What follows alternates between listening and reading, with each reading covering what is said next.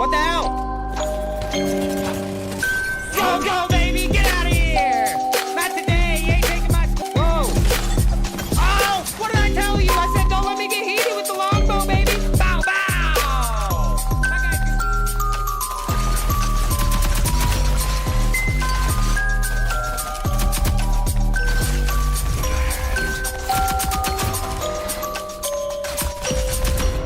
I'm insane, bro! I'm insane! I'm the best! I'm the best! I pull those clutches out all the time. Are you ready to fight? No problem. Good! No now get problem. out of my way! I'm insane, bro! I'm insane! I'm the best! I'm the best!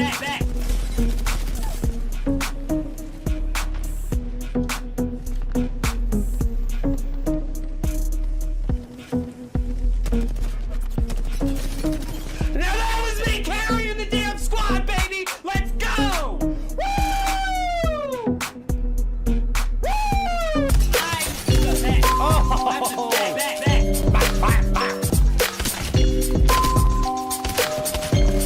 Punch! Punch them!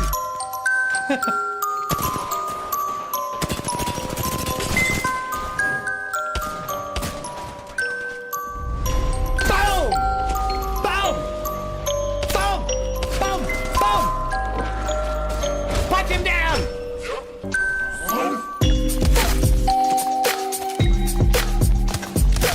Go! Go!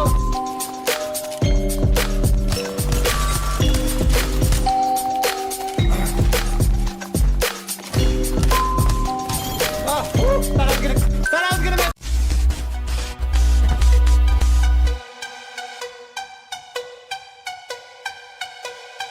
I'm insane, bro!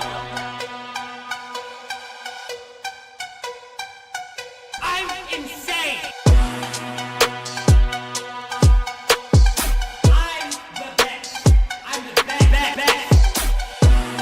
I'm the best! I pull those clutches out all the time. Are you ready to fight? No problem. Good! No now get out problem. of my way!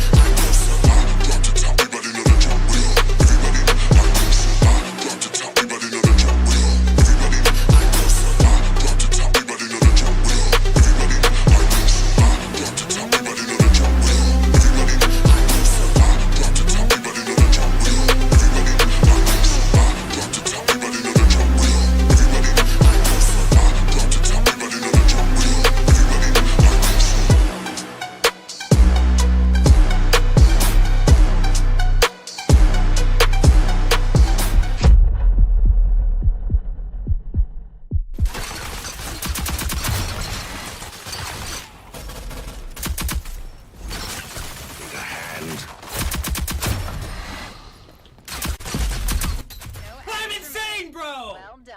I'm insane! I'm the best! I'm the best! I pull those clutches out all the time. Are All you the ready time. to fight? No problem. Good! No now get out of problem. my...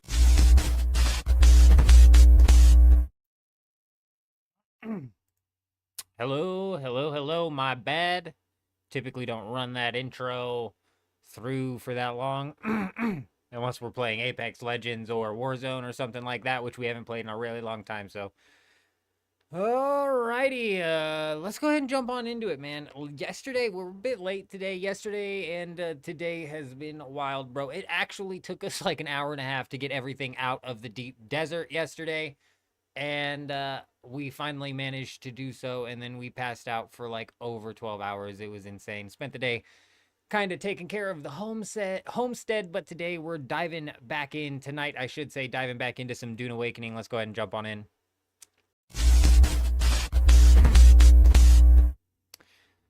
What exactly we're going to be doing, I'm not entirely sure.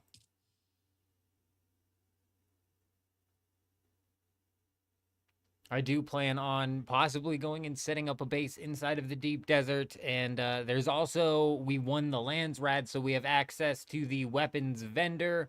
And there's a couple of things that I want to get off of there. And we also, I'm kind of trying to like set up an actual tier 6 PvP set if you will. We have a few of the pieces. We need to finish out some of the other pieces. And then also, I'm kind of trying to possibly rework exactly what we're going to be doing with our PvP. I've gotten some ideas from yesterday having to deal with the guy's like constant ability to dodge and really my lack of ability to do any type of a ranged damage. So we're going to be looking into some possible ways that we could knock out some ranged damage on top of everything else. So, looks like everything here is normal. We got a bit of lag going on.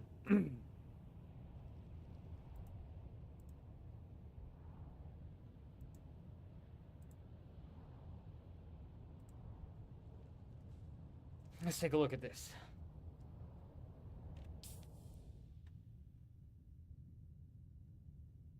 All right. Landsrad, we have exclusive rights to a weapons vendor. I don't know if the weapons have changed, so what we're going to do first things first, is we're going to pop in and pull out any of the Solari that we can, and maybe, like, I'm going to combine all of the thermoelectric coolers that we can find, because those were selling really well.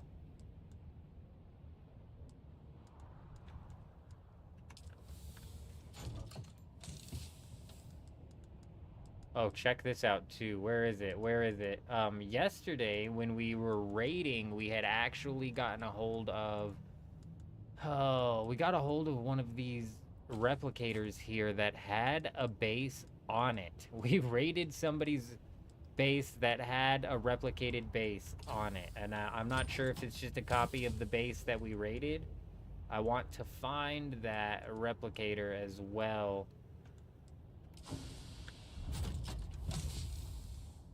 And lay down a sub-fief to see if we can't see what it looks like. You know, we might be taking their base out to the deep desert this week, is what I'm thinking.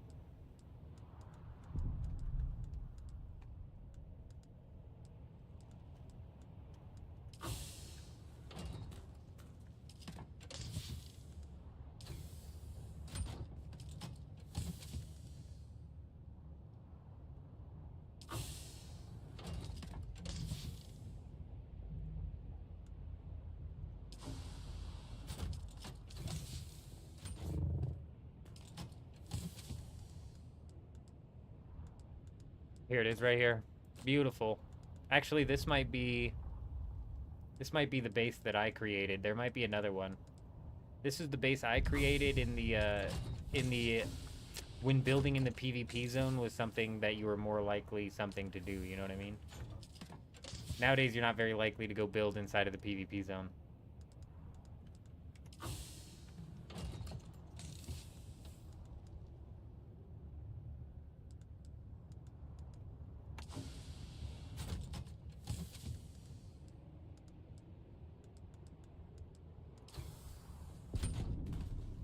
So we have less money in any of these chests than I had freaking anticipated. Also, I didn't see that replicator anywhere, that base replicator. That's weird.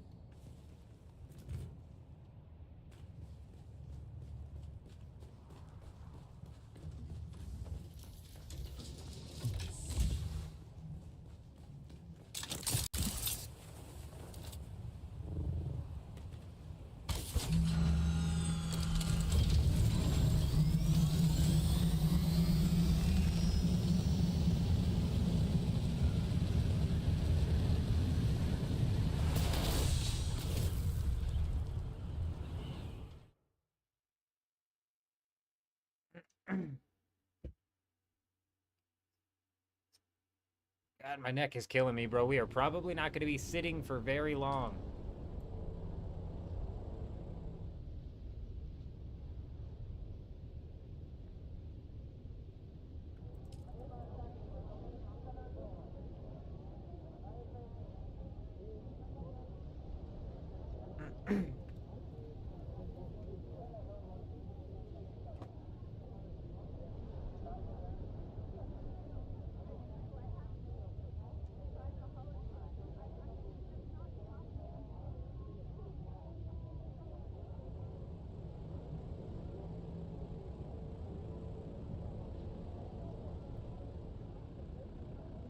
I don't know how long it's going to be before we replace the light bulb that popped yesterday.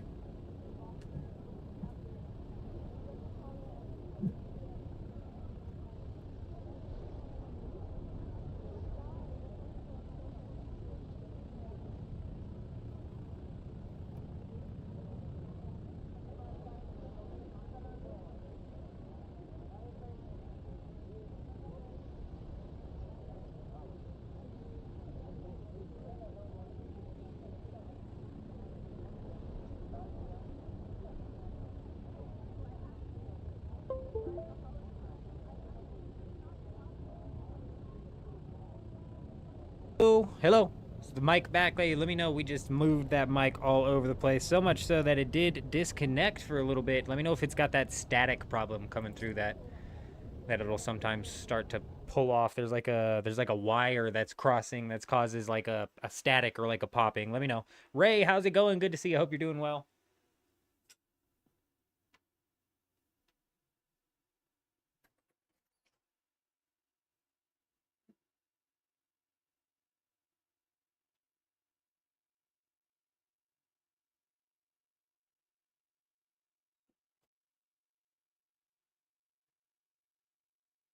Mikael.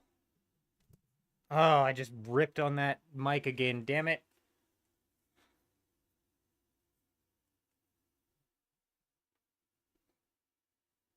Let me know if I crossed the wire and the mic's coming in all jacked up.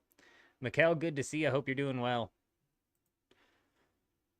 We should be loading into Awoken here any minute now. How I feel about the new update? You know which one? I haven't been out in the deep desert. Did they drop a new update today? Oh my goodness gracious, my guy has no clothes.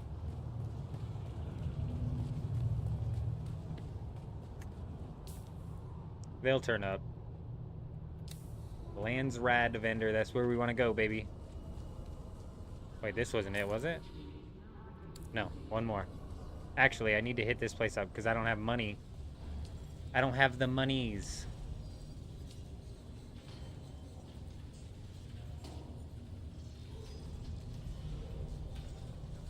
Nobody wanted to buy my black market las gun.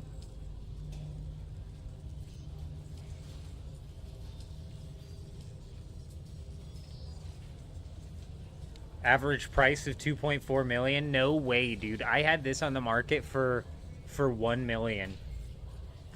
No way, dude. That's not selling, bro. How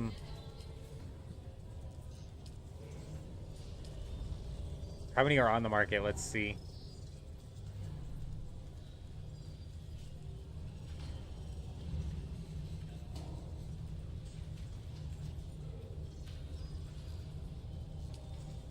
There's only one on the market. That's not gonna sell, bro.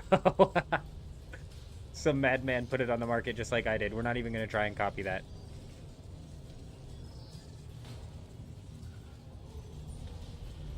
Dude, how is none of this on the market? There's no fluid industrial pumps or advanced machinery. Sick bastards, bro. That should have been like an easy 120k we pulled up.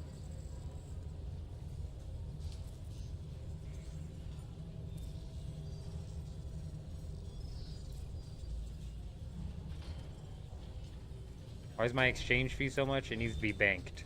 How much do I have on me? I don't even have enough on me to freaking cover that. Sick bastards. You, buddy. Welcome. Would you like to dip? How much there are is...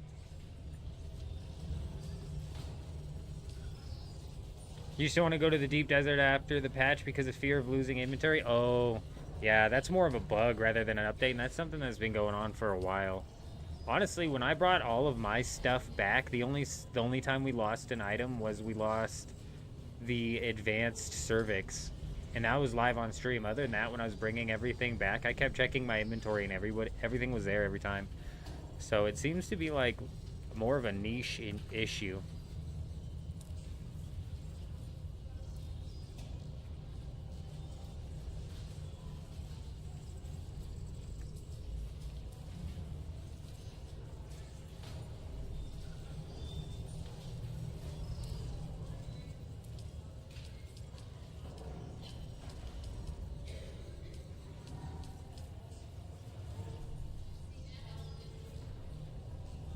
I mean, we could, like, realistically price to sell here.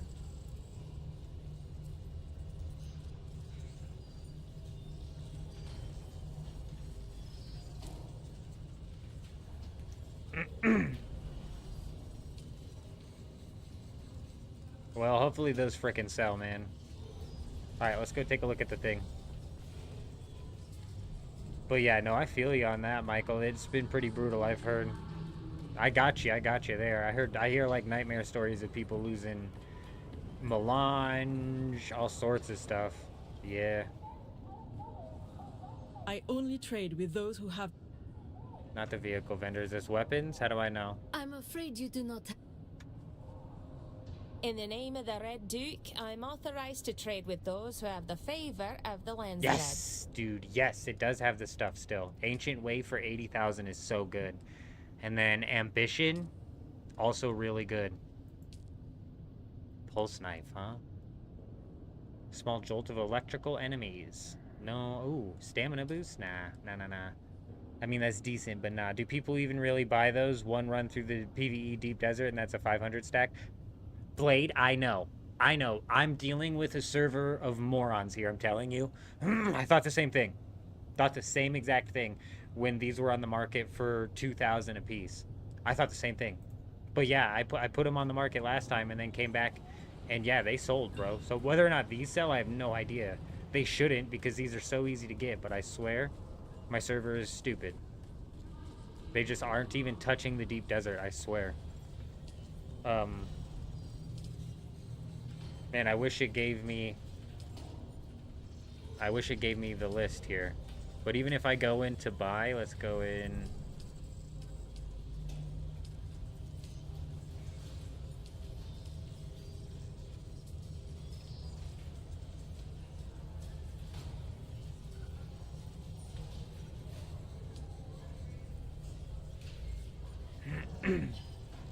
I bet this guy put more than 68 in there. Like, to start, you know what I'm saying? So yeah, I totally agree with you. Should not sell at all, but it totally does.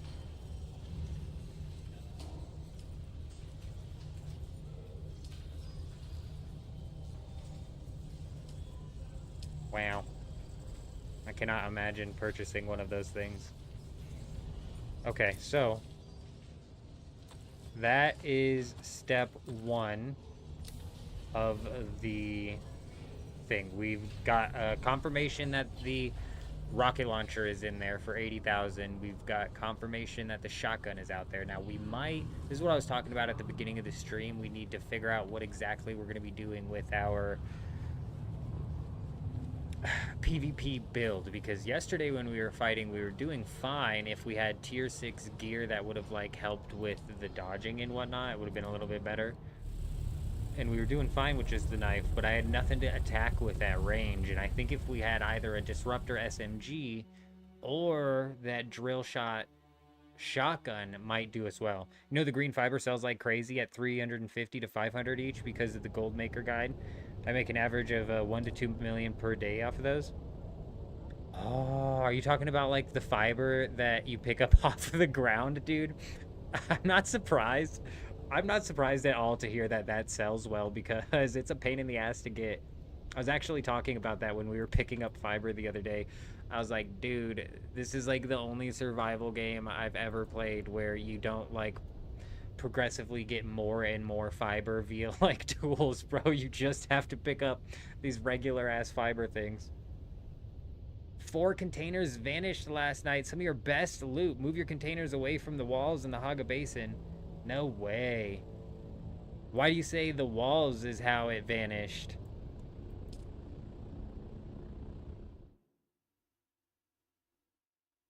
Is it like for sure vanished as well? Man.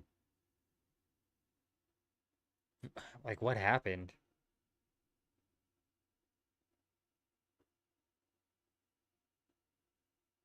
Yeah, but there's permissions in place, is there not? Or are they breaking through the permissions in order to, because we're fucked if that's the case, bro. My base is open. You know what I mean? And that's why I keep logging on expecting that to be the case, because I keep hearing every day, you guys, I hear whispers and I hear rumors, and then I have people like David coming in saying that they're losing shit in their Aga Basin bases. And it all started with when they were taking ornithopters from players in the deep desert and stealing the permissions off of that. And I said, if they can steal the permissions off of that, that's one step closer to them absolutely griefing the Haga Basin. The permissions aren't working if you stand inside the wall and loot at the same time. Oh my gosh, dude. I mean, hackers through, whether they're phasing through walls or floors to get it. I've heard cases of people losing their base entirely because the hacker literally changed the permissions on the sub-thief. Literally changed permissions on the sub-thief in order to...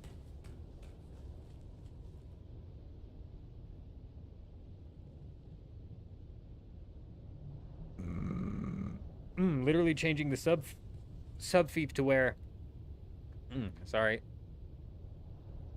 They now have access. So they don't even need to phase through everything because they've just gained access to that sub-thief, and now it's, for all intents and purposes, it's their base.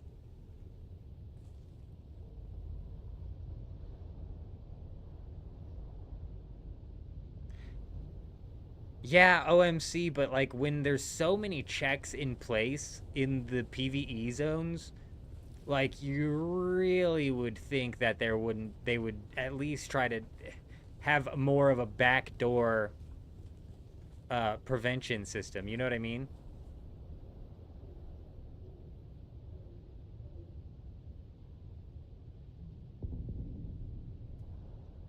Like honestly, I'm not super concerned about it, bro. Like for real.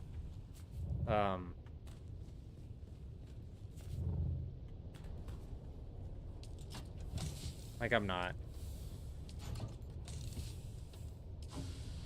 Would it suck? Yeah. Would it be the end of the world? Nah. Nah. But we do, like, you guys are right. We do, like, need to close this off. So, like, maybe...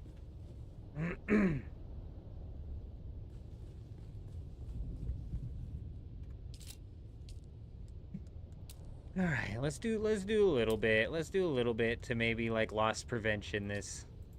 You know what I mean?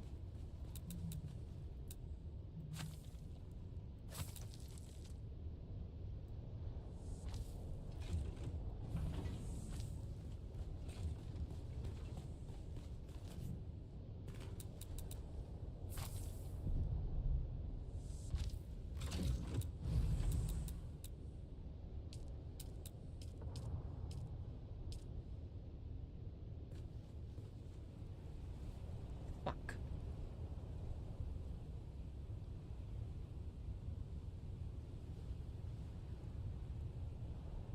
You're right, David. Like, the big things would be, like, the Plastanium. That's, as a solo, that's a bit of a setback. You know? That right there is a bit of a setback, but you know what? We have this beautiful loot wall set up here, damn it. And I literally couldn't even close it off if I wanted to. So I'm trying to think, because I don't have access to building on this side. So realistically, having these doors here is dumb, because I can't build out in this direction. These shouldn't even be doors.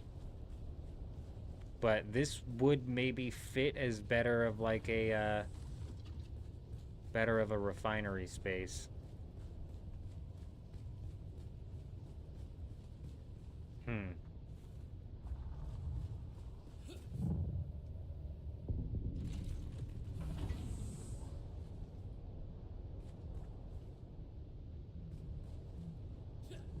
Thinking like right here, maybe we move the chest loot.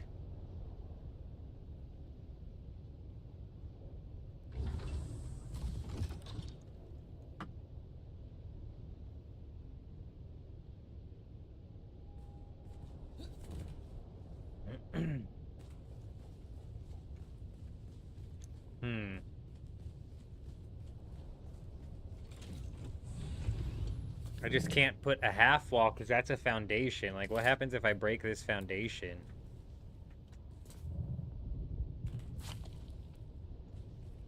Nothing. Okay.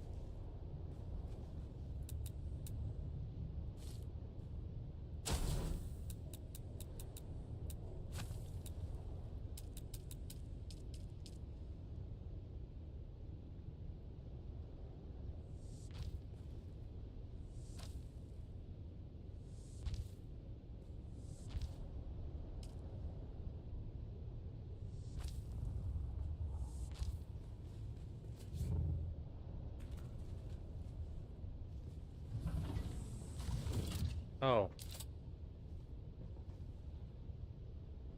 I didn't even double stack those. So I guess we're kind of reworking these entirely here. I'm gonna have to swap over to comb. Choam.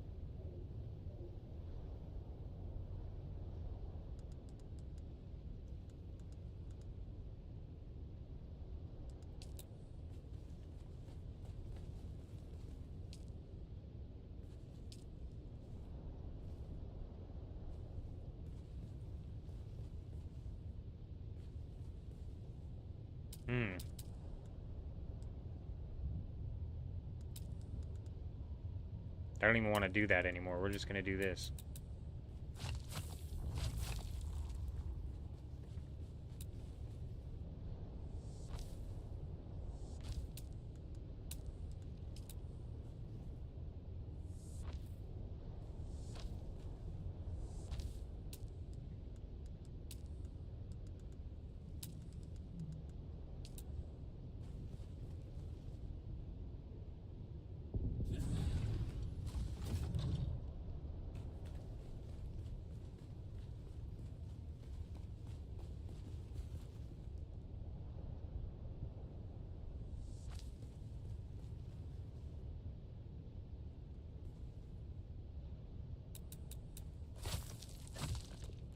Oh no.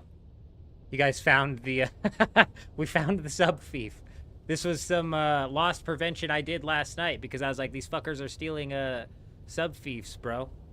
I don't want no part of that. That's why I'm like, you know what? We did loss prevention last night. We might as well do it again today. So let's rework this, actually.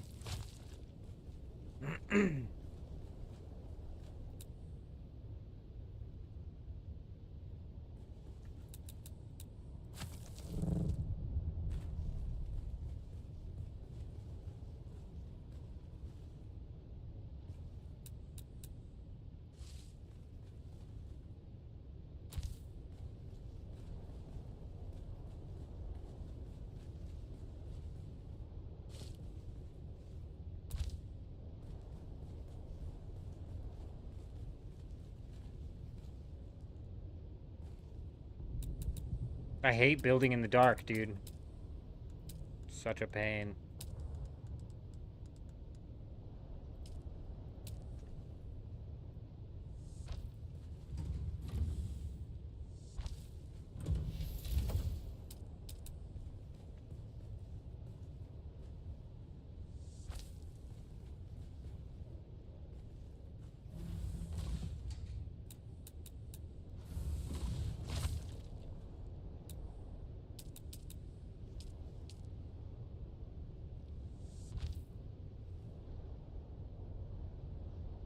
The Calduran roofs with the built-in lights. Where do you get those? I was wondering where people were doing those. Like, what the hell, man? Which is stronger, closable doors or foundations? Probably the foundations, but I'm not worried about, like, them. Bro, if they're able to break my shit to get to this, it was cooked anyways, you know what I mean?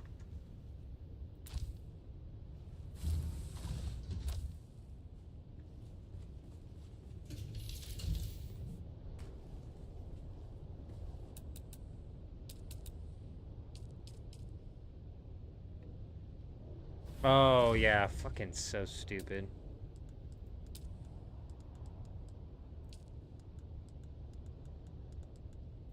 I'm not surprised it came from a pack. I should have figured. I'm not one to care enough to, like, actually purchase cosmetics.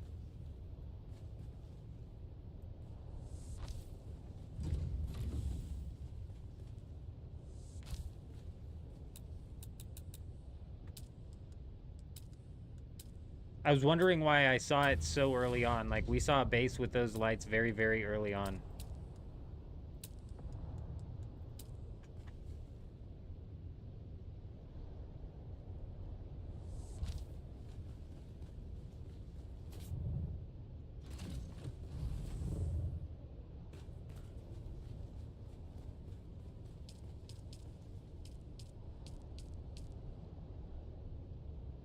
Oh, did they add in ceiling lights? This wasn't here before, I don't think, unless we picked it up. Agave seeds. Ooh, and a chandelier? What? What does this come from? Where did we get this? When did we get those?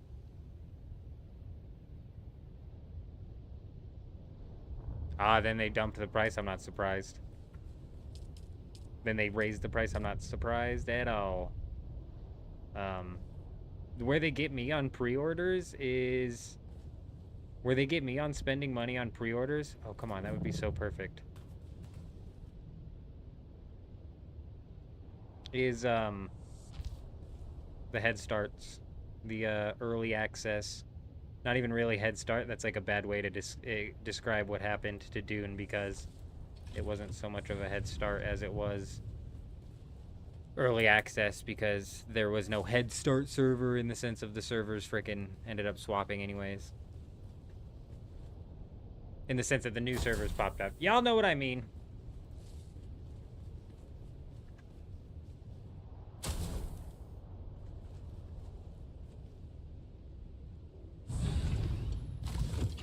You can buy agave seeds from the vendor for real?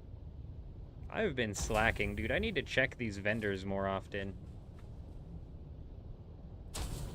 Somebody was talking about selling fuel cells for money too. We might look into if that's still viable. I wasn't paying attention yesterday to exactly how the method worked.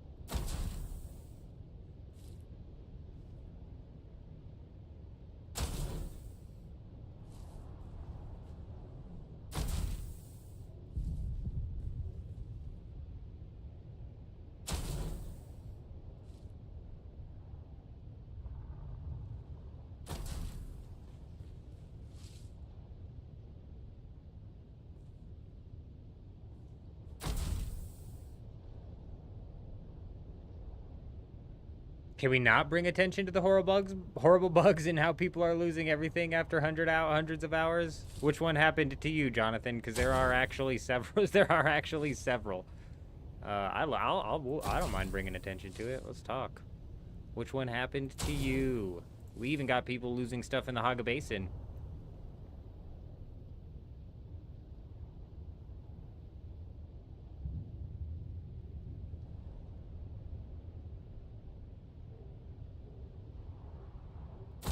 The vendors, you can sell them for 1 Solari each.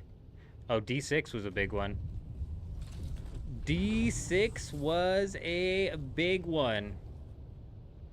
I thought what was comical was their, like, response. Did they issue, like, a secondary response as to that whole situation? Because their response to me was, like, a big non-response, and then, like, a big FU to the those affected. But I don't know if they issued, like, a secondary response that was even funnier, possibly.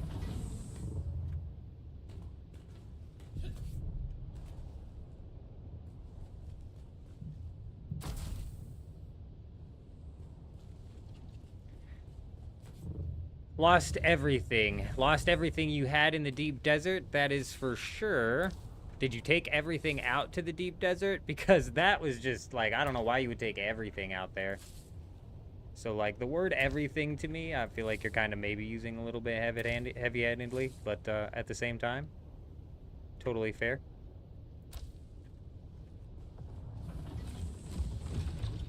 problem with these guys, Jonathan, is they're never going to do a rollback. They've stated like several times that they're never going to do a rollback. But I agree with you. They should have done a rollback, and even better yet, they shouldn't have in the first place even they shouldn't be changing the deep desert at all midweek. Like, they are losing their minds, because they did the same thing last week when they extended the safe zone.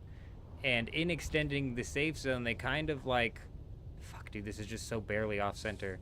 In extending the safe zone, they kind of made it to where more people were deeper out in the safe zone. Therefore, people's bases got exposed that maybe typically wouldn't have gotten exposed. So even last week, when they changed the deep desert, we actually went and flew around and did some raiding. I don't know why these are doors. I can't build out that direction at all.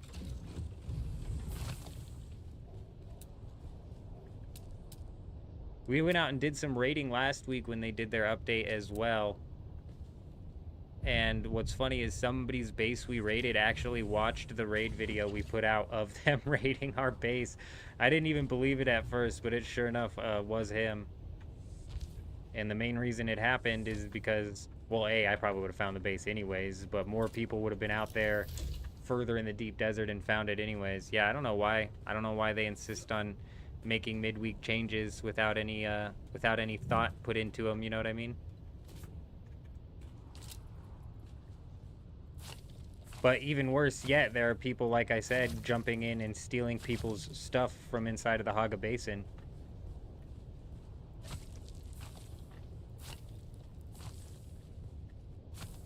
And that's a major problem.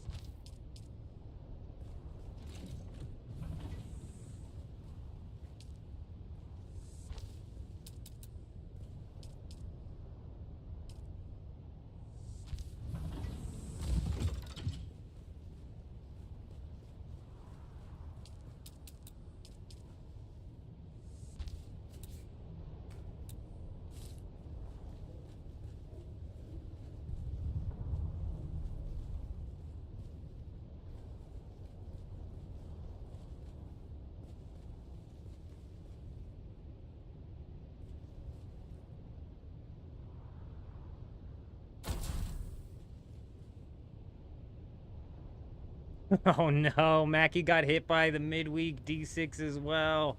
That is so brutal. What's funny is my base was actually in the danger zone on D6 as well. And when we first jumped on the live stream yesterday, I was anticipating having to search the deep desert looking for bases to raid and whatnot. And somebody jumped in to the chat and they were like, bro, D6 is a danger zone now. And I was like, no, it's not. I'm in D6. But then sure enough, bro, it was a danger zone. Oh, no. Yeah, we got our stuff out of there, thankfully, before we got hit. We got lucky.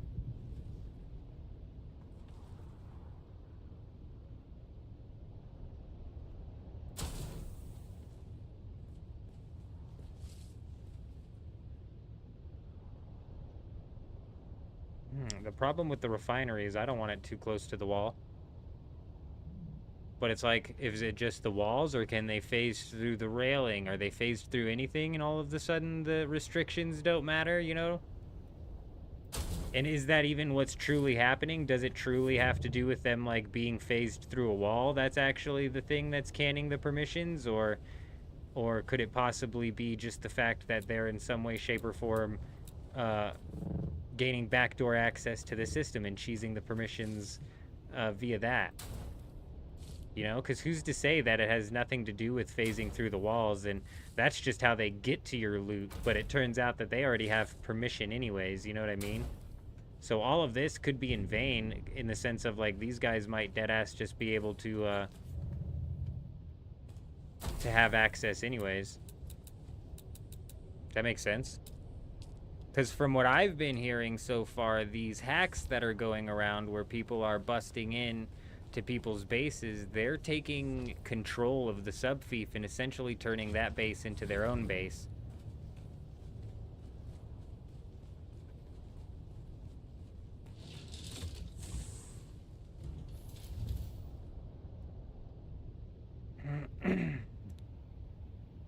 It's only external walls. Yeah, but why are you saying it's only external walls? Like, what makes this any more external than this? They're the same wall.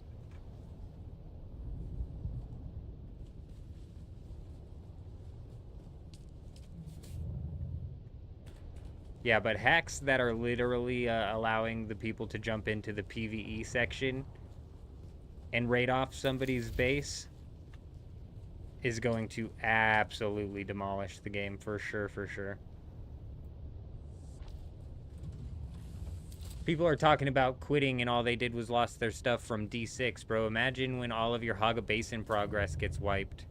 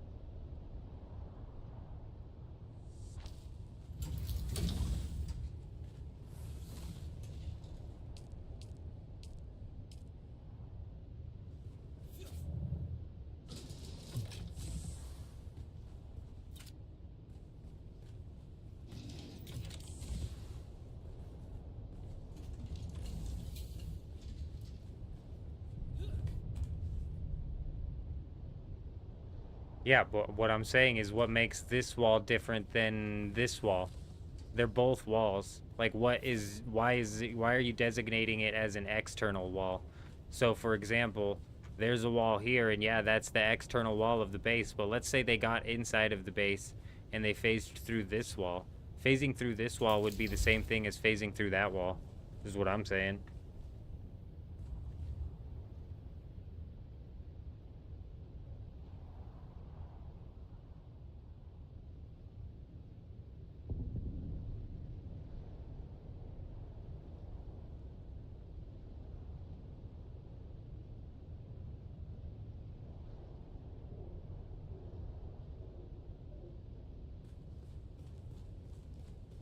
Yeah, but realistically, what you should be doing is taking all of your spice and stuff out of the deep desert each week. So technically, each and every week inside of the Haga Basin, you should be stacking up more and more spice, more and more plastanium, more and more...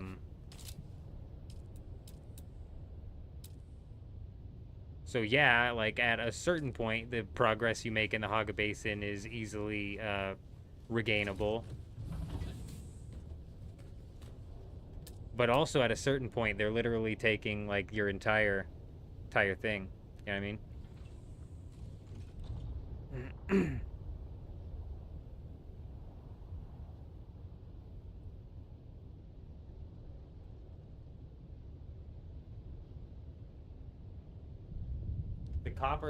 The ornithopter thieves seem to require adjacency to the ornithopter itself.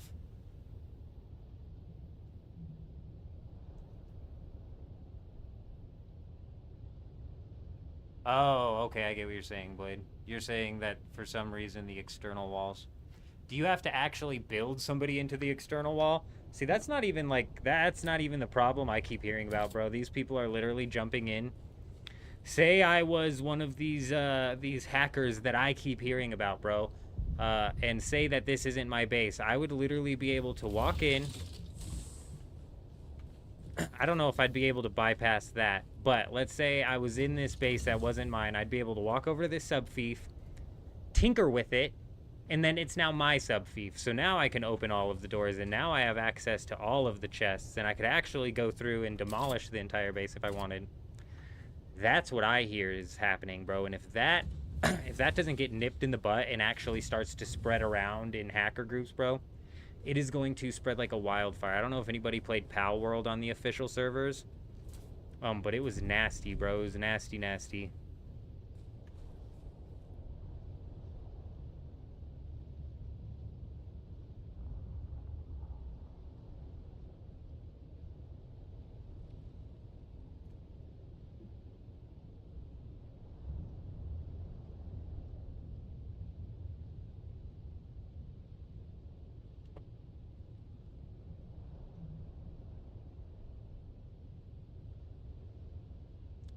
Yeah, but the way I'm talking about, Jason, is if the hacker got into your Haga Basin, he'd be able to take control of the subfief, and then he can go and literally delete your refineries if he wanted to.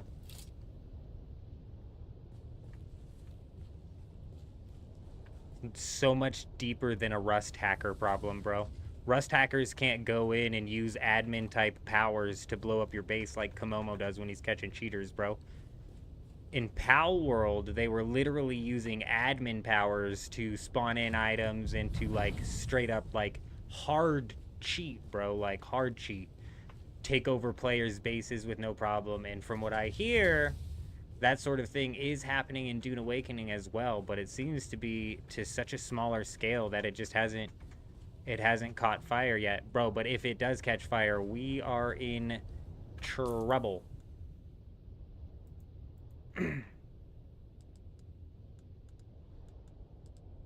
All right, let's talk about gear. What are we planning on doing with our next PvP set? The Carette Viper is decent. I don't mind this blade right here. The 100 plus the poison, it's not bad. This cope and this sniper, though, are not it for PvP. And this rocket launcher is going to be getting replaced with the Ancient Way. So if we keep the dagger, I need the rocket launcher that's going to be the Ancient Way. Maybe we try to equip a las gun.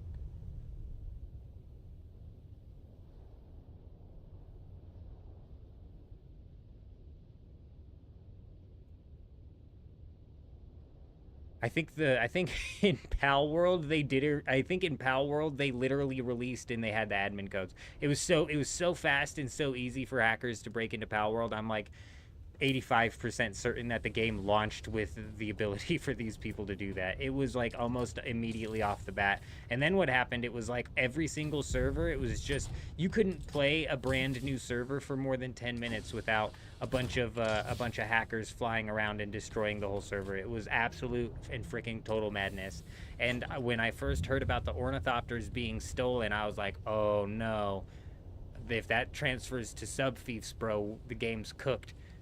And then, sure shit, I keep hearing, every day, dude, I hear rumors of it transferring over to subfiefs. And, that is going to be crazy when and if it ever pops off. You use Ancient Way, Ambition, Carette's Viper, and then the Pseudo Knife, Dune Watcher, but you bought 30 of each recipe? Yeah, Pal World, I had to jump off of the online servers as well. They were completely broken.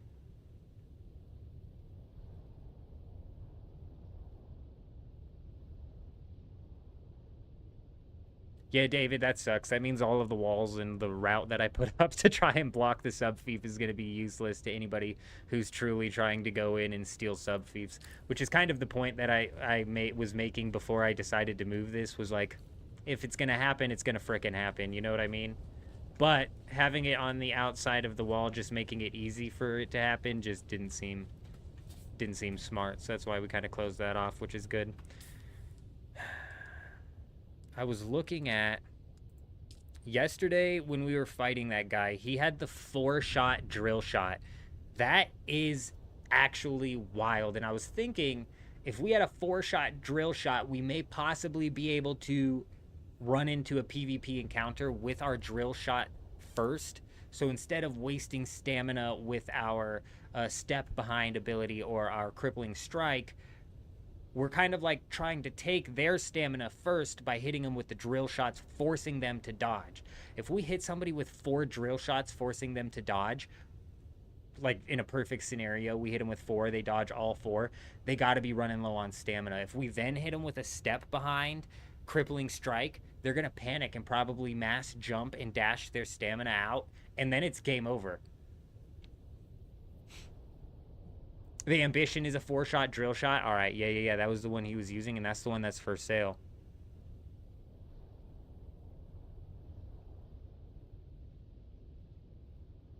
Jonathan, we bounce from game to game. I'm sorry to hear that you lost all of your stuff, my friend. Good luck out there. But we do bounce from game to game. We've got some games coming down the pipeline that we'll be jumping into for sure. Check this out. This Regis Disruptor pistol I was watching a video about as well. It has an added charging mechanism to fire shield destabilizing darts. Oh, the assassins. Okay. So here's what I'm thinking. We run either the 4-shot drill shot or the Regis Disruptor pistol. I'm not... How long is the charge time on this? I don't know. I don't know. But if you manage to hit them with a charged up shot, which disables their shield, you could potentially end up securing an easy kill that way. Because then at that point, you could step behind them and then just quick slash them, and you'd be doing damage to their health rather than their shield. But that still doesn't drain their stamina, right? Like, we need to be draining their stamina, which is something that if we land drill shots with, would do. This would kind of be something that you might put in your kit if you're trying to focus on, like, using nothing but ranged weapons, right? You'd want to obviously hit him with a fully charged Regis, and then hopefully it's a long enough... Regis is 2 seconds about. It's a 2 seconds disable, or it's 2 second charge up.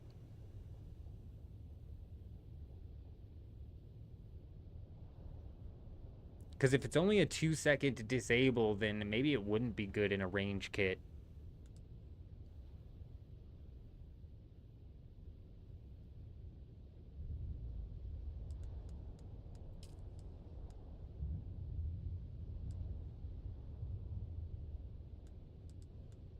That's like a really shitty... That's like a really shitty top there, isn't it?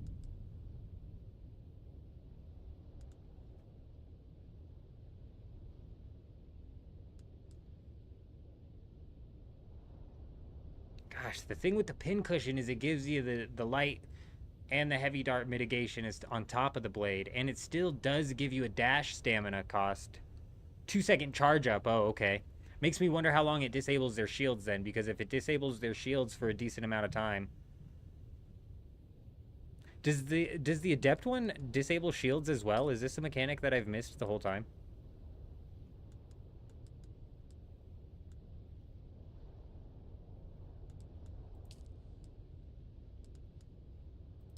Have I lost my mind? Is there no Disruptor pistol? That's only in... It's only a unique schematic. Oh, okay. Just never used it? I'm confused as hell.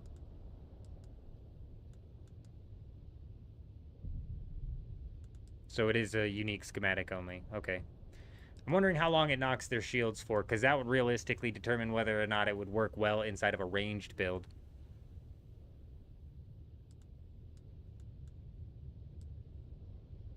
But I've got a set of pincushion pants made, and these still give you a dash stamina. Not as much.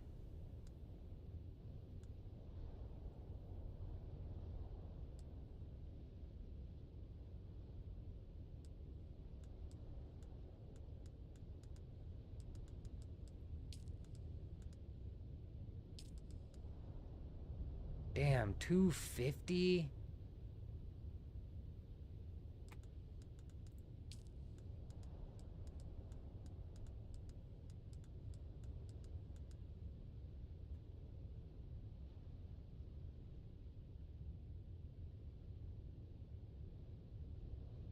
Damn, 3.5 seconds isn't that bad.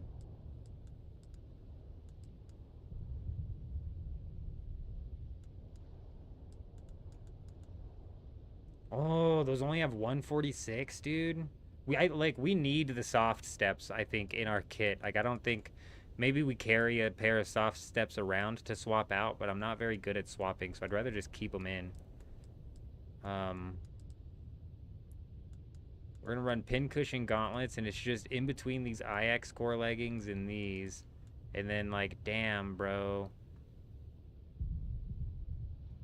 This only has an armor value of 291. Guess that's only 60 off of this.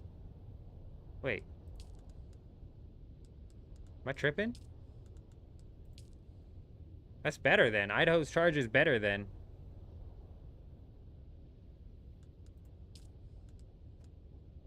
I don't know what the syndicate set is.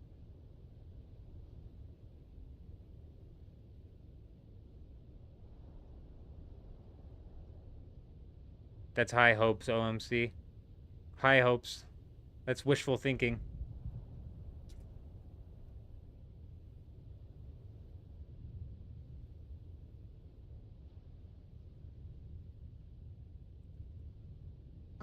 There's no admins flying around on these servers, bro. That's also wishful thinking.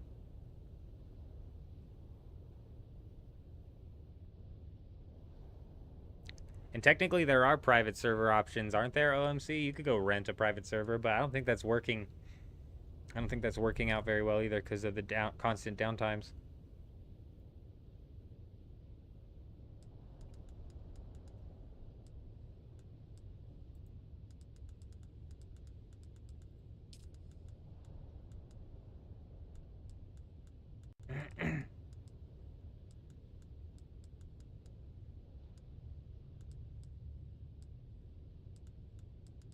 I'm assuming it's one of the ones I'm not sitting on, huh?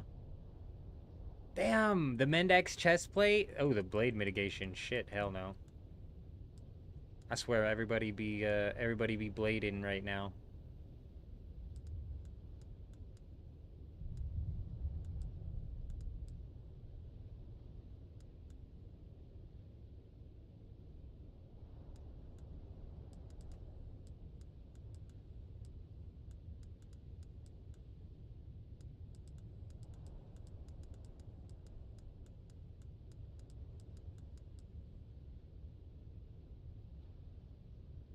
We're gonna go Idaho's charge, pincushion pants, pincushion gauntlets.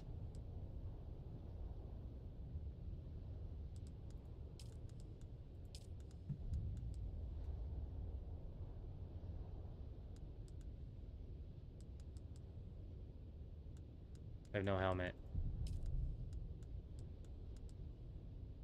It's 146. It's 125. And we're gonna go to Tabor soft step. I only have the gloves. It's at the bottom right. Man, why does it keep scrolling me all the way up?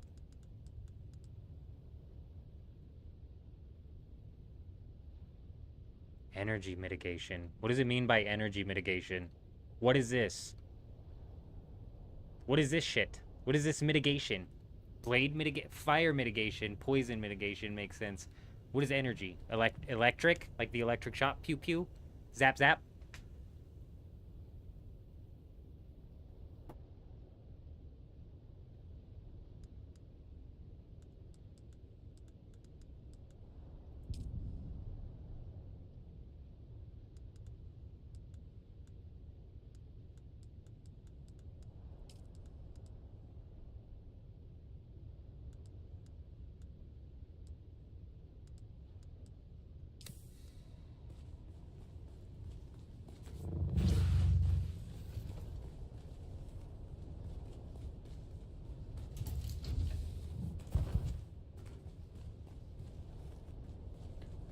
Do I have an advanced garment fabricator anywhere?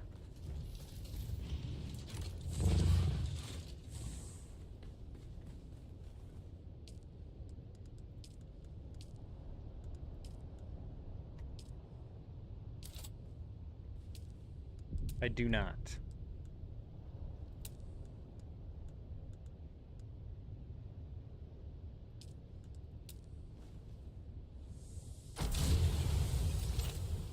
Fucking hell.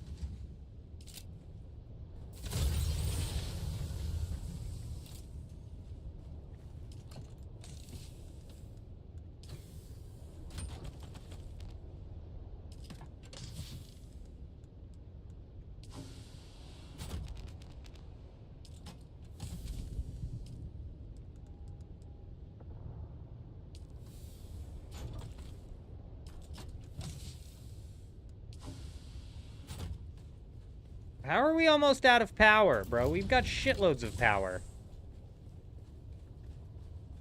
What machines aren't running right now, huh? Oh, it's always you stupid windmills out there. Stupid idiot windmills aren't running. It don't even have fuel cells because they're all down there. Let's go do a fuel cell run. Makes it harder for your shield to be busted during PvP from energy weapons like disruptor pistols, SMGs. 66 mitigation anyways. Okay.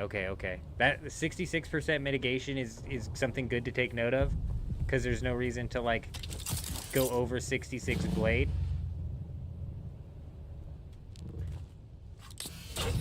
I haven't been running into a whole lot of people using the disruptor pistol. And the ones that I have been running into using the disruptor pistol already don't have much success doing it. Like the guy we fought yesterday, after we fought him, and this guy was able to dash a ridiculous amount of times, bro. But after we fought him, he was like, dude, I immediately took off that, he was using the attractor field and the disruptor SMG to try and melt people's shields, and he's like, it works sometimes, but he's like, man, that crippling strike is just crazy. He's like, I insta-swapped it for that. So I haven't been seeing a whole lot of people use the disruptor SMG, and even yesterday, that guy, he would have the attractor field on me, and he's just dumping bullets into me, and my shield was still fine, so...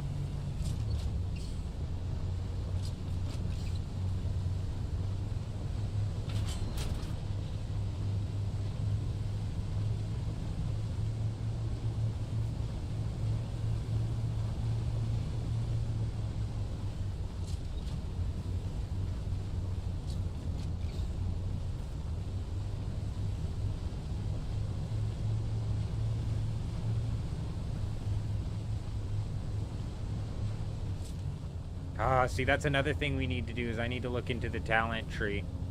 I was technically in the gear I was in, I was able to dash 5 times in a row, but that was from full stamina without doing anything else. Like, the second I paired my dashes with getting anything else done, bro, it was like I could only do like 2 dashes. This guy was, I swear, able to dash like 10 times, but he was spacing his dashes out a bit more proper. And I was also using sprint constant, so I was never regaining stamina. Alright, well, it wasn't a crazy amount, but we didn't need a crazy amount.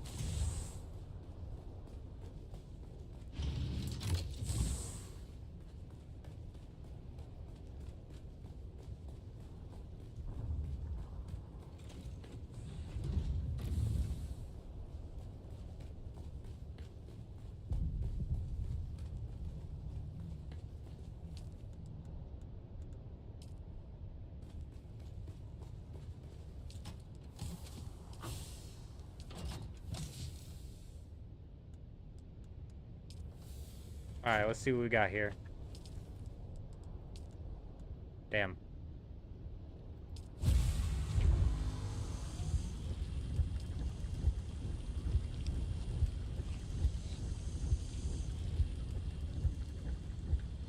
These sell for 1 Solari each. How many do I get from crafting 1? 5, so we'll have 5,000 here. Oh, fuck no, dude. That's disgusting. That's gross, bro. I'd rather go run PvE labs in the deep desert for money. What the fuck?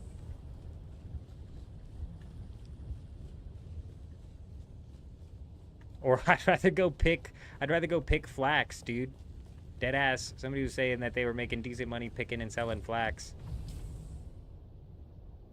If those things at the auction house sell, this Solari amount right here will go up. Another thing that we could do to get money is quest. I'm not super concerned with it. Because the only thing we need money for is to purchase the weapons. The weapons that we need. We need the Ancient Way, we need the sniper rifle that penetrates shields, and we need that shotgun, I think is what we're going to ride. Those are the 3 that we're putting in here. Ancient Way, sniper rifle, shotgun. And then this will be like something we carry around as like a bit of a raid weapon maybe, and we might also craft up the black market las gun as well. That's kind of dependent on how much plastanium we have, how much melange we have, you know what I mean?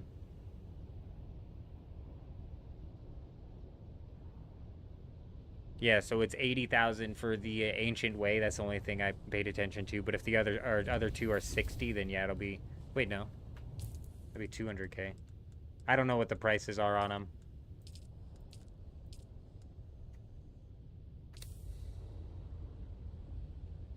Radiation suits are selling for 17,000 on your server? Yeah, it's a bit of like, I've got to gamble with the amount of time it'll take to sell something as well. Maybe we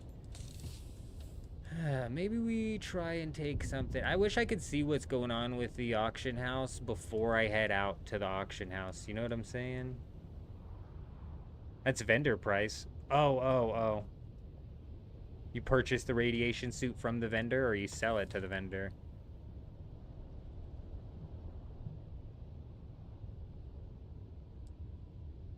You sell it to the vendor for 17,000?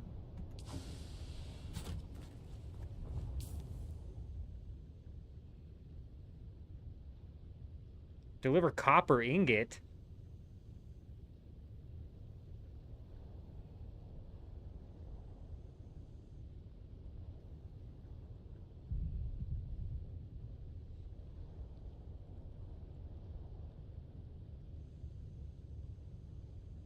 Damn, for real? What?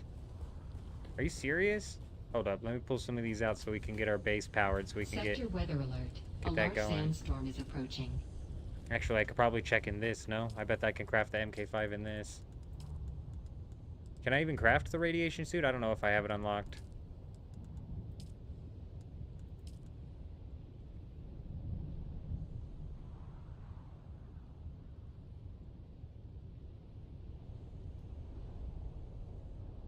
Do they sell 6,000 each? Do they sell infinitely 6,000 each, or is it like in RuneScape where eventually it just drops and drops and drops and drops and drops? What vendor?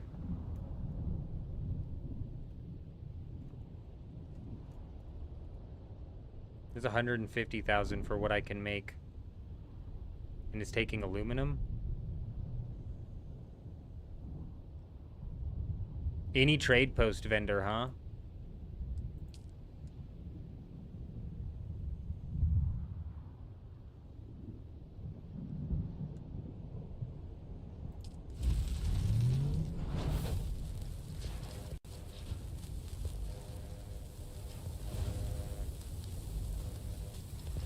That's so much of my aluminum, bro, but aluminum's easy enough to get. All right, dude, that's huge. That's huge, bro. That's huge. Frickin' massive. That's enough money to go buy all the weapons we need.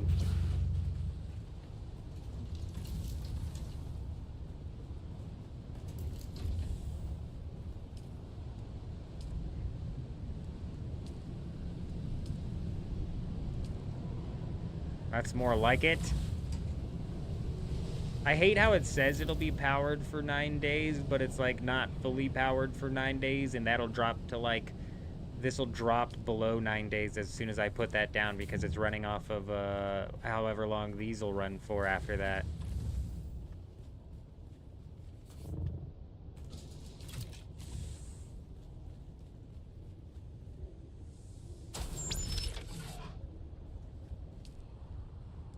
Alright, we need 1 Idaho's charge. We need 1 soft step boots. I already have the pincushion gauntlets somewhere, I believe.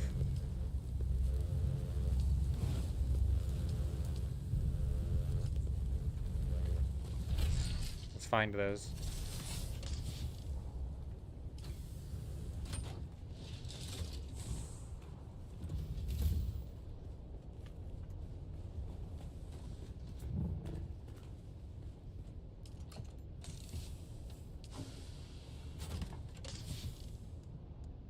Dude, I'm so piss poor at looking through these, so I'm gonna try and go slow this time so we don't have to double back 4 or 5 times just to find the shit I'm looking for.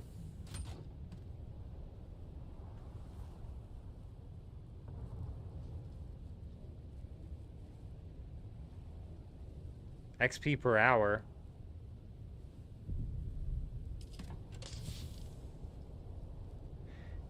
Oh. Is it really? How? To do what?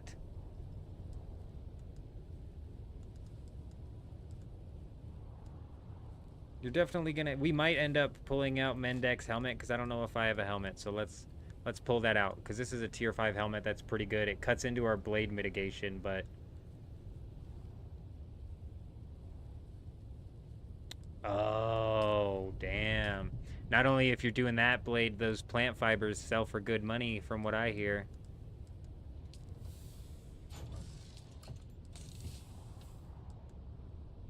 There's the pincushion gauntlets. Oh, look, I have sentinel pants. Oh, that's not the right one. Syndicate pants.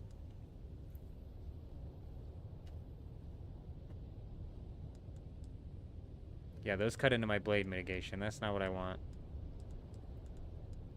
So the pincushion gauntlets were in here. And I should have pincushion pants somewhere because I unlocked that recipe and then it's zeroed out. Oh, right here. Pincushion pants.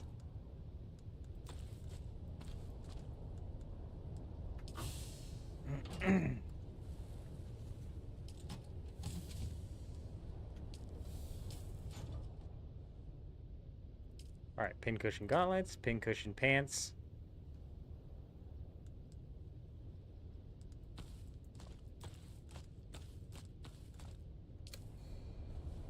We might be putting on Mendek's helmet. What helmet do I have on right now?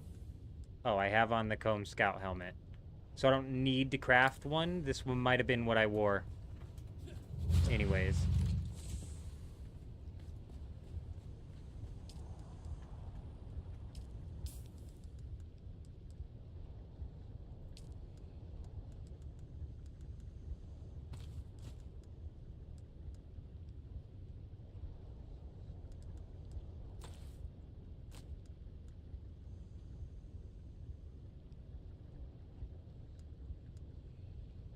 Perfect.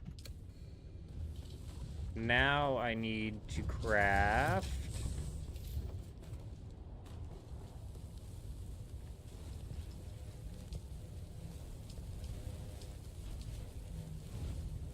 Whoa. What is this right here? Have I always been able to jump in and craft this stuff?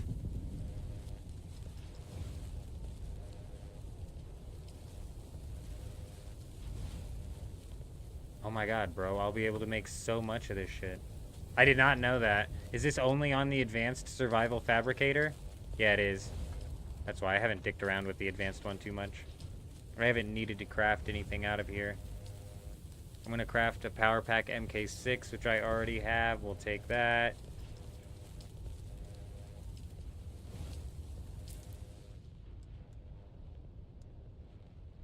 Do I not have a shield MK6 unlocked? Is there no Holtzman shield MK6? No, there's not. Alright, so we'll craft an MK5.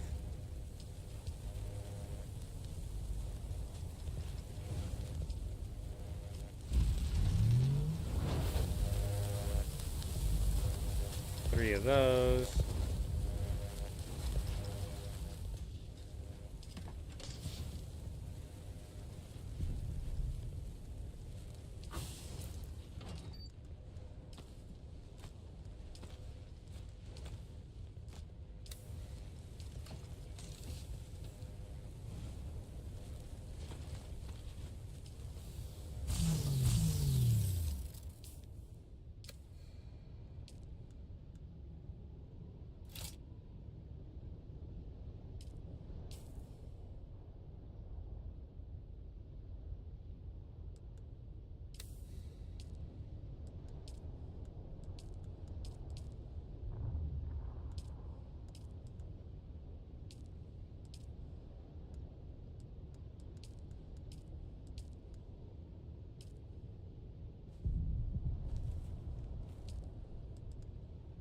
Full durability suppressor.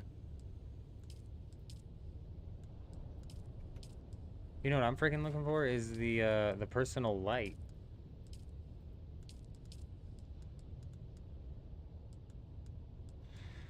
Where's me light? I need some light up in this.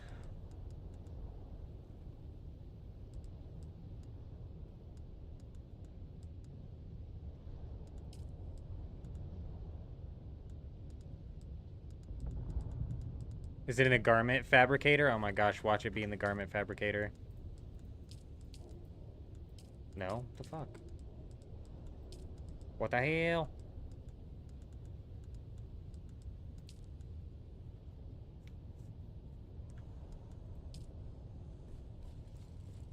I was checking the normal fabricator. I don't like how it's like split like this. The advanced fabricator should be able to craft all of this. It makes sense because it's like filling the shit out of the UI, but I mean, like, come on.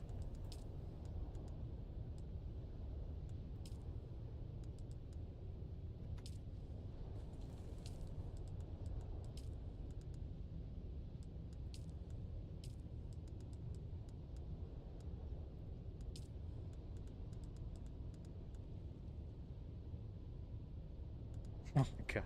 I passed it. In this fabricator, I passed it.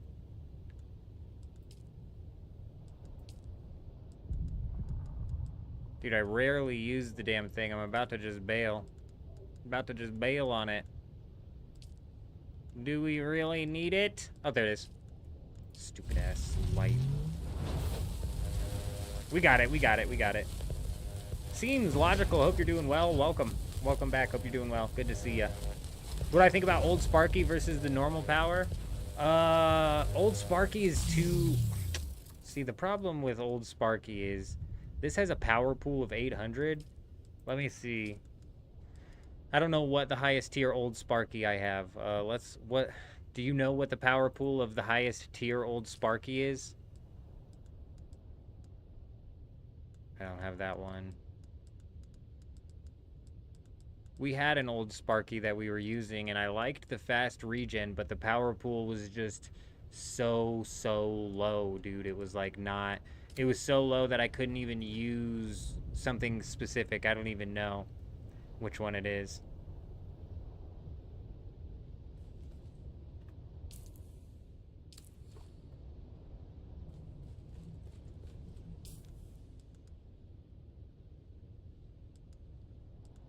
So let's count up our mitigation here. It's 6, 12, 20,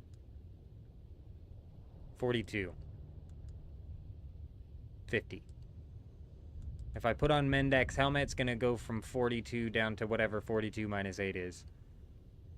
But then we're going to get some bit of some energy, bit of some concussive mitigation, heavy dart.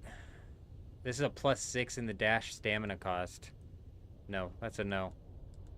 That's a big no. We're going to stay with the comb helmet. Coam. Chome. Chomey. The pool is 700 on the tier 6 Sparky.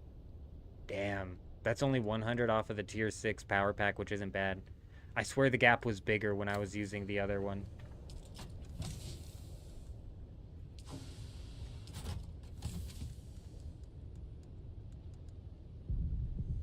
I don't know if this is the base that I took from the guy yesterday or if this is the base that I created, but let's do one more look through these.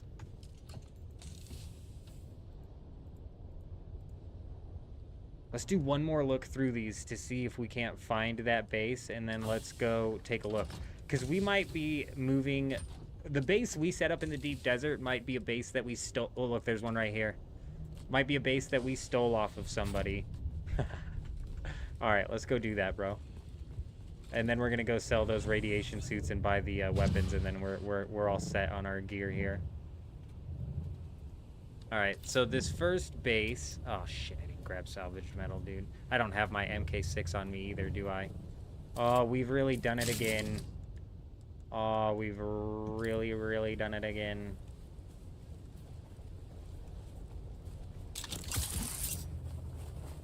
We're better off flying up, to be honest.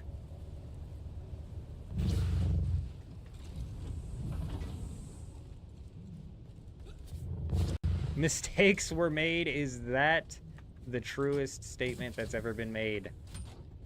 It should be the motto of the channel.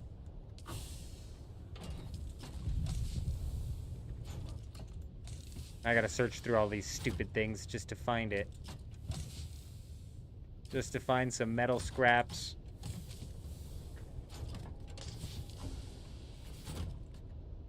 Since all of these chests are tied together and I can go into the assault ornithopter, I wish I could pop in to all of the different chests from one tab. Like, how good would that be? Chest 1, chest 2, chest 3, chest 4, chest 5.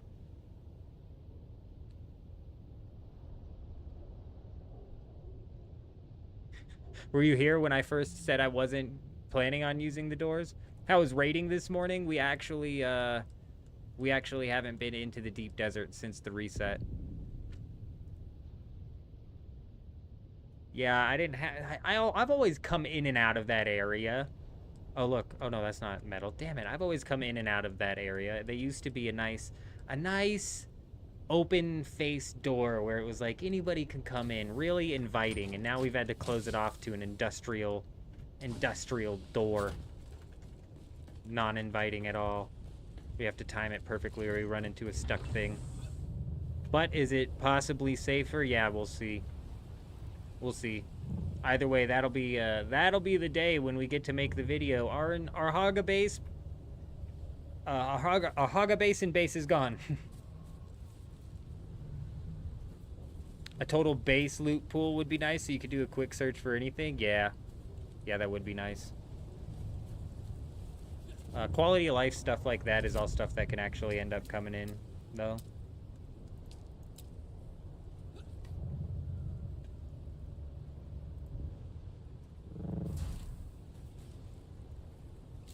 All right, let's break it down. I believe this right here is the base. No, that is their base. Okay, hold on.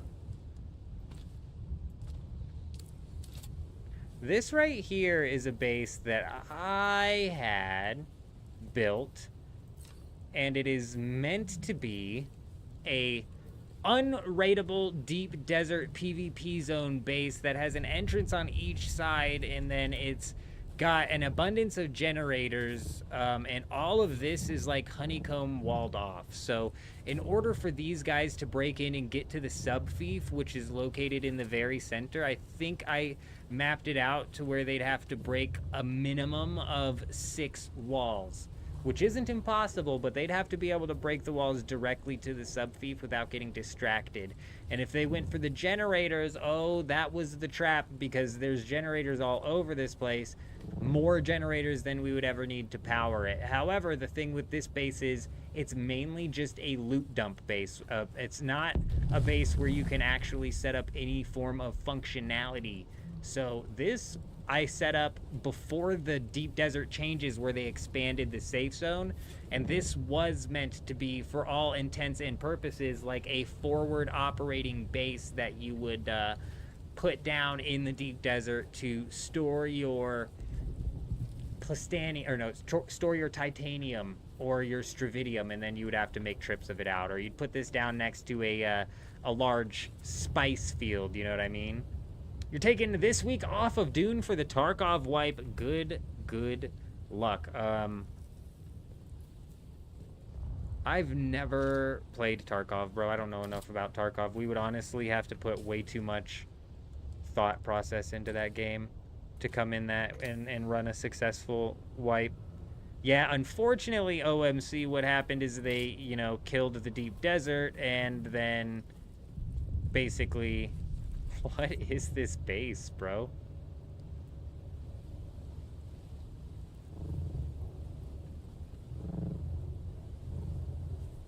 This is a base that we stole from somebody in the deep desert yesterday. I don't know what is going on. Let me try and squeeze it in here.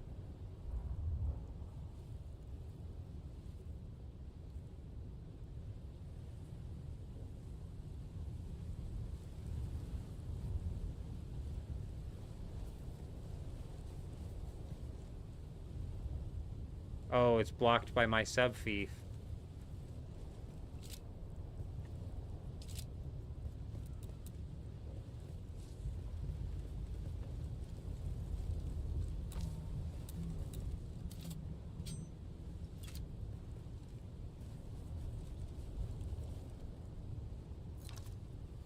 Oh my gosh, dude.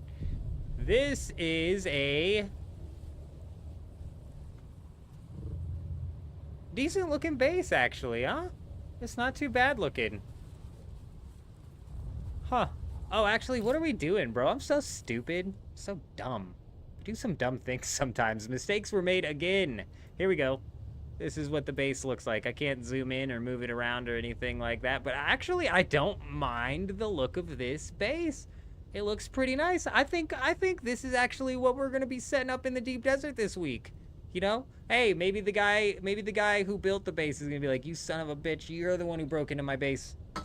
I'll say, you son of a bitch, I am.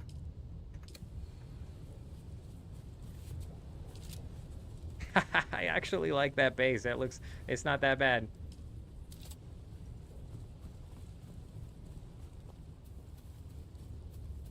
Your whole guild was trolling today with the lasgun tank builds with unlimited energy. Yeah, the lasgun energy thing. What's crazy about that is you only need one mentat to affect like a whole group of people. So like realistically, like damn, one mentat and a whole group of people with some lasguns. First off, if they were going up against a base, would literally just wipe the entire base. But also if they were in a fight, they would like honestly just wipe anybody for real. For real. Lasguns hit through shields, don't they, if you hit them on a person? Or is it literally just for vehicles and walls? After watching the other guy raid with the lasgun yesterday, I'm like, I don't know if the lasgun's worth it unless you can literally do the mentat ability. Like, you need the mentat ability. Let me look here. The trooper ability that you get with the energy capsule that makes it to where you have better targeting and ranged damage definitely helps, but the mentat ability that gives you unlimited power is realistically what you need. Offer the base plan for sale on the market to troll the owner and put like 10 million price tag on it.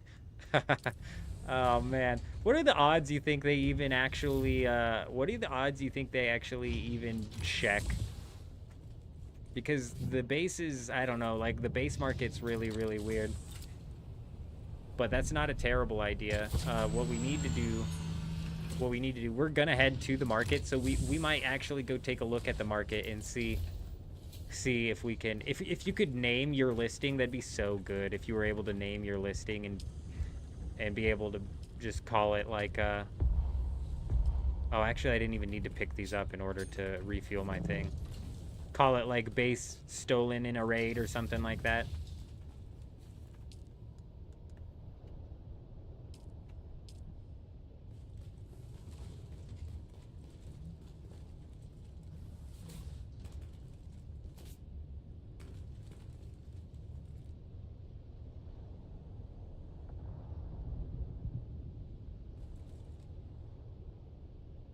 Oh. What?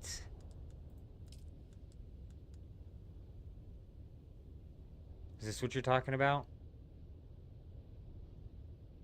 This power gen's big, bro. We need to rework our skills here, because as you can see, I have a shitload stuck into Planetologist.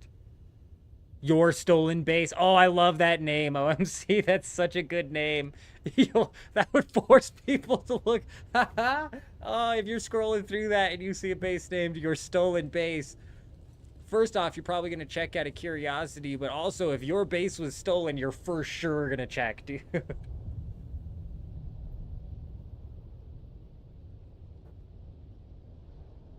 We'll check and see if you can name the listings, but that'd be so good if you could.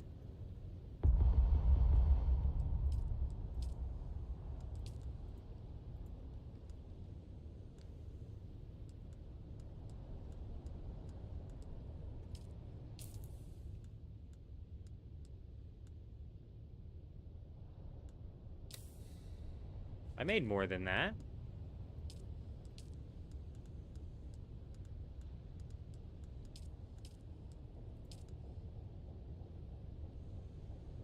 What happened to my radiation suits? Oh. I hate that. The storage filled up. They're in one of these chests somewhere. Damn it all. I was like, I made more than what I just pulled out. And we did. Just where the hell they got put, nobody frickin' knows. Not even Funcom. They're like, I don't know. It's in one of the chests, man. Just check the chests already.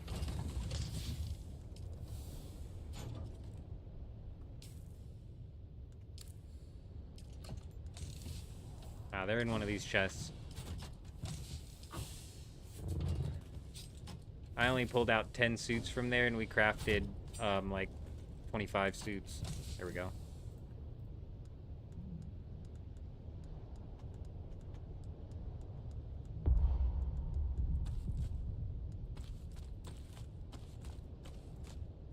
One, 2, 3, 4, 5, 6, 7, 8, 9, 10, 11, 12, 13, 14.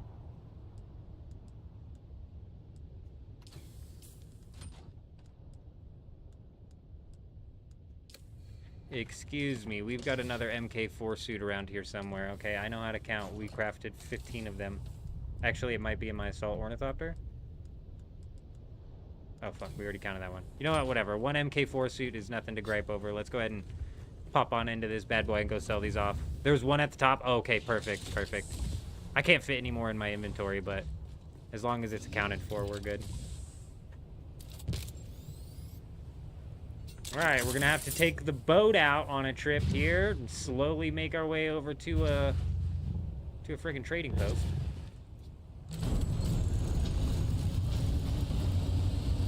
That's crazy that you're running into unlimited energy using the MK6 Young Sparky. What's the difference between... Is Young Sparky the one that has 700 of power pool? Is the MK6 version called Young Sparky? Because the rest of them are called Old Sparky. I have so many freaking questions. And what week did Young Sparky come out? Is Young Sparky out this week? I didn't even check this week's loot pool. Is the loot pool any good this week? Last week was kind of ass. We had... It is out this week? Alright, cool. And if that's the one with 700 power pool, that's 700 power pool only being 100 less than the MK6 power pack is really good. And if you pair that with the fact that I'm assuming Young Sparky has that faster regen rate, you can get it from the Landsrad too. Oh, lit, bro. The Landsrad this week. Is everybody's Landsrad rewards the same? Or are Landsrad's rewards even differently? Are the challenges the same server to server as well? So many questions. Electros, good to see you. I hope you're doing well.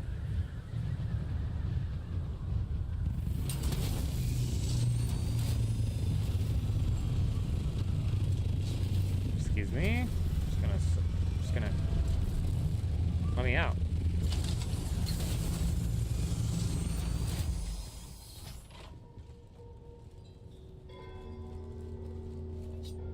Welcome back.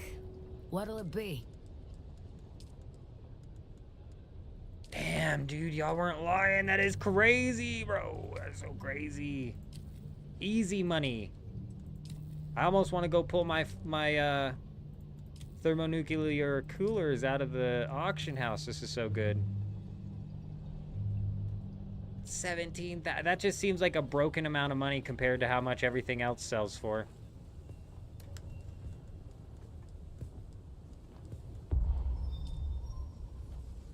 Amber Seeker over on Twitch. How you doing? Hope you're doing well. Yes, rewards are all the same. You get 14,000 rewards for solo and now on everything without worrying about a guild finishing it. I know, that's so good that you can actually do the tasks now. Old Sparky MK4. Why is it called old? Is there a difference between what an old Sparky and a young Sparky does, or is that just what they call the tier 6 version of the old Sparky? They just give it a cheeky little name. How do you even compete in the Landsrad as a solo? So you have to join a guild solo. I'll show you. So you go into guild and you create a guild. It costs like 1,000 Solari or something like that. You can be in a solo guild. And then you align that guild to a faction. Boom, you're in the Landsrad. You get all the benefits from whoever wins the Landsrad if they're on your faction that you know, set up.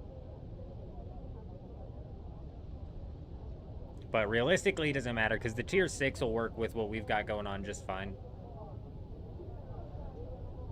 Tier 6 power, tier 5 shield, 3 suspensor belts. We're about to go pick up all of our weapons, and then we need to sort out our ornithopter situation, which I believe is going to require us to craft an entirely new ornithopter, a new tier 5 ornithopter with tier 6 wings and tier 6 engine. And we have tier 6 albatross wings. Somebody on Discord was saying that the albatross wings aren't working properly, so I'm not certain what's going on with those. We might pull out the albatross wings and slap them on to our booster and storage ornithopter, but we might just hold off on those as well. Just keep a hold of them. The regular tier 5 is 600. Man, that is still then just a ratio of a 100 down, and that's not bad. That's not bad.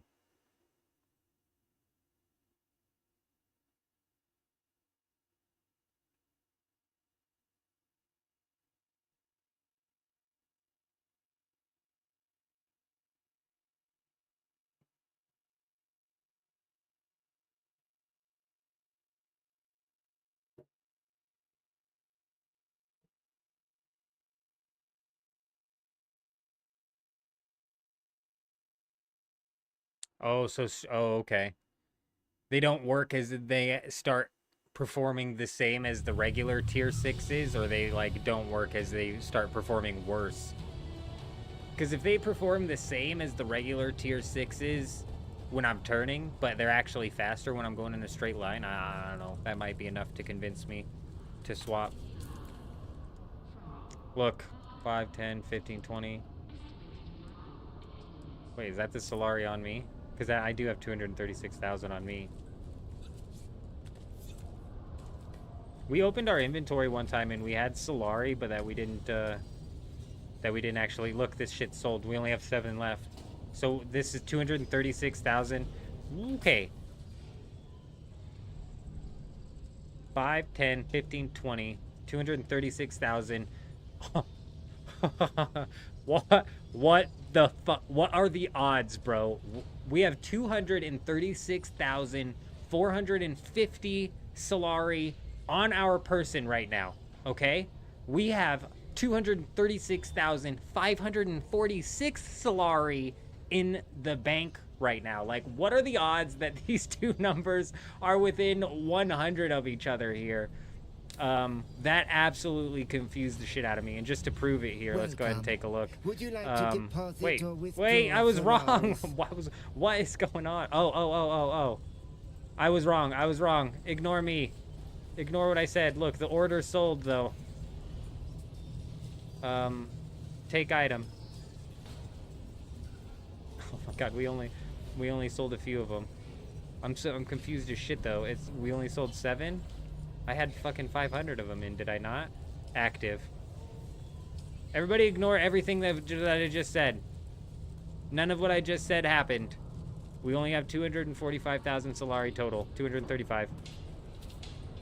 Nope, it was only 1,900 in the auction house. It wasn't even as much as I thought in the auction house. Everybody ignore everything. You can sell both. I don't sell either. I've had no luck selling either. How are the raids going, Echoverse? We haven't made it into the deep desert yet. In the name of the Red Duke, I'm authorized to trade with those who have the favor of the Lens Red. Jonathan, it's not my job to hold Funcom accountable. And actually, you could argue that I did do that because I was a part of the people. Jonathan, if your base was on D6 yesterday on my server, I would have been the one to raid it. You know what I mean? And if I'd have logged on and my base that was on D6 got raided, I'd have been like, well, shit, Funcom messed up here. But, it is what it is. But, yeah, it ain't my job to hold them accountable. Is this 1 per week? So I can literally only buy 1 of these?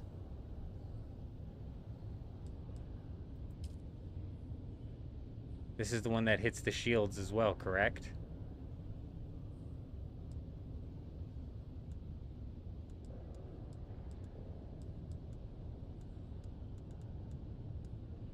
I'm not sure it is, but I want to swap my sniper rifle anyways. I don't like the sniper that we have. The sniper we have is good for raiding bases, but it's not that great. But yeah, we haven't gotten into any raids today, Echo. We haven't made it out into the deep desert yet, but we are getting ready to. Let's go ahead and see if we picked up a guy's base from one of the raids we did yesterday. He had a base inside of his base. He had a base inside of one of his chests, and it actually wasn't the same design as his base that we raided. So first off, I want to see if we can possibly sell this thing on the on the auction house, and if we could name it, bro. Because if we can name it, no, they should let you name the base ones at least, bro. At least, dude.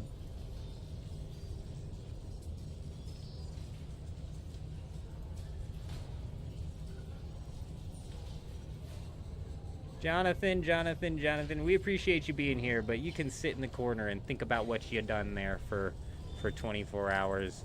Maybe give you another chance tomorrow, huh? They should 100% let you name it. It would be hilarious. And OMC came up with the best name because we took this base off of somebody else's base yesterday. And if we could freaking sell it and name it, what do you call it? I think he named it Your Base, bro. It was so good, dude. But no, we can't. So instead, I think what we're going to do is we're going to take that base out to the deep desert, and we're going to put it up to maybe rub his nose in it a little bit, huh? The assassin sniper is 125 damage, steel item, and it shoots pure poison through the shields, huh? Damn. So this isn't the poison sniper. That's fine. That's fine, because we mainly use the sniper not for PvP. Because the damage range on snipers is not that great. Even on this tier 6 here. A damage range of 75 meters. Diabolical? Yeah, he'll definitely know it was his base. It's standout-ish. Let's go ahead and deposit these Solaris. I don't Would need... you like to deposit, or how much Solaris would you like to deposit? Okay, now let's go pay our taxes while we're here. I know it's at least 20,000 on our main base. Your stolen base. Yes, that was it. Your base. I knew your base wasn't right, dude. I knew it wasn't right.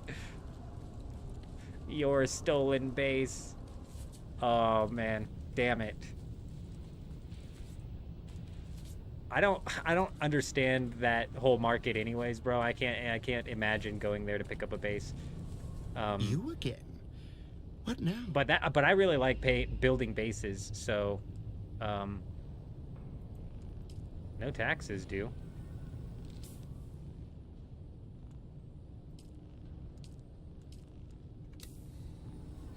That shouldn't be the case. How do I have no taxes due? Take my money, stupid. You again? Pretty sure. What now? Pretty sure I should owe you some monies. But whatever.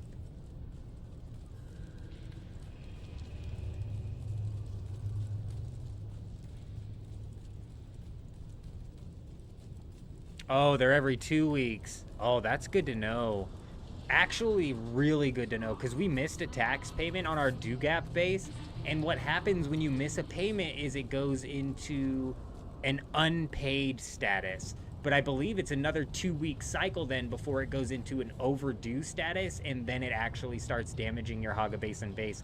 So, with that in mind, you could, like, set up a Haga Basin base.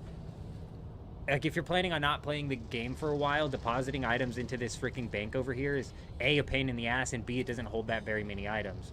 So realistically, you'd probably be better off, like, if you're planning on coming back eventually, you know, popping in every couple of weeks and resetting the taxes. And the problem with that, it was like, you got to jump in weekly to pay your taxes. But now it's bi-weekly and possibly monthly you got to pop in to pay your taxes. So you could easily potentially set up to be gone for like 3 weeks. Yes.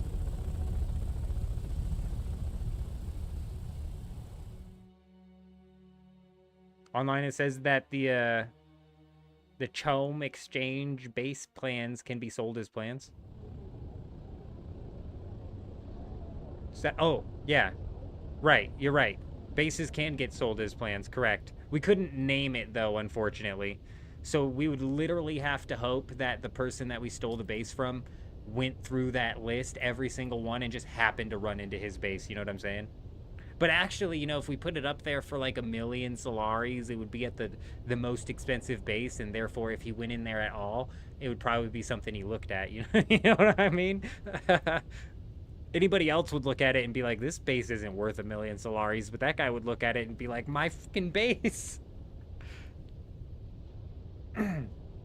Echo, I couldn't agree more. I wish that they would have like some sort of mechanic that allowed you to scavenge the very clearly abandoned bases inside of Haga. His friends would let him know. That's a good point, OMC as well. So I don't ever think of, I don't have friends that would let me know things. So I don't ever like even put that into my like prospect. It doesn't damage your base. Your base gets raided by NPCs. Oh.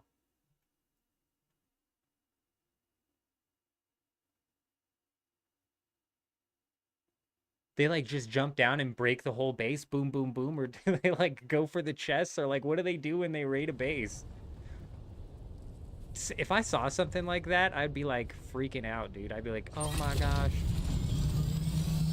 I don't know what's happening to this guy's base.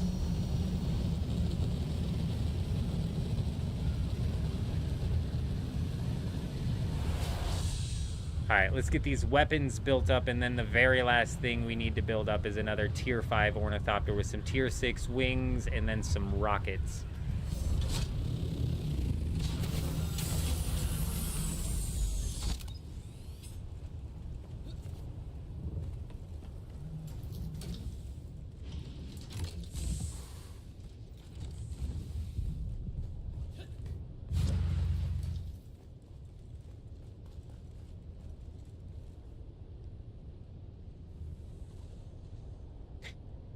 Damn, Blade.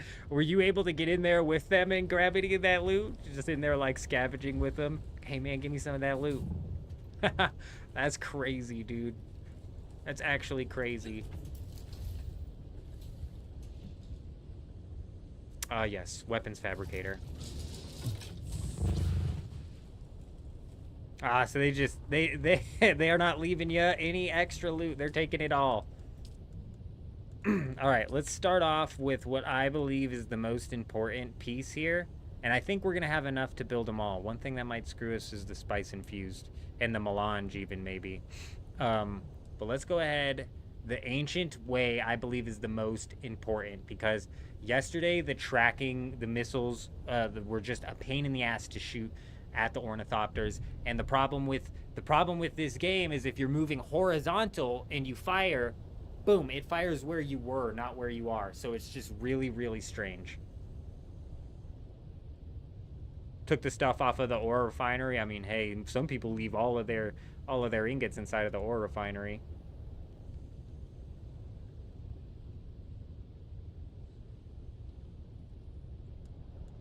Ancient way first.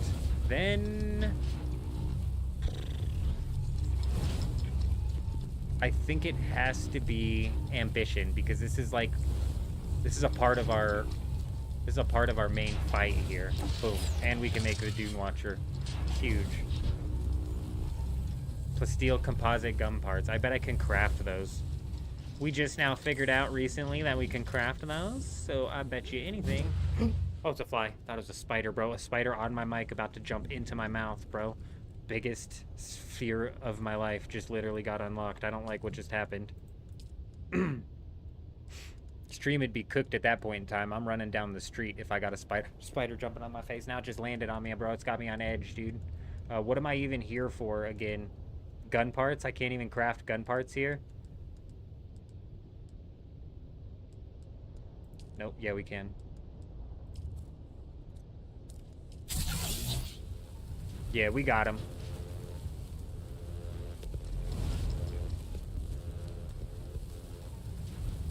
Ancient Way and the Ambition are the two most important items. Yeah, for sure. Ambition was that shotgun. It's for sure 100%, because the shotgun we're going to be using to hopefully drain people's dodge before we even go in for the kill. Or drain people's stamina by forcing them to dodge through four of our disruptor shots.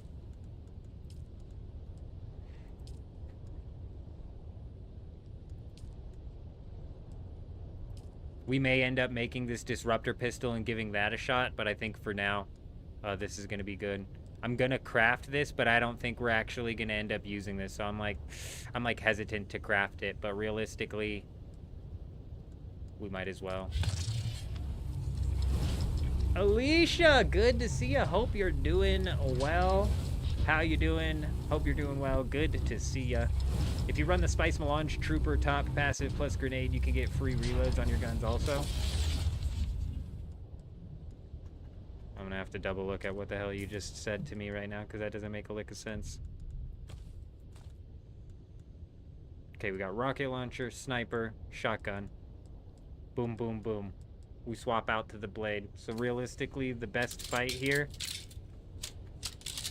is boom, they dodge, boom, they dodge, boom, they dodge, and then one more boom, they dodge. Now they're low, and then we jump up on them, and then we crippling strike them, and then it's game over, bro. Bada boom, bada bing, game over. And in the gear that we have now,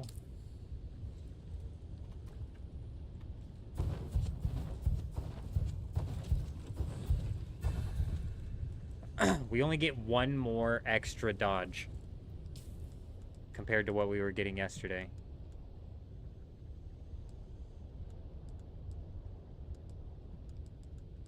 So we're still going to massively have to keep an eye on our stamina. We're doing good, Alicia. We're doing good. Hobo Star, good to see ya. Welcome. Hope you're doing well. Rocket launcher any good? Rocket launcher is a game changer when you're fighting against ornithopters in the sky. You pull out this rocket launcher, it's such a freaking game changer, dude. It scares them. It scares the ornithopters in the sky, because for them, it's not easy to hit me as I'm flying through the air like this. Now, the rocket launcher we were using yesterday, it's not easy for me to hit them while I'm flying through the air like this, but this one can track onto enemies. So, that's a game changer, bro, and this is definitely one that is going to make them think twice. How well are lasguns against ornithopters? Really, really good. Actually, if we were using a lasgun against the ornithopter that we were fighting in that raid rather than a rocket launcher, he might not have been able to respawn. Like, we might have only had to kill him that one time, and then he would have had to respawn on the sub-thief, I suppose.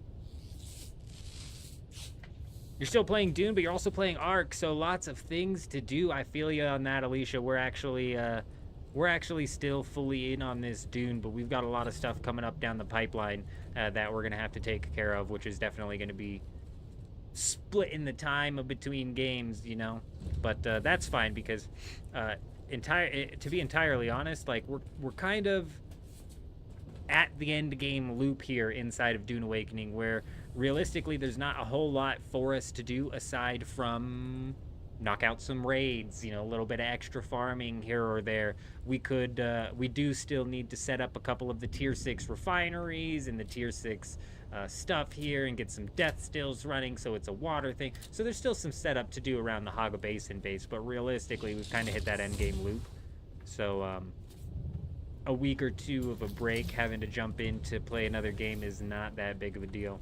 We've got Borderlands 4 coming up. That's something I'm really excited about. We've got RuneScape 3 coming out with a Leagues this year. We've got old school RuneScape, I think, coming out with a Deadman mode. I'm not entirely sure about that. But we also have that Clockwork Revolution game, which isn't my typical style of game, but it looked really good. I don't like story games. I'm a big scene skipper. But it didn't look like a linear, hold your hand, you know, mission to mission story game. It looked like more of a Skyrim style, open world, non-linear game, and I can get really down on those. I couldn't tell you anything about the Skyrim story, but I have thousands of hours into Skyrim. And same with Borderland. Like Borderland, that's why I like Borderland, because it's not very hold your hand. It kind of is. It's kind of linear, but that looter shooter is fun as well. Stuck at the end game, been playing 7 days. 2.0 and Arc base runs on 15 spice generators. Has like 60 days worth of fuel, so you don't need to do much there. Blade, you're absolutely right. Aside from taxes, looks like you're all good.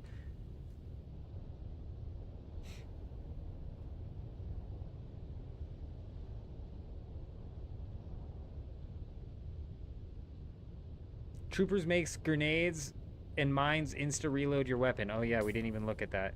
When your spice bar is maxed at the bottom, there are capstones that are passives that give stupid OP buffs. I thought it was when you used your spice. It's actually just when you have full spice. I thought it was when you used your spice ability and you were like controlled by the spice. Nice. I think guilds inside of Dune is probably the best way to play.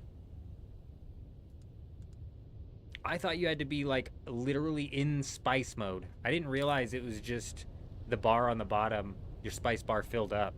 That's a bit of a game changer, isn't it? Skills is something that we actually need to take care of here. And you're saying the trooper... What trooper grenade? Reflexive reload.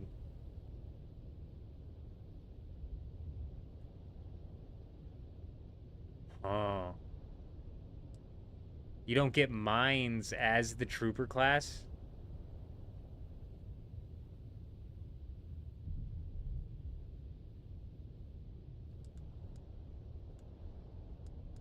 So that's like pairing the mines that you get from... Where the fuck are the mines? Is it in Mentat? That's crazy. It's like pairing the mine that you get from Mentat with trooper. Can you now respec without penalty? It's 48 hours. You can respec all you want, but it's 48 hours.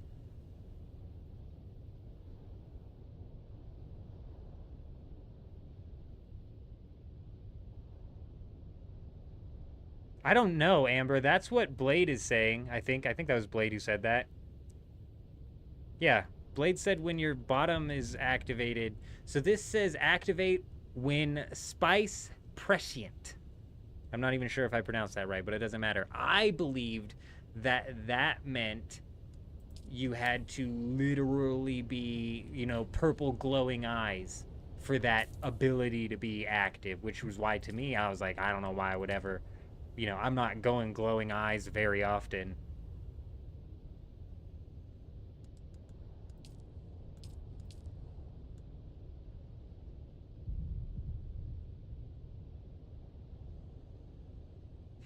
When enough spice permeates your bloodstream, you become able to combine your Prana Bindu training with your limited ability to see the future. After successful parry, dart and blade attacks pass through you.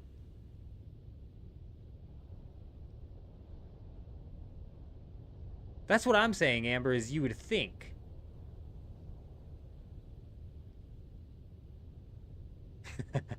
Amber, Amber, Amber, I like the way you think. I like the way you think. How could we even possibly test that out? My voice becomes more powerful.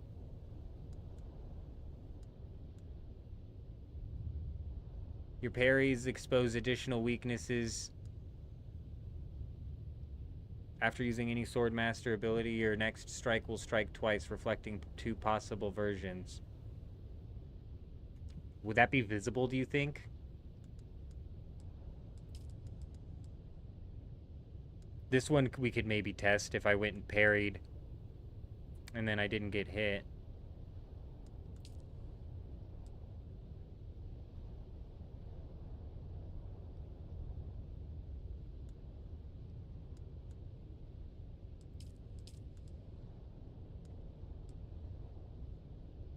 Oh, we could figure it out with this one.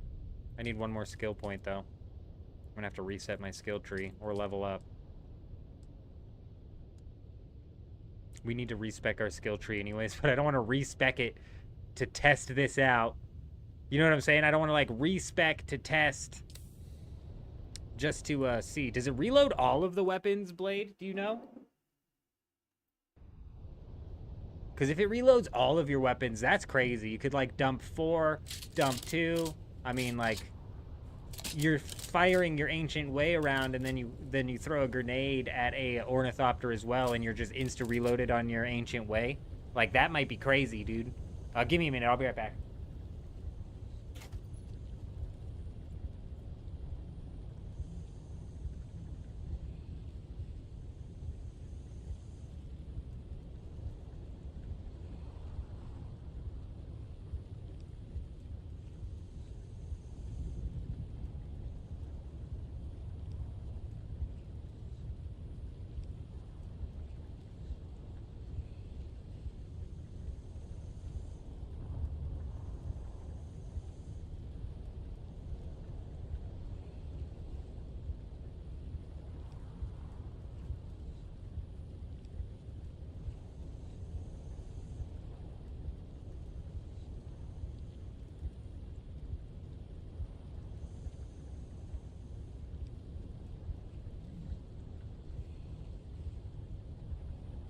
Damn. That's what I was just saying, is you would rocket, grenade, rocket, and that'd be insane. I don't know how long it takes the ancient way to lock on. So rocket, grenade, rocket, mine, rocket might be a bit... might be a bit too many, and it might be too spaced out with the sense I have to track on each time. But you're saying that that ability works even when you're not purple-eyed? So you're saying if this bar at the bottom... Let me find some spice food. Surely we got some spicy food around here.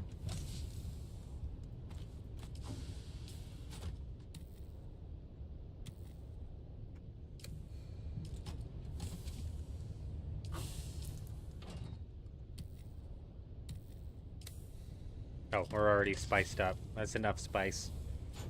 So you're saying with that bar just filled up on the bottom, then you gain access to those? I don't have to be under the influence, if you will?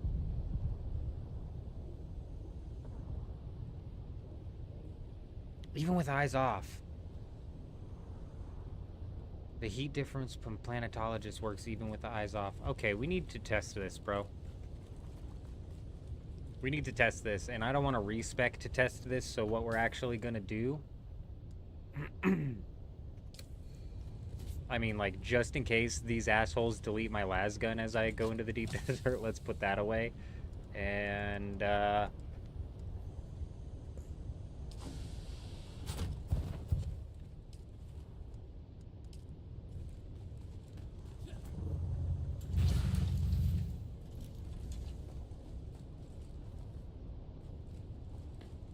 let's craft up a, some heavy darts.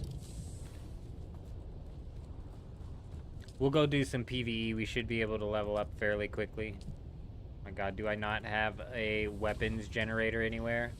I believe the regular survival fabricator can do it too. I don't even know why I came up here.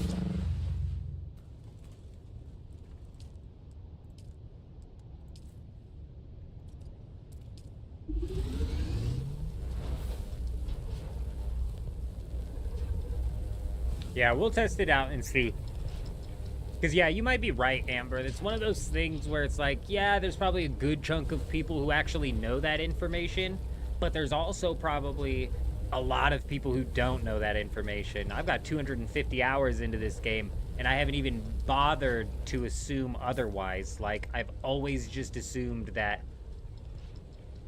activates when spice prescient literally meant that it only was active as you were purple-eyed. You know what I mean? So... frickin' news to me, man. News to me.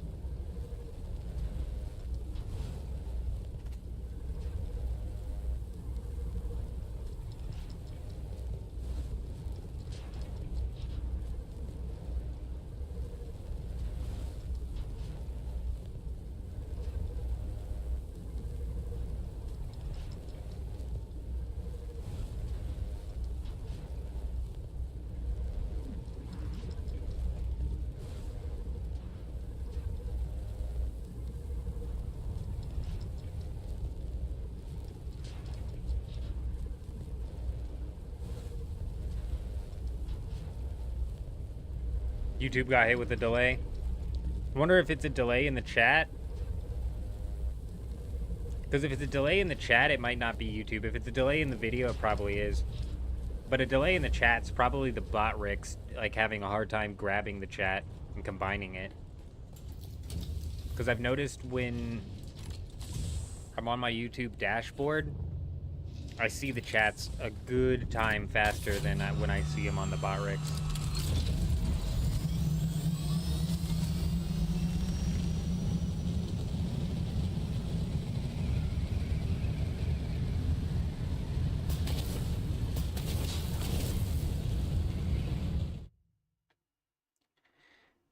Let's head on out. Let's go ahead and see.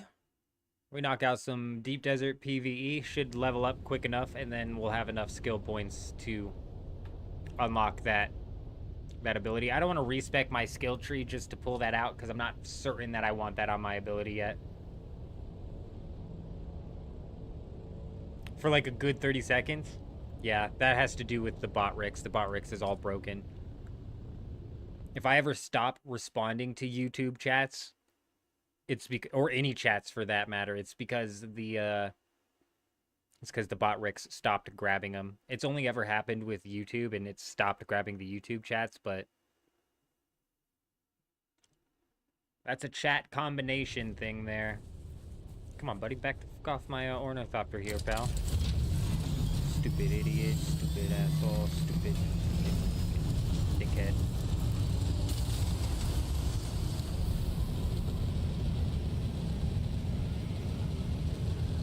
If I were a PvE zone, I'd probably be right there.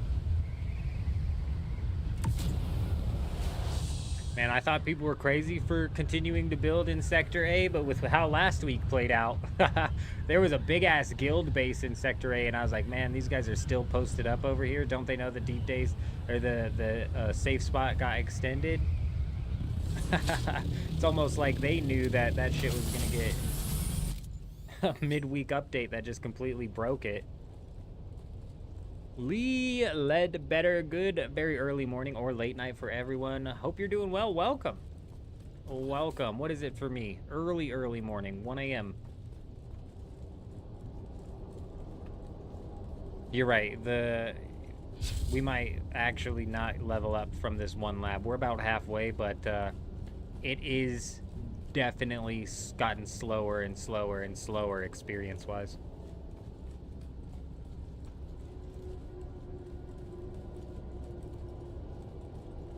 Yeah, but that's no, because I'd be responding to the chats way faster, because I can see them. See 2 a.m. here, been up all night. I seen that, and it's not in on my bot Rex yet. 2 a.m. you been up all night? Well, that's you're sounding a lot like me. Yesterday when we woke up at 11 p.m. on July 7th. No, sorry, on July 6th, we woke up at 11 p.m. We went live, I don't know when. I don't know when we went live, but we were live until like 7:30 p.m. and I was up moving shit. I had to go help my wife and her dad with the farm animals. But when I got back, it took me like 2 hours to move my shit out of the deep desert. So I was up for 24 hours yesterday, and my ass just straight up passed out for like 12 hours after that. So I'm right there with you, Lee. We be on that crazy sleep schedule. You know what's funny is all of the jobs that I've had growing up have been, you know, this is not gonna help us out experience-wise. I should have just done what Blade was saying and went and harvested some fiber and shit inside of the Haga Basin, because somebody's already killed the people here. But every single job I've had has been overnight, basically. Almost every single job. I just prefer them overnights. The degen hours. Yes, we have people here, good.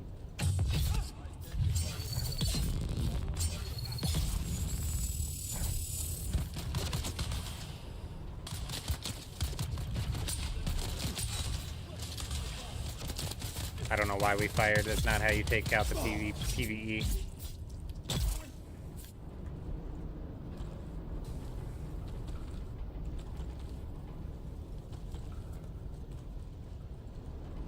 I don't know why we fired a shot. That was a waste of time. Waste of time and health. Each circle around the newbie pillar running on foot gets you 2,800 experience. Oh man, you son of a bitch. Circle around the newbie pillar. What's the newbie pillar? Yeah, we're gonna be flying back out to the Haga Basin after this.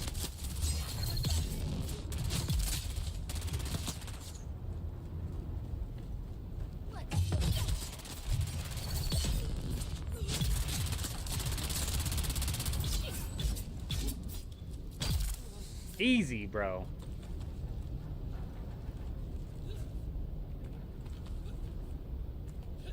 $100 experience per square. Scouting the deep desert is actually a decent... I say decent. If you're out there, you might as well be doing it for that extra experience. But Otter, man, Blade's in here talking about some crazy experience rates inside of the South Haga Basin. South Basin, where you start doing the tutorial base building and so on. Yeah. Apparently, you get a boatload of experience from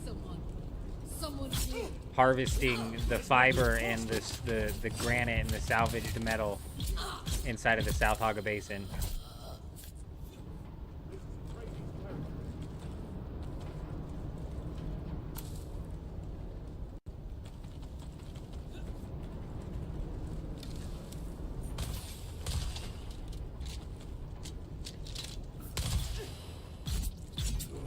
Metal and fiber, yeah. Yeah, we're gonna have to slap a storage onto our ornithopter here because that fiber also sells really well. Does the Landsrad weapons vendor reset at all, or is it just you get one schematic? That just sucks, dude.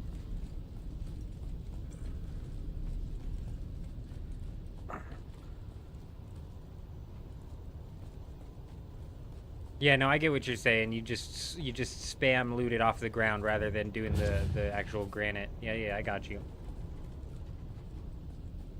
But like I'm saying, if you're out flying around the deep desert, the 8,000 experience is something that you can knock out and should knock out if you're just out there doing it anyways.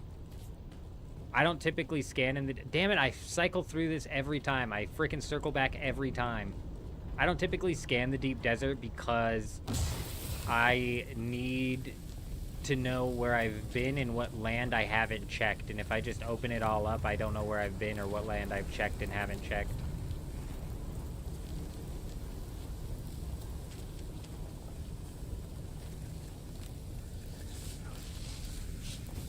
Do you get intel from the station if the same station was in last week's game? Yeah.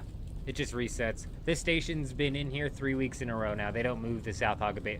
They don't move the South Deep Desert around. I don't think so. And if they do, then this section of the South Deep Desert has been the same for like 3 weeks now.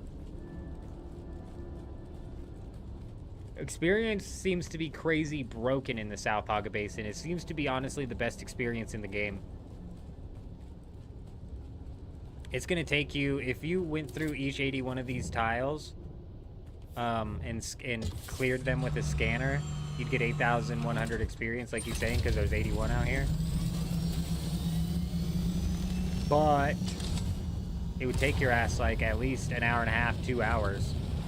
And he's like, he's saying 10 minutes on foot, you're walking out with 2,000 experience. Does it tell me... It doesn't tell me how much experience to the next level, at least not on that page.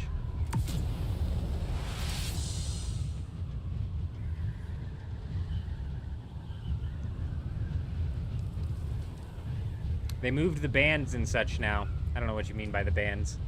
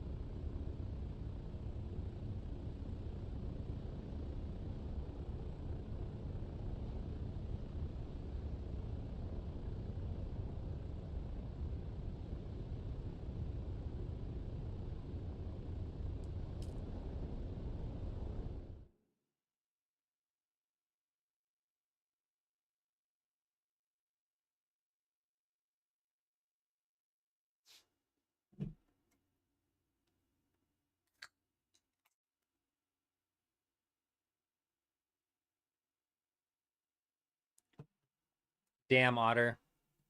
That sounds like some RuneScape level of experience scaling. Once you get to level 180, you've only earned half the experience to level 200. That sounds like an old RuneScape meme, bro. 91 is only halfway to 99. Come on, that's information we all know already. The bands to open the doors. Oh. So people can't pop in and just camp the respawn? That's smart. They added randomizers to all the stations and ships. What do you mean by randomizers?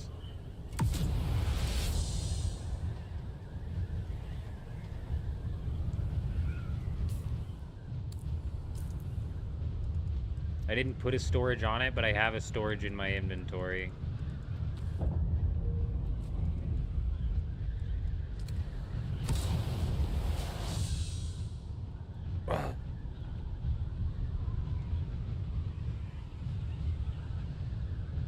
Where's the noob's pillar? This one? This one? I mean, like, where's noob's pillar? I'm assuming is this one. Oh, so each station inside of the deep desert doesn't hold specific items anymore?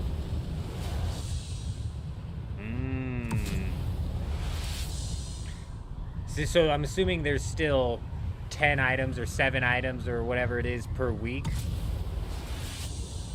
Bottom middle. Oh, yeah, that's a big ass island, so that makes sense. I'm assuming it's still like 7 or 10 items that come to the deep desert each week, but now those items are spread out randomly across the entirety of the locations in the deep desert, rather than like Sector G6 or whatever it was last week had the las gun.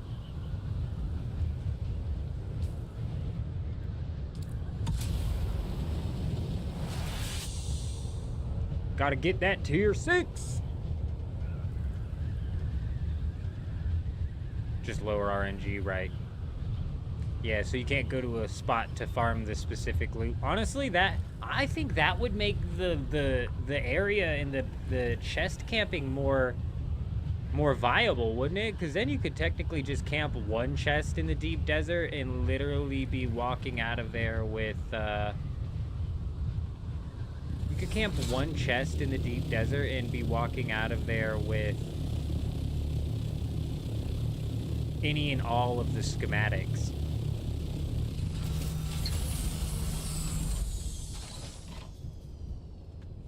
But if they've added randomizers and randomized the bands, is that...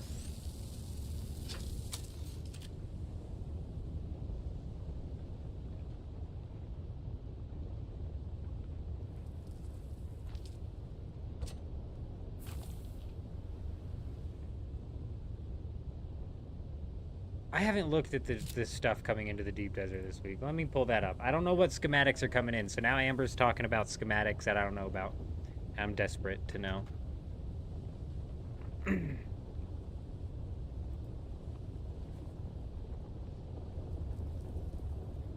Okay, we got the MK6 Albatross wings. Bashar's Command. I can pick that up from the Landsrad vendor. Pincushion boots. The pincushion helmet's something I need.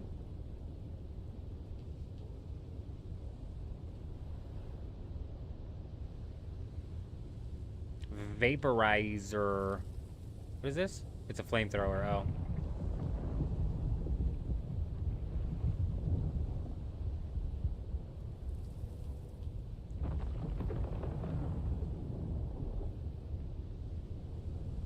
No shot, Blade. Shut up. So PvP chests, you can get all of the schematics, including PvE zone schematics? Don't say that.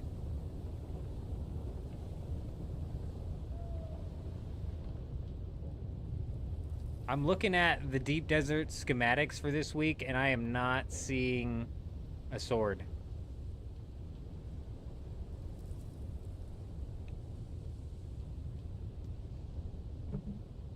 I don't know what sword you're talking about. It's not in this week? Oh, okay. Alright, you got me all tripping. Are swords good for tanking? Because I don't know why you would use a sword. This doesn't seem to be where I need to start. Like, I'm assuming the fiber and stuff is on the bottom.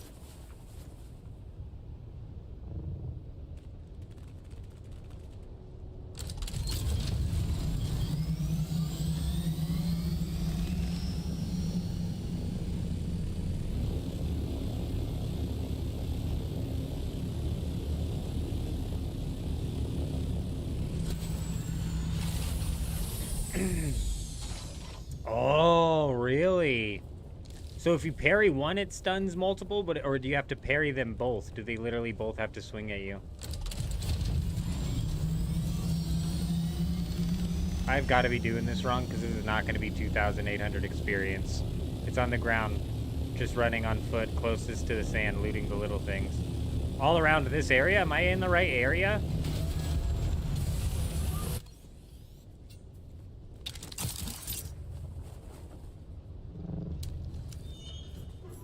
Someone's here. You guys don't want this, okay? Stop it.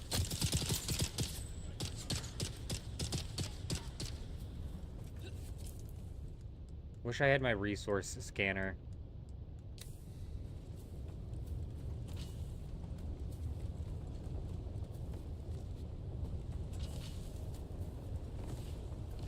There we go. There we go. Now we're racking up the experience. Now we're gaming.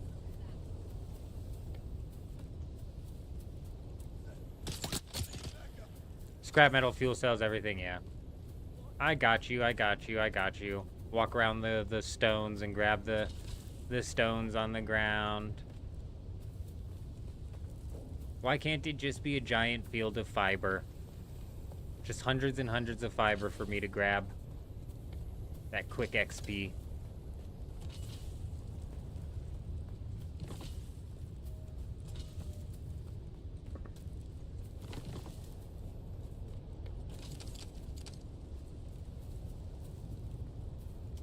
We just need one level.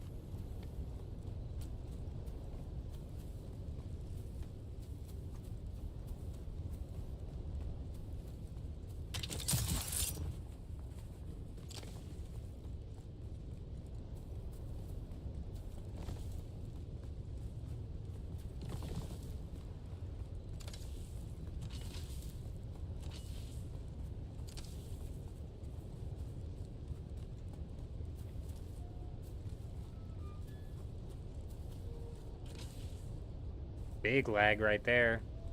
Big old lag spike. What level are we? 159. I just need one level so I can hit up that thing so we can test out what you're telling us with the whole blade theory.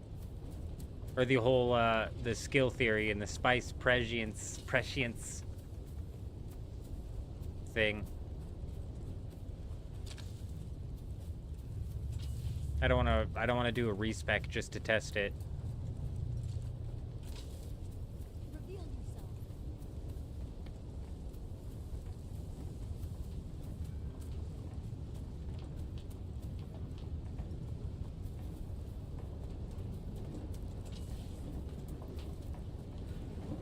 Yeah, I was halfway through as well, so it shouldn't be bad. Shouldn't be bad. Especially now that the sun's out and I can see where the stuff like the salvaged metal is.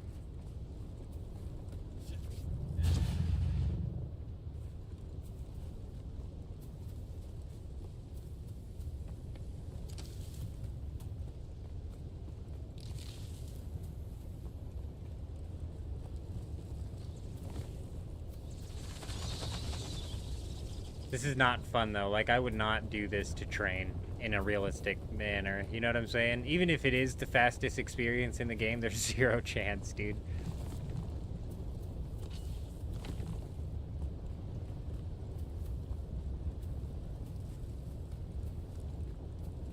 But we're desperate. I need just a little bit of experience here.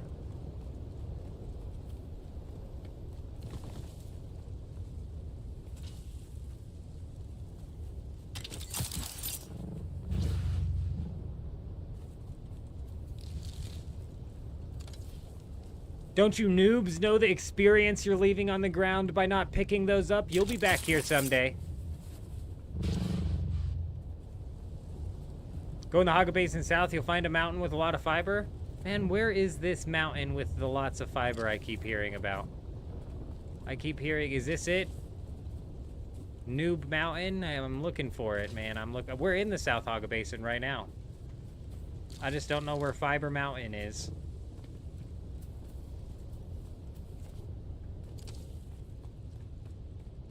Oh, there's some. Ooh, there's some. This is what I'm looking for here.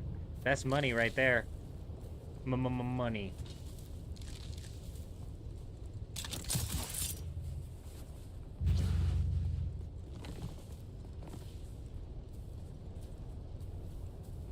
It's to the right of you, where it's to the right of the location where you start. Everybody starts in a random spot, though.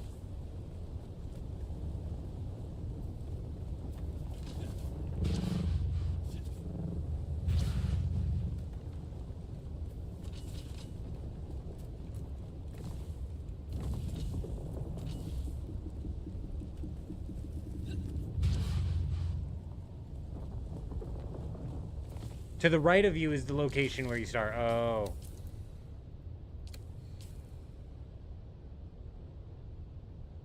This?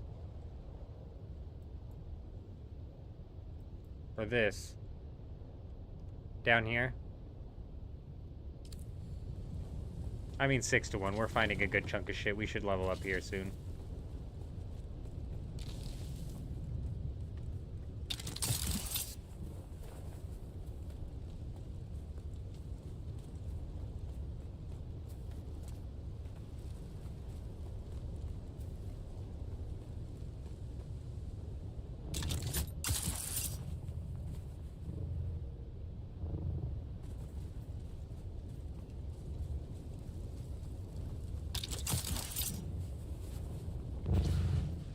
Sir, you're missing a door. I don't think he's home.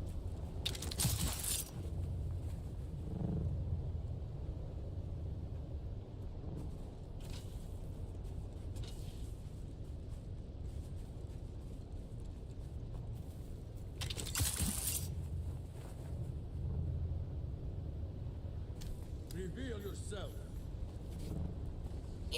Boom, one tap, easy. One tap, easy. Punks. Oh, that's a Landsrad task too? Seriously? In Eastern Shield Wall between Testing Station 17 and the Aegis, there's a loop you can run in a small area with a ton of fiber. It respawns before you complete it. So you can run and pick up fiber immediately. Got like 1,000 in 5 minutes.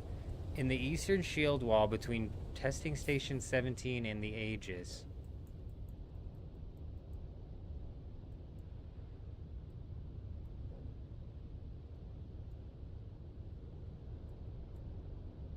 Am I an idiot? There's 17. Where's the Aegis?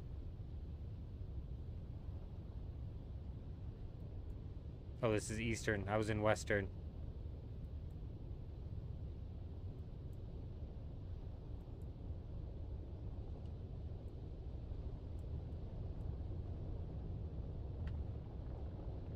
Where's the Aegis, though?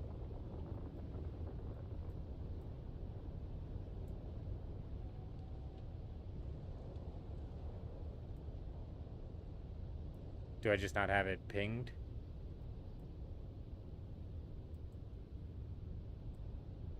Whatever, let's fly up to Testing Station 17. It's in the Eastern Shield Wall?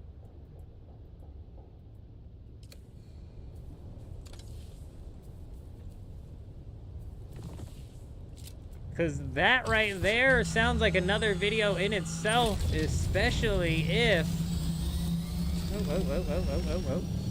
Oh, you know why we're not boosting?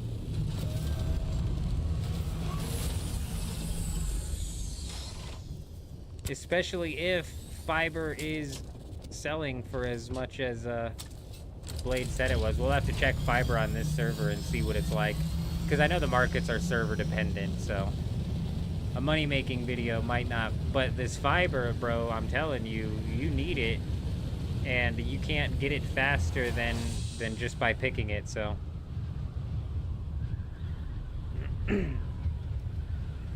The Aegis is right over the western shield wall line in the northwest of testing station 17.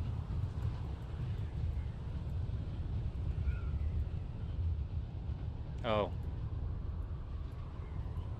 Okay, I got you. Beautiful. For some reason, I was hearing Aegis and I was thinking PvP ship.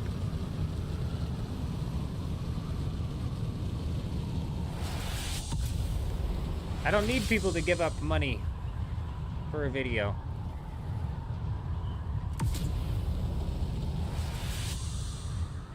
They give up money by giving up time. That's how we get paid on the videos.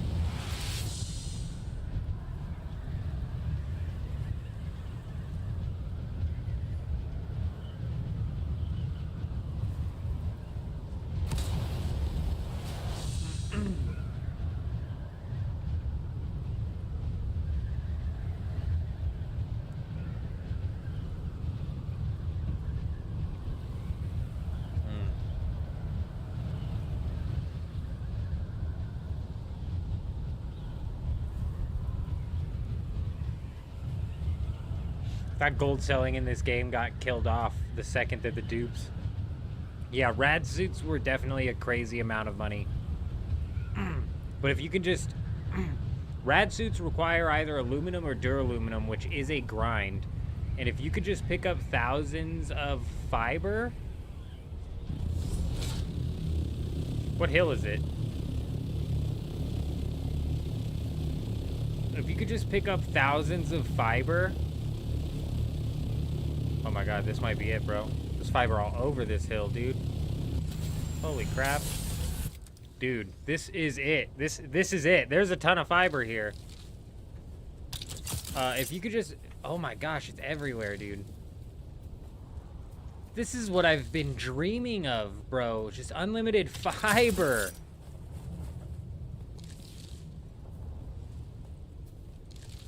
Oh my gosh, dude. This is definitely going to get something that gets turned into a video. Who first brought this up?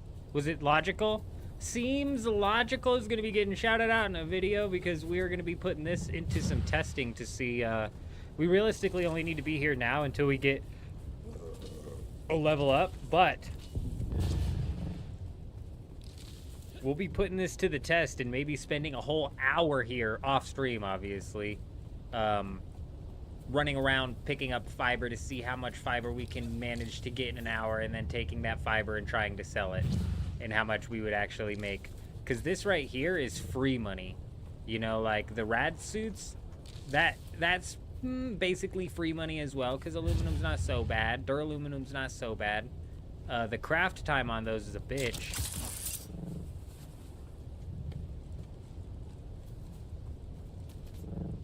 Yeah, you could take a buggy up here and definitely smash out on some aluminum as well. That actually scared me. That guy's voice scared me.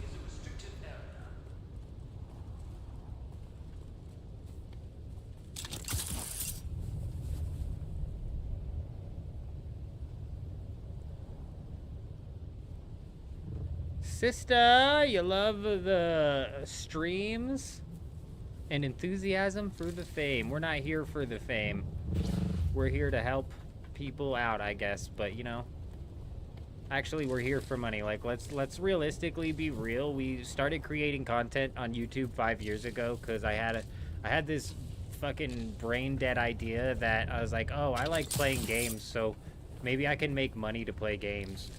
And I game less now than I ever have before. Honestly, the amount of time I've been able to put into Dune Awakening has been a freaking relief, dude, because I game now less than I ever have before.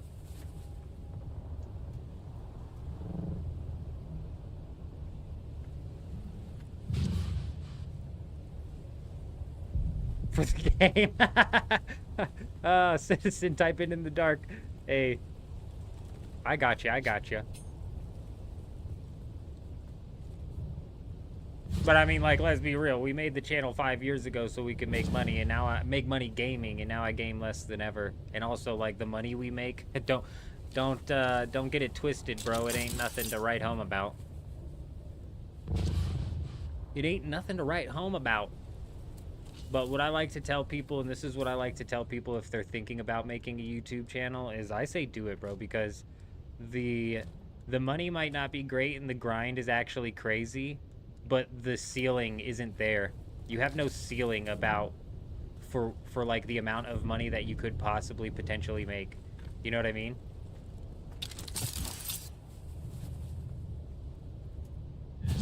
And that's what I think a lot of people don't understand. Like, when I was working at Walmart, they were like, I don't get it. And I was like, trust me, the second that I can leave this place and even just barely make it through, we're out of here. And they were like, I don't get it. Wouldn't you want to just work for money? And I'm like, bro, no, there's a ceiling here. I can only earn X amount of money here, and putting in all that time to get stuck at a ceiling ain't it. It ain't it. Isn't there a lot of fiber in the deep desert? Not that I've seen. Not like this. The fiber respawns so quickly out here, too, like they're saying. You can just do this circle, and then the fiber respawns. The rocky steps in that small area I told you should be the only area you need to run around in. Yeah, you're right, because the fiber respawns so quickly. We have 500 of it already. Insanity.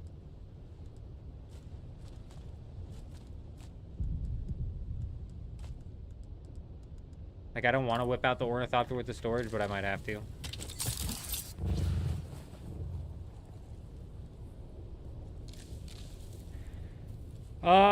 What would a video with 10 million views make me?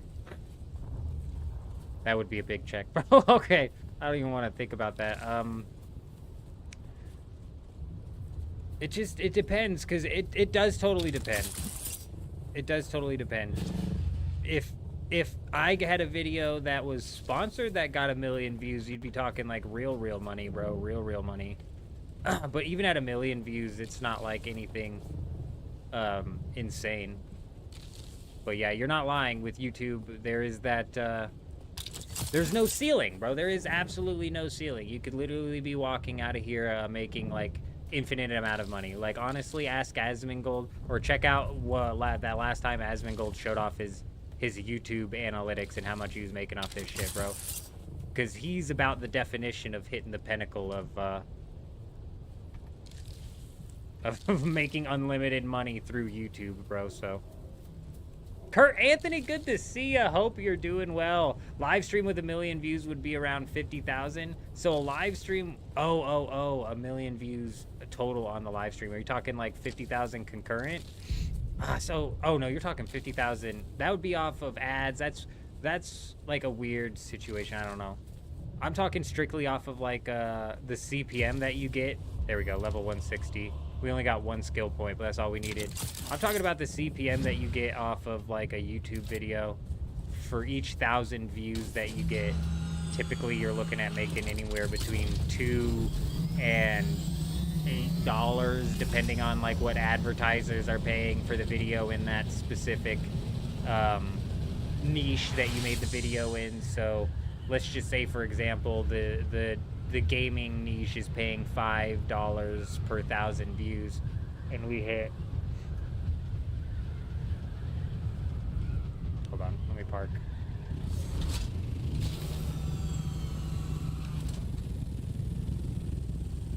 I don't think that math is right. Oh, yeah, that's about right. So we'd get paid $500 off of 100,000 views. And like you were saying, off of a 1 million view video would be about $5,000. That's like in the middle end there. It could be as low as $2,000 for a 1 million view video. But even then, that's like 10x. That's like 10x my typical YouTube monthly income, you know what I mean? Which is why I'm saying, like, the ceiling isn't there, because one video can literally 10x what I've gotten monthly on an average, you know what I'm saying? 2 to 25,000, yeah. It does depend on what genre you're in.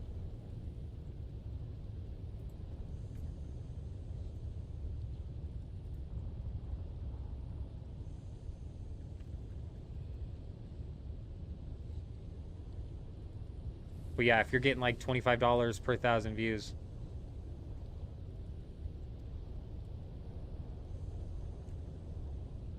You're right. It entirely depends on what genre you're in, because it depends on like what advertisements are willing to pay for. And it's like, that gets a little weird. It's not as like black and white as you're making it sound, but you're basically right.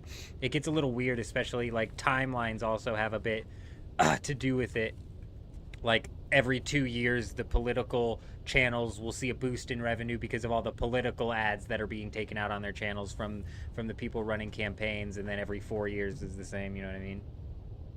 84,000 on a 1 million view stream is from donations, is from memberships, is from maybe a little bit of ad revenue thrown in there. But yeah, on a 1 million view stream is also, you're probably looking at like having a concurrent viewership of it just really depends on how long. Cause I had a multiverses, no. Yeah, I had a multiverses stream pop off one time, and I'm talking, we had like 150 concurrent viewers like all day, and that stream ended with like 10,000 views. And we've had some Dune Awakening videos really pop off. Like just the other day we had one that hit 107 concurrent at the peak, yet like it only had 1.8 thousand views in total. And from like my experience before that, you would anticipate like to hit like the 3,000 view mark, you know what I mean, on the 100 concurrent viewers. But the view duration on those hundreds was a bit longer than I'm used to. It wasn't just ad dollars, I'm telling you. I'll have to watch the video to see, but I guarantee you it was not just ad dollars. You do not make $84,000 for 1 million views on YouTube, period. So live streams could potentially be a little bit different because you have the people funneling in and out. So if you had 1 million views total on that live stream, I mean, realistically, that would only be 1 million people that could have gotten served an ad for clicking on the video. You know what I mean? Because you get served an ad when you click on the live stream, unless he decides to insert ads, or he has the ads inserting at random. And you know, I turned my we had auto ads on. Let me get to a vehicle fabricator while we're talking.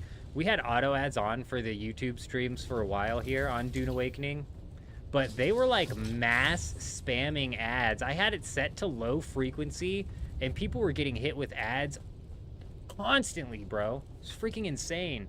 So I actually just recently swapped that over to manual, so it won't freaking spit that.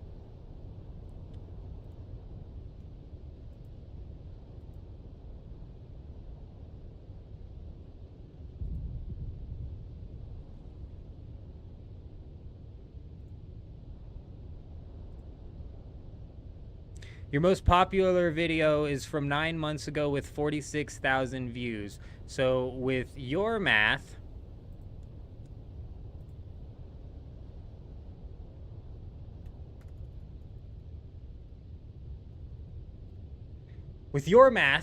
Charlie is getting paid $11.90 per view.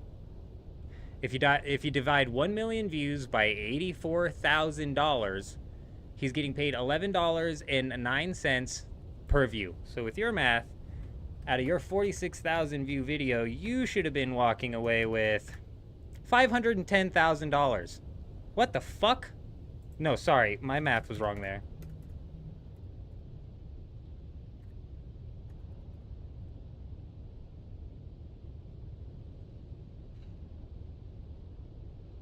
Is it multiplied?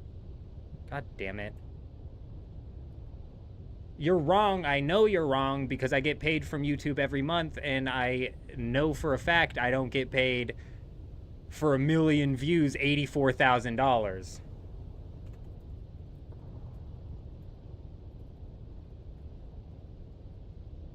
Let's see. How much does YouTube pay for a video with 1 million views? Let's see here. We do a quick Google search and it says a video with 1 million views can earn anywhere from $1,000 to $10,000 with an average around $3,400. I'm telling you for a fact, the money made from his stream came from members, came from super chats, and also a little bit from ad revenue. But you don't make $84,000 for 1 million views on YouTube. Do not feed people with that false hope, bro. 11 cents, probably. I did my math wrong. I did 1 million divided by 84,000, and that's not the proper math. Like, that's not the equation that you need to do.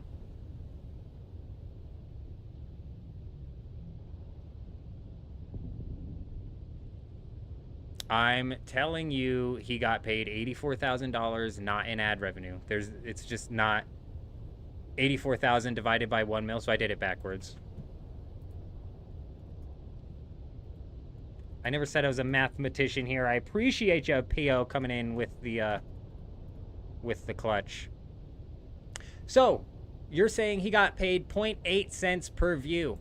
So on your 46,000 view video, you should have made $3,680, but you and I both know you didn't. You and I both know you didn't make $3,680 on a 46,000 view video. How do we both know that? Because I have several videos over $46,000 and have yet to have a $3,000 paycheck come my way. So tired today at work, dude. Is taking over my life. Kurt, I'm so right there with you. I was actually thinking about this the other day, and it might have even been today. I'm like, holy shit, we've been putting in the hours, bro. Like, we've been putting in the hours. I think I was doing it today when I was doing dishes. I was like, I had to clean. I was cleaning the house today, and I was like, my God, this place has gotten out of hand. And I just cleaned it, and the main reason that it's out of hand is engine and wings is what I need. I could do the albatross wings, but I don't think I want to.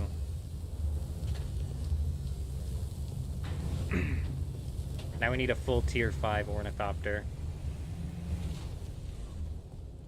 So that's funny. You don't even get paid.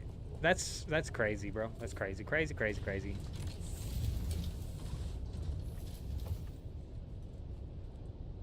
I don't have an attitude aside from the fact that you're speaking in certainties. So I guess I do have an attitude because you're kind of hitting one of my pet peeves. It's when people speak in certainties about situations that they're not certain about. And it's even more irritating when I know for a fact that they're wrong. So you speak in such certainties when you are, in fact, wrong. Blows my mind, dude. It blows my fucking mind.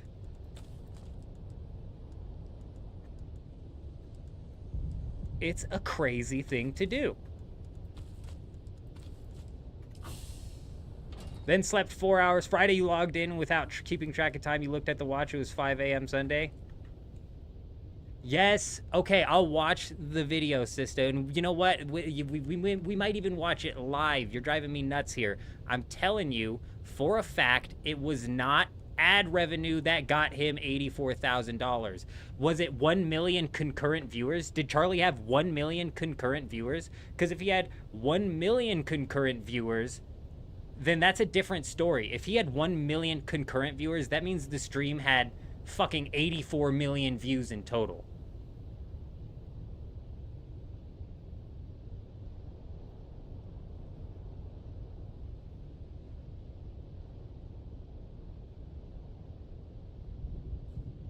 It's 100% a combined figure. It's 100% a combined figure. The only way it's not, and I suppose this is me speaking in certainties on a situation I'm not 100% certain about, the only way it's not a combined figure is if for some reason the ad revenue that you get from the live streams is more than your typical video's ad revenue. If you're looking at typical video ad revenue, 1 million views videos do not make $84,000, period, bro. Period. Oh my God. Star Citizen, we appreciate you being here. We appreciate you stopping by. But you know what? I think you're going to be the second person today put into a 24-hour timeout. You want to come back tomorrow, give it a second shot. You're more than welcome. But I'm not here to fucking argue. I'm telling you how it is. Regular videos ad revenues, 1 million views does not equal $84,000, period, bro. Period. End of fucking story. I don't care if you're a content creator. I don't fucking care. You know for a fact your 46,000 view video did not get $3,000. So your math right there is already fucked, bro. Now, the one thing I'll caveat this with is possibly live streaming ad revenue works differently. It is very possible that the live streaming ad revenue works differently. And it's also possible that he had mid-rolls running on YouTube's mid-roll system, which would boost the ad revenue a little bit more than your typical CPM of $3.50 to $10, right? So if you have mid-rolls running and now you have 80 or let's say 30,000 people concurrently watching, but you have mid-rolls hitting those 30,000 people, you might actually walk out of there with $10,000 in ad revenue. You don't hit $84,000, period. Not without a combined figure of memberships and subscribers and shit.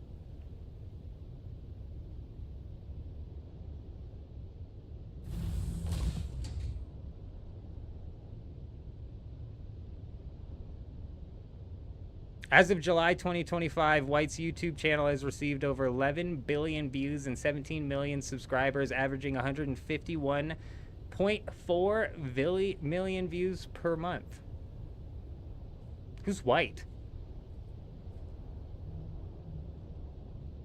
No, I know. I figured you weren't talking about me. Though I kind of, you know, like I said, like I was speaking in a bit of a certainty when I don't know if the ad revenue from streaming is stronger, but it's not 84,000 out of a million views stronger.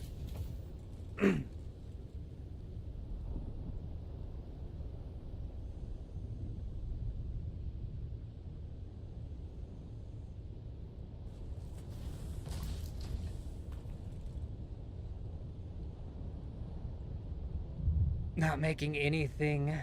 Oh, White is Penguin Zero? Why are you calling him White?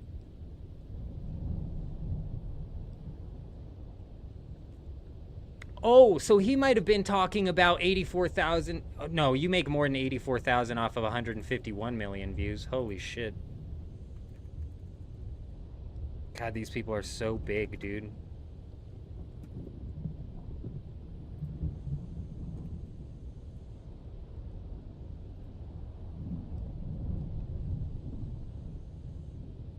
Nah, bro, he's probably making like, bro, if he genuinely is getting 151 million views per month on the platform.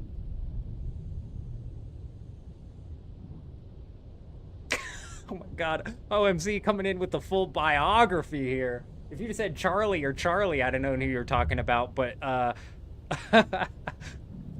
did not know his last name was White.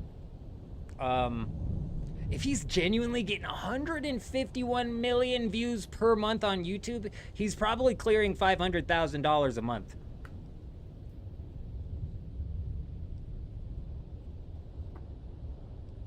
Which again, no ceiling on YouTube, bro. And that's not including sponsors. And that's only at a CPM of 3.5, which is lowballing it, bro. And that's not including sponsors.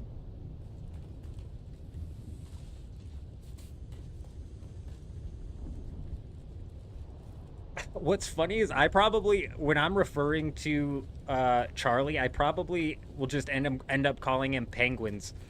penguins.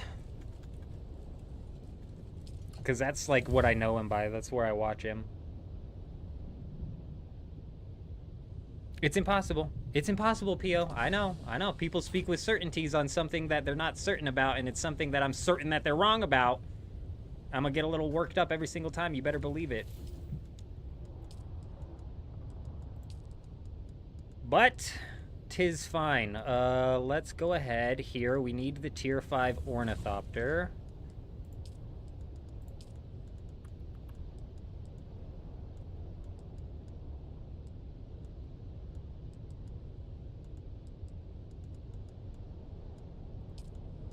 Generator, cockpit, hull,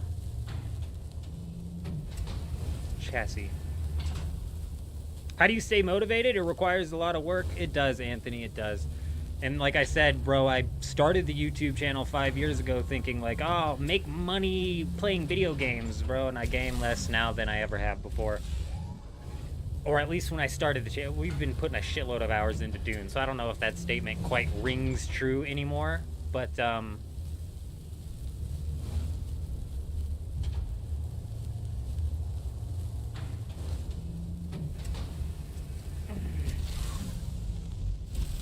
don't know, dude. I have a really good support base, to be honest. Like whenever I'm feeling like bummed out or I'm stressed out about like this month's YouTube check, or I'm like, you know, I've got my wife who drops the support bomb, and she's like, anytime that I'm like, I'm just gonna give up on the YouTube, bro, we'll just move on. Because like realistically now I could make more money at any job technically, but she's like, the fuck you are giving up, you idiot, you're not giving up.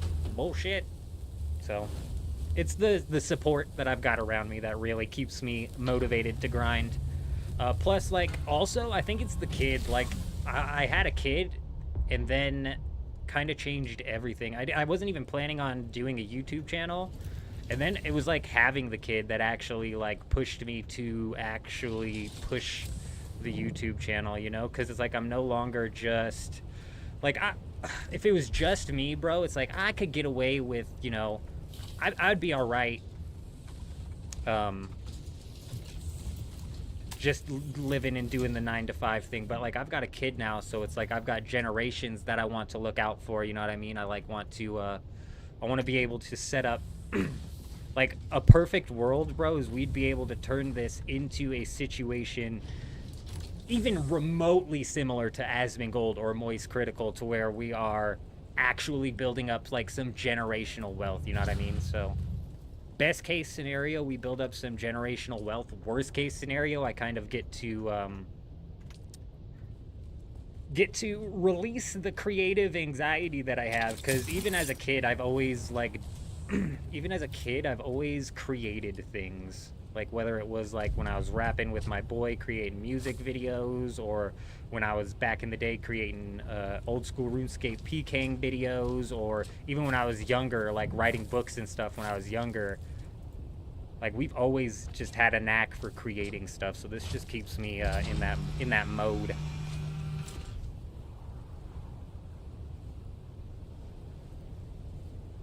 Kids will definitely do it, that's for sure.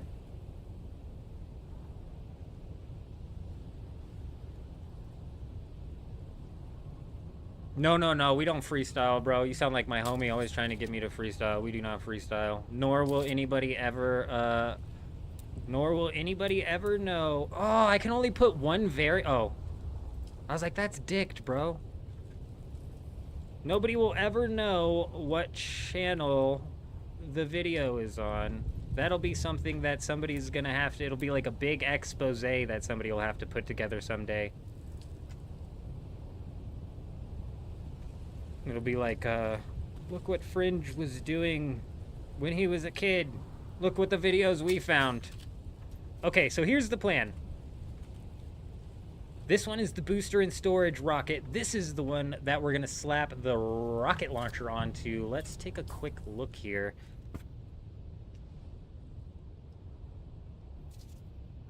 Freezing. It's freezing in this house right now. Let's take a quick look at the highest tier rocket launcher. Didn't buy the Harkonnen color? No, I didn't. I did not. You know, we should set up our we should set up our ornithopter to look like the deep desert police department. We really should. All right, there are tier 6 rocket launchers. Our rocket launcher ornithopter is going to be something.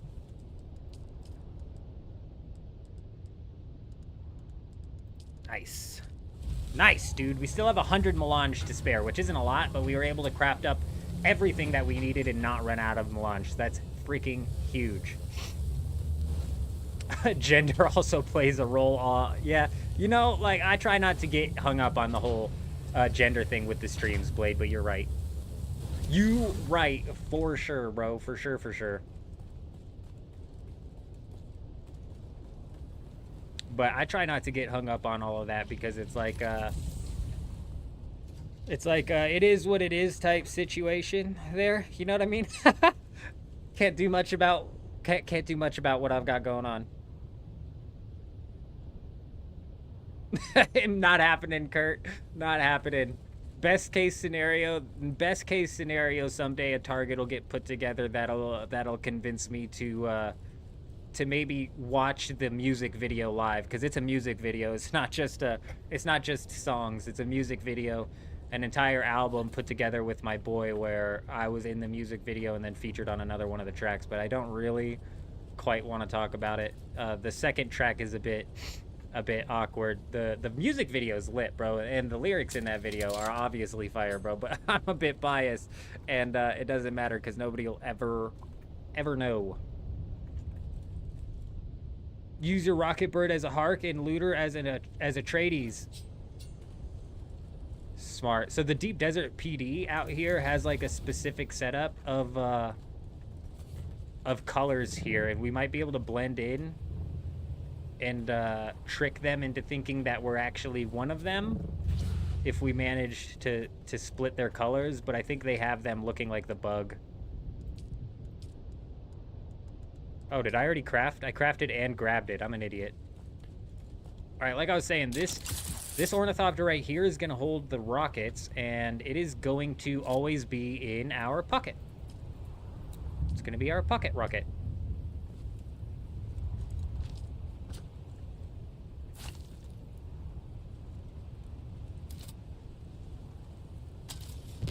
And then this one is going to be our booster and storage ornithopter, which is always on the ground. So we're now going to be running around with 2 ornithopters.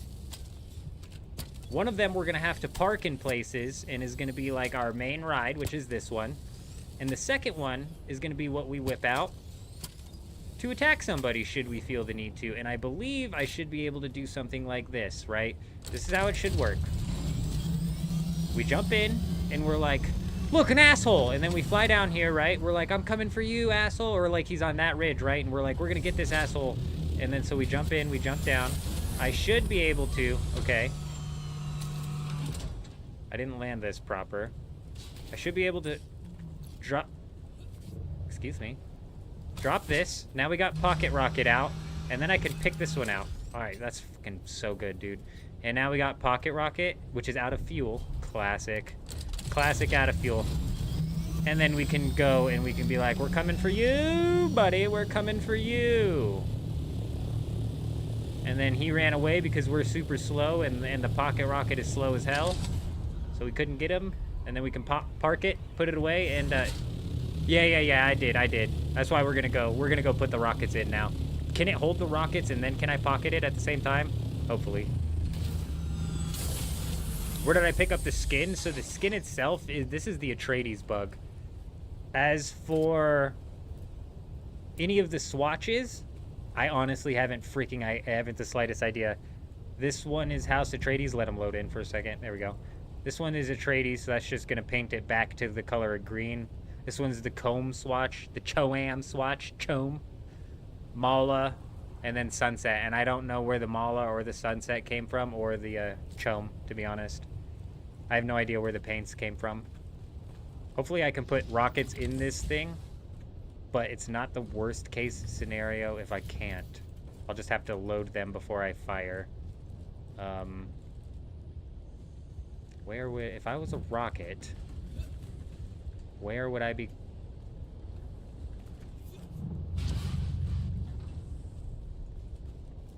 Quests, I wouldn't be surprised if it was from some sort of quest. I'm never paying attention to what I get from those.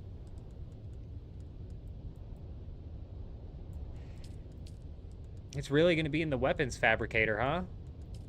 I don't have a weapons fabricator.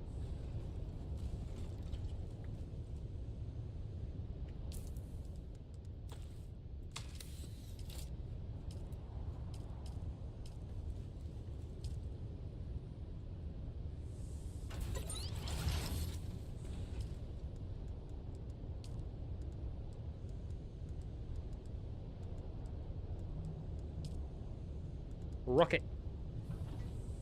Fuel cells. It's always fuel cells. Sorry, this is an easy problem to solve. I don't even need to farm them. I just didn't want to do this earlier.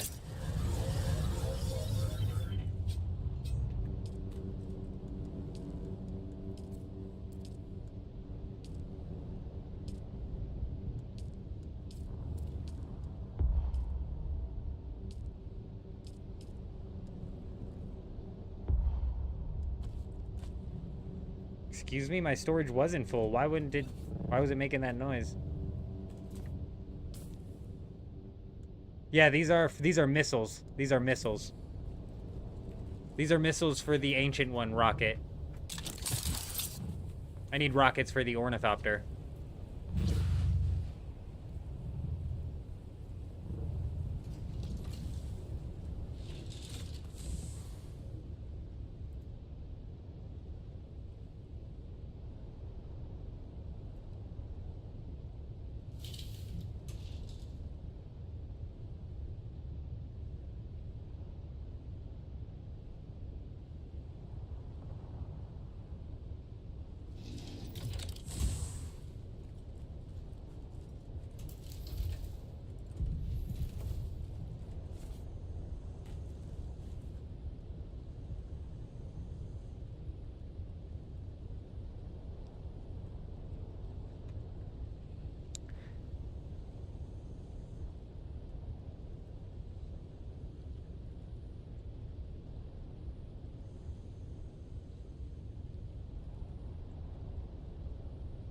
So you literally proved my point then.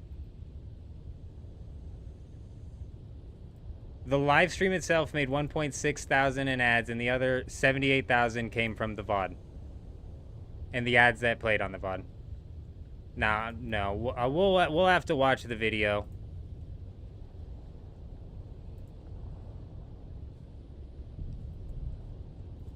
Because how many views does the VOD have? Because I'm telling you, off of 1 million views, you don't fucking walk away with 84,000. Now, you do get hit with the mid-rolls, so is it an 8-hour stream that has YouTube throwing in auto-ad mid-rolls? Because like I said, bro, you throw enough mid-rolls into the VOD, is the video on demand. It's what comes up after. So you could go onto my YouTube channel and watch any of my previous streams. They're called VODs. They're called VODs, and what happens is, and now those are numbers that I could potentially get down on. So Sista could actually potentially be onto something there. And it's literally what I was saying, though. It literally is what I was saying with the, I guess he's been streaming on YouTube for a while.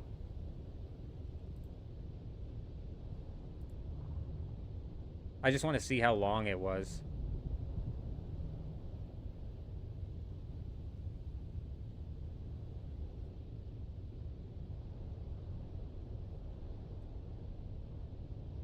Dude, this guy goes ham on the live streams, dude.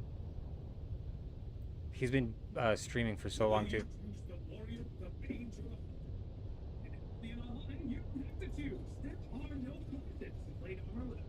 I don't know where that's coming from. Okay, well, now I know. Shit. It was coming from the tab I had open that I needed to have open because I was looking through shit. I just want to see how long. I'm assuming it was his first live stream that he was talking about. I want to see how long it was. I was an extra in the Hunger. Good, I can filter by oldest. No, that was 6 years ago. That couldn't... Oh, first YouTube stream. It was 5 hours and 42 minutes long. So if YouTube, that's a decent chunk of a length for a live stream. And if YouTube, if he has, let's assume, so I'm playing devil's advocate here, and we're going to argue for Sista Citizen to see if we can work our way to that stream earning $84,000 in ad revenue. And also his math only is $80,000, but regardless, let's see if we can like stretch to that, arguing for Sista here. So on a 5 hour and 42 minute video, if Moist had the ads set up from YouTube to just auto insert the mid-roll ads, boom, boom, boom. YouTube's very liberal with the amount of mid-roll ads it will auto insert. So this begs to question, how many views did the live stream have before it ended? And then how many views did it get after it ended? You know what I'm saying? Because if it got, let's say, 600,000, if half of those views came after the video ended, then 600,000 of those viewers were getting hit with the mid-roll ads at a fairly constant basis. And if they watched all 5 hours and 42 minutes of it, it's entirely possible that those, because like I was saying, if you insert enough mid-roll ads, your cost per 1,000 clicks, or cost per 1,000, your CPM, your cost per 1,000 views, the amount of money you make per 1,000 views goes up. It had 160, hold on. You might be talking about what you're talking about with Asmongold.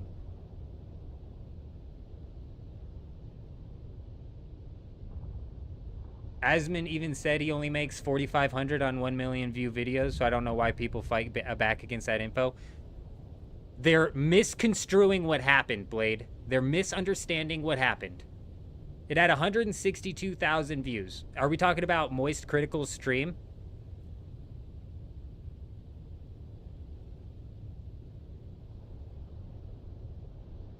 When he ended his live stream, it only had 162,000 views. Because that means he got 1 million views on a 5... That means he got... We'll just go off the million number because it's up to 1.3 by now, but we'll just go off of the million because I'm assuming that's what it was at when he made the video talking about the revenue he made. If it only got 162,000 views before he ended the live stream, like he goes live for 5 hours and 42 minutes. At the end of that, he had 162,000 views. Again, that's a freaking insane number. But now we're talking about him getting 840,000 views from the VOD, which again, the VOD is a 5 hour and 42 minute live stream with ad rolls set into the middle of that live stream. So the question now is, can 842,000 views on a 5 hour video with the mid rolls inserted automatically earn $78,000? And I would maybe argue yes.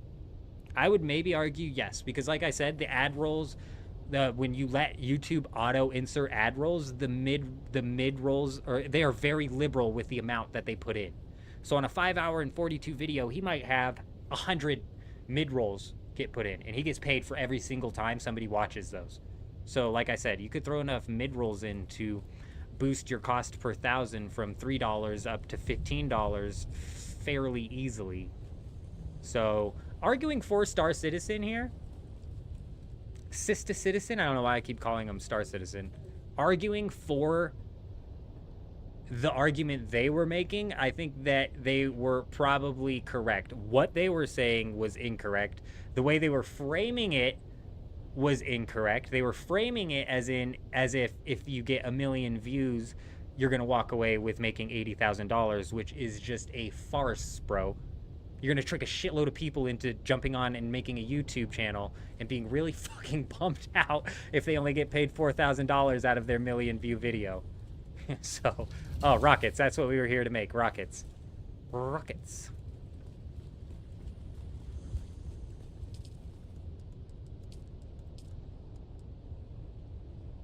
You make 10 per, so I only need to make 25 of these. I'll just make all 30.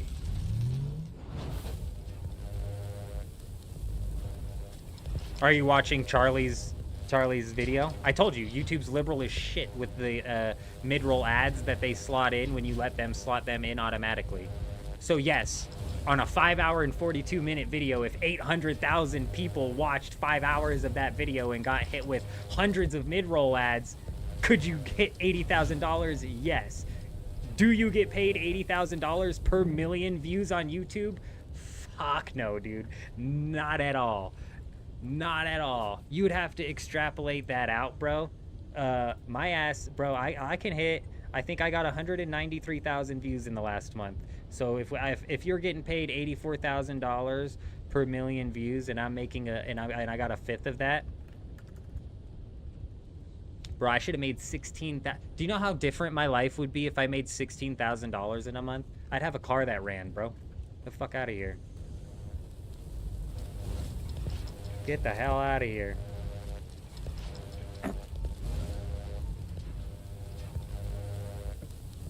Yeah, so if we're talking every 25 minutes, YouTube adds in a mid-roll. That's 2 mid-rolls per hour.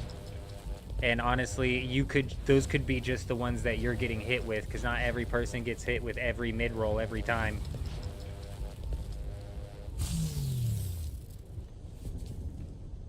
Yeah, dude, I could see Sista's math playing out now. Just the way they were framing the whole argument was completely and totally stupid still.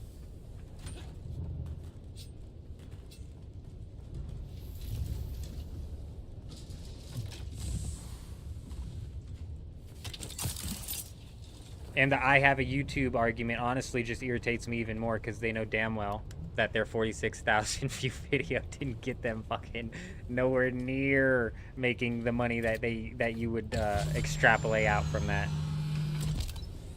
Ah, so good, dude. You can store it with the rockets. Are they still in there? It looks like they are.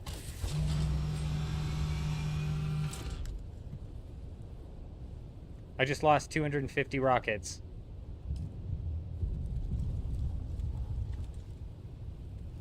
You cannot store it with the rockets. Oh, what the?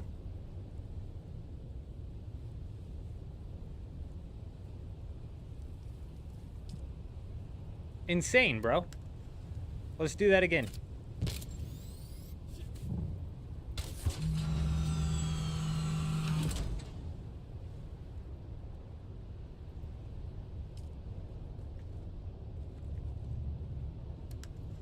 They're just shy. They're there. They're just shy, bro. They're shy. You gotta turn away. Watch. Watch. You peek in there at first. Not there. And then you just turn away for a second. They think you're not looking anymore. And then they pop in. Busted. Busted. Shy guys. Freaking goofballs. Actually, shit. What I meant to try was immediately putting this out. And so technically the rockets shouldn't be in the inventory right now. Not until I open it twice. But, okay, I can still fire. Okay, good. Goody, goody, goody. So it doesn't matter if it says they're not there, they're still there. So I'm not worried about that. Big. Big.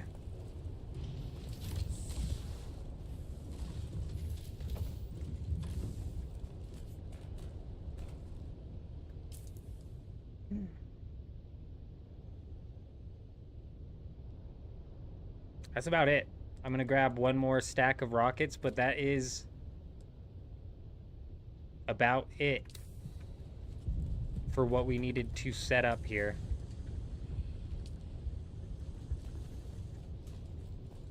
I don't even think it's gonna be a full stack. It's 10. It's 10 rockets. I thought we had more than that. Hey, Blade, appreciate you stopping by. Hope you have a good rest of your night. Take it easy out there. 2:30 a.m. out here. We got about an hour and a half until the daily reset. Let's try and get out to the deep desert and maybe a base at least built up before the reset. But first, let's repair this suspensor belt.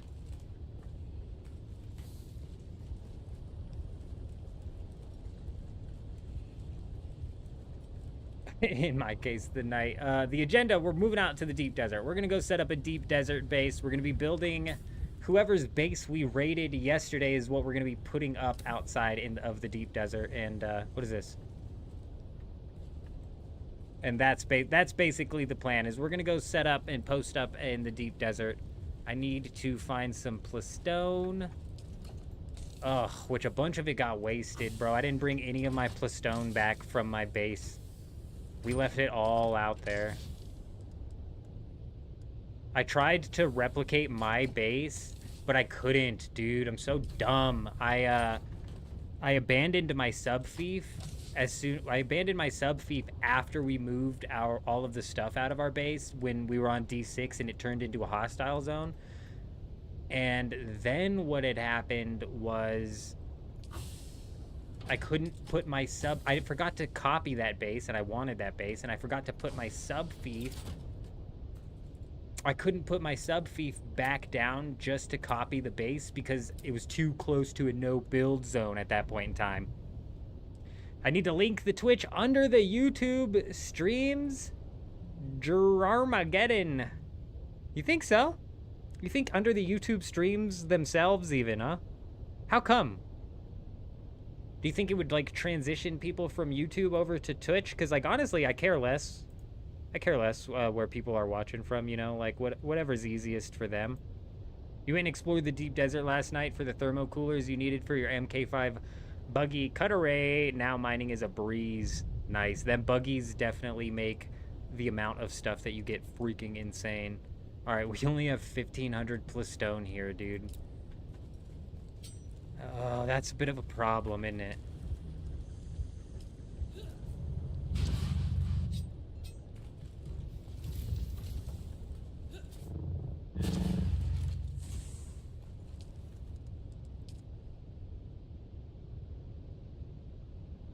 Okay, it's not water that's gonna be a problem.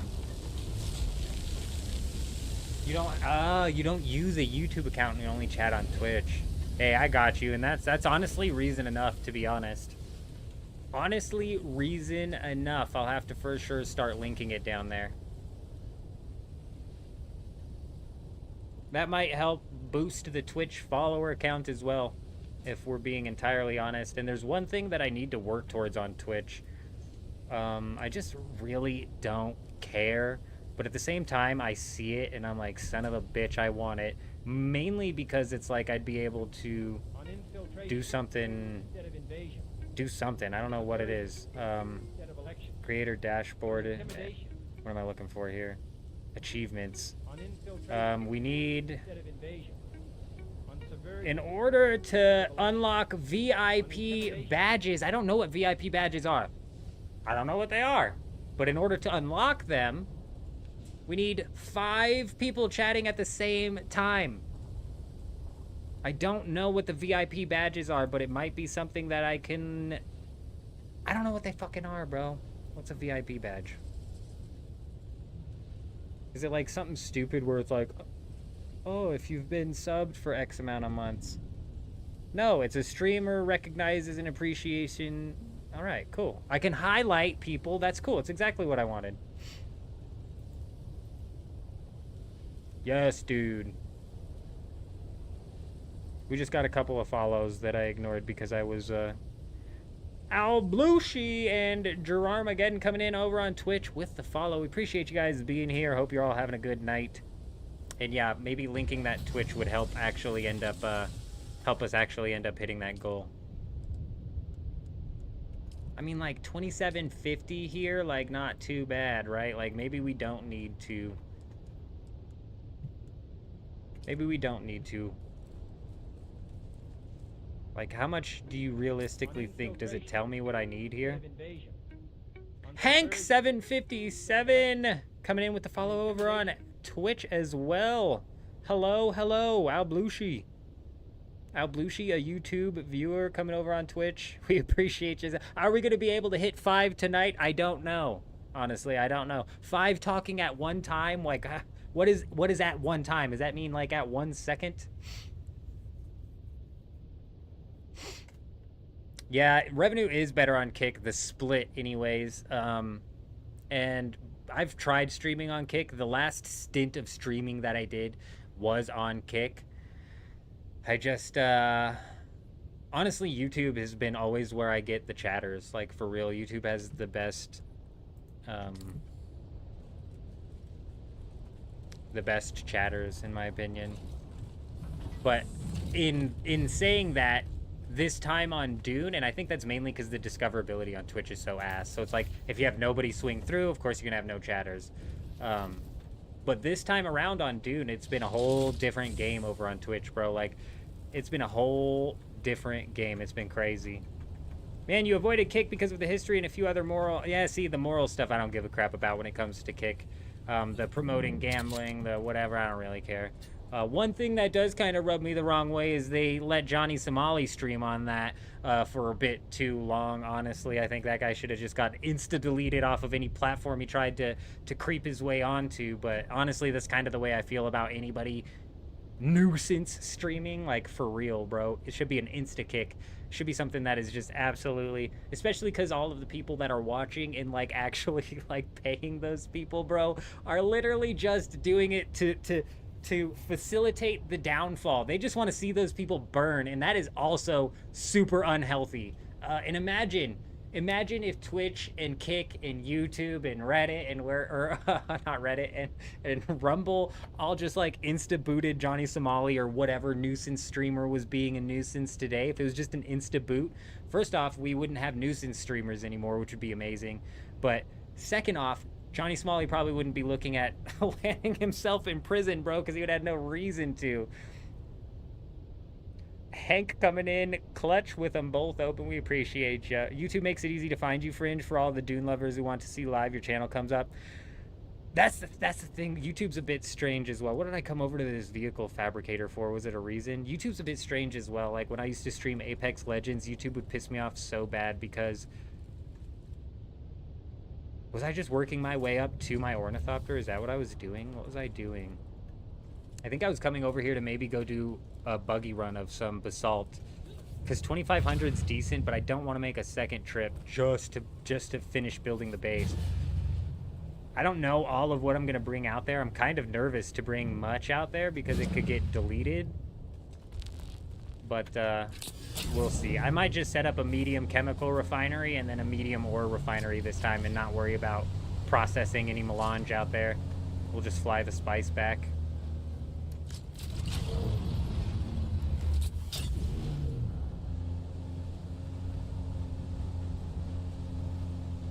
I'm pretty sure it's another thing Johnny did, but yeah. If they'd have just insta-booted him, though, like, man, he'd be living a normal life right now.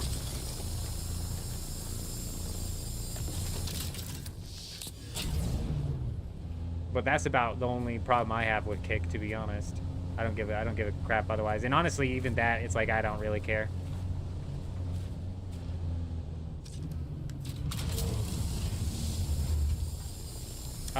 The thing with Kick, though, is like, man, this is kind of the thing with like a lot of like all the streaming platforms and even like YouTube channels in general. Like a lot of the streaming platforms, people be view botting really a lot on. And I noticed Kick, when I was trying to do Kick, had a major view botting problem.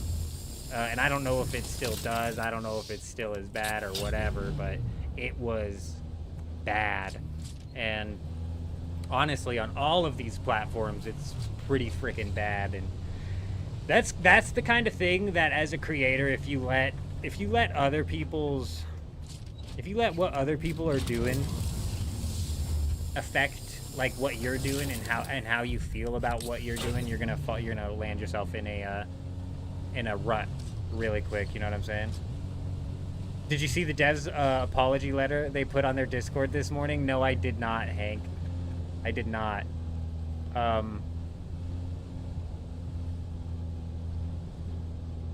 Bro, I would argue that probably 85 to 90% of any of the top streamers are view botting, and not even maliciously. Don't take that statement fucking false. Not maliciously view botting. But even possibly having a viewer view bot them, right? And that's just to give them the benefit of the doubt. I don't want to go like saying everybody at the top's view botting, you know, some Alex Jones level conspiracy shit, but there's like suspect behavior. Like it's just like, and I don't know, doesn't fucking matter. If I let that shit get to me, it's like that's the kind of stuff that'll cut motivation out of you real quick. So it's like whatever. I just do what I do, and whatever happens happens. It's like not that big of a deal. Also, like if I was viewbotting, bro, I wouldn't be able to sleep very good at night. You know, so I would not sleep very well at night. So that's just how I feel. Is it necessary to have such a huge base? Absolutely not. And we're not even done with this base either. We're not even done. Let's take a look at the base. Excuse me, door. Would you mind opening, please? Thank you. We're not even done with the base either. Let's take a look at this bad boy. We've kind of like stalled progression on this thing for sure. Throughout the week, we're probably going to be trying to finish this off. But we come in on the buggy bay. I've still got stuff I need to add to the rooftop here. Like roof decoration wise. We come through, we come in. Gotta put like a wall or something up there. That's a bit weird looking the way that is. Or maybe just like a rail. The way that leads into that more roof. I don't know. Maybe we leave it. Maybe we leave it. And then we come up here. We gotta start like adding in doors. We gotta start adding in lights, decorations. We gotta add in like the spires that we're gonna put in. And oh my gosh, there's so much that we still need to do here. Every time I look at this, I get a bit overwhelmed. My God, is it necessary? Absolutely not. I have pretensions to royalty. Yes, we are a part of the Atreides royal household. If nobody's told you yet, it's about time you found out, I suppose. 60 lights for that building is going to be funny. I don't want to hear it. You're so right. The 60 lights is going to screw us, especially because we don't have the DLC to where we can turn our roofs into lights for free. Fucking assholes. Charging people to turn their roofs into lights. Let's see what that light situation is at. The light situation can't be good.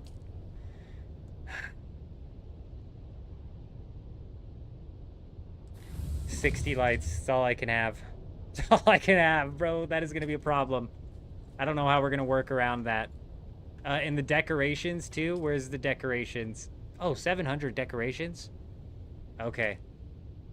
I thought it was less than that, bro. I thought we were gonna have a pretty empty inside of our base in a lot of the rooms, but with 700, we should be able to shift things around.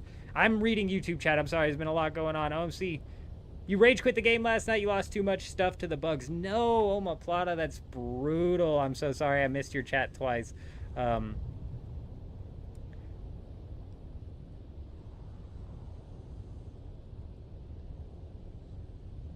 What? I'm assuming you lost to D6? I'm assuming you lost your stuff to D6, or are you talking about losing stuff just taking it out of the deep desert? How many land claims have I done? That's a really good question. It's 6 vertical land claims, and I think 6 horizontal land claims and 2 or 3 vertical land claims. I can't go any more vertical, though I might be able to go horizontal, but I'm not certain. We might have reached our cap. We've reached the cap for vertical. All 60 lights are in your hangar. Well, what sucks is that these lights here, they put off piss poor lighting, dude. I have 4 lights over here and it still like barely lights this area at night. They need to like intensify the lights like a lot.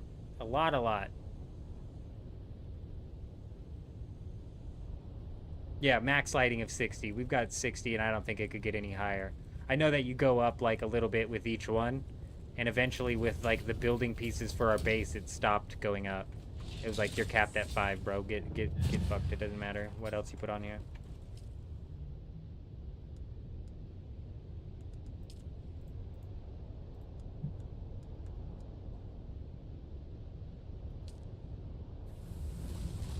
Okay, what do we need to craft?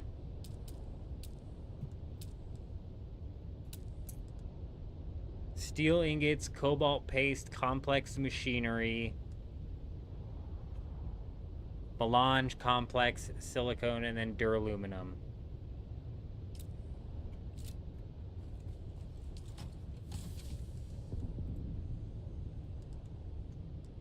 It didn't say cobalt paste, did it? I didn't say cobalt paste. Yes, some cobalt paste.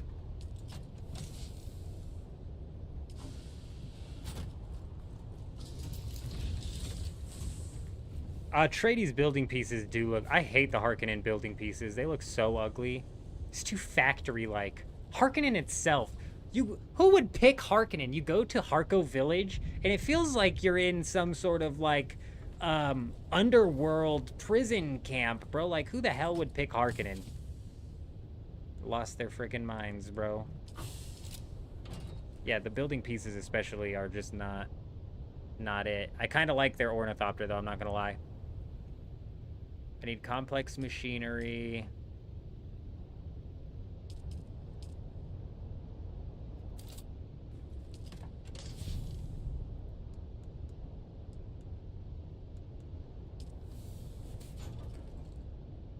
I haven't looked at any of the light armor skins, but I do like their ornithopter. Their ornithopter looks good. Maybe we shouldn't put...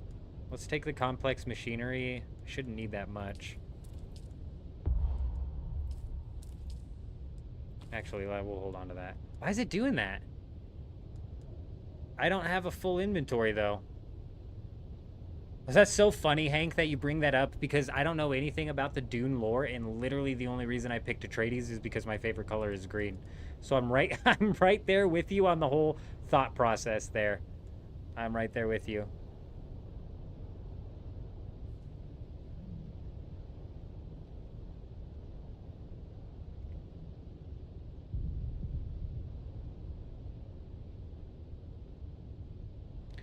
Oh yeah, and then the people of the Harko village, the Harkonnen people are all like pale white, aren't they? Gross. Just gross. Ugh, gross. Ugh.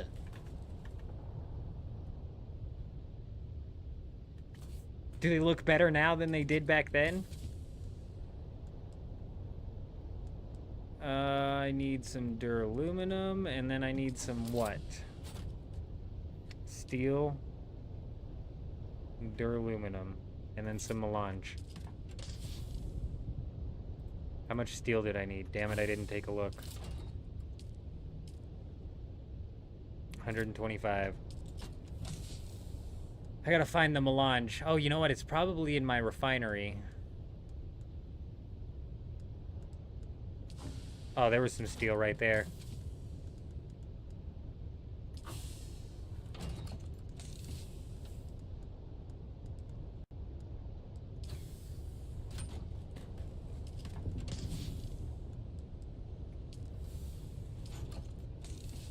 Okay, how much duraluminum did I need? 150.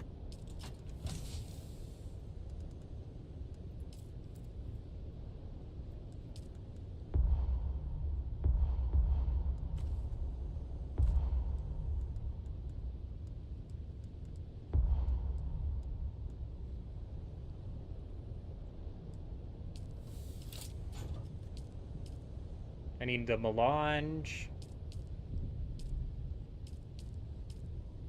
And...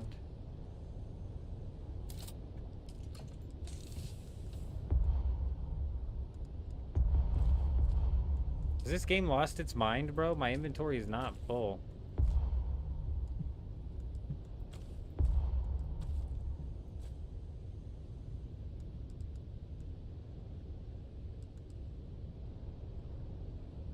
So you can't actually mass... Mining jasmium is a pain in your ass, such a small place to farm, but not always abundant.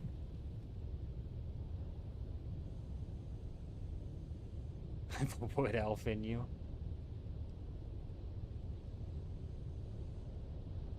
The Chome facility set in is a building set, and the observer floor was a Twitch drop. Oh... See, the observer floor being a Twitch drop that has lights built into it is a little less frustrating. Somebody was telling me the $90 pack is where they got that from. Latest storm only brought in some new bugs. Is that with the jasmium for real?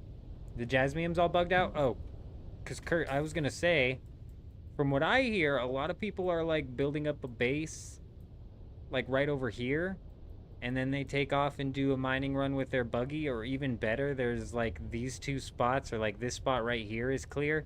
So you build a base right here and then take off with your buggy, and then you have 1, 2, 3, 4, 5, 6 that you could potentially hit. Oh, 2 separate statements again. I do that a lot.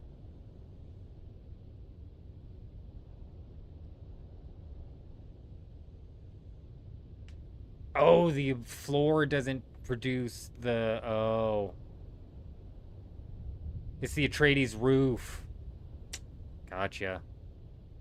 That one is cool. I like the roof that produces lights. And I wish... Oh, I so wish I had it. We spent so much time in the darkness, it's sad. So I hate building in the dark too. It's such a pain. I think we've got everything though. I think we're fully set to take off into the deep desert. Whoop, wrong door. This ornithopter here needs to get parked because we'll be coming back for it. But we need to take the assault ornithopter out there initially.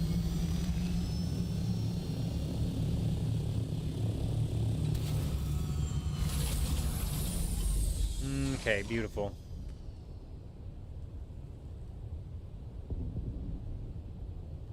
You still use the floors?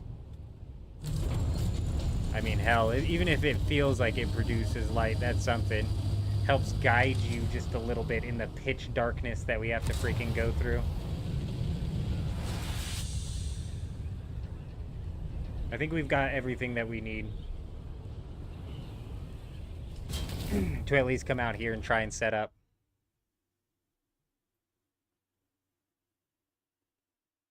I have my scout that sits in storage forever now, unless we're getting ready to jump and rocket. Somebody is the rocket scout. We're riding 2 scouts. We're a 2 scout type of people now. We've leveled up, Otter. We've moved ourselves into 2 scouts. All times. We're gonna have to park a scout, to pull a scout, to park a scout. You know what I mean? This way, we're always gonna have a scout ornithopter with rockets ready to go in our pocket. And we're always going to have a scout ornithopter with a booster / storage that I could swap in and off of that thing, which I could put in my pocket if I have the rocket ornithopter out, but realistically that one's going to be getting parked in areas.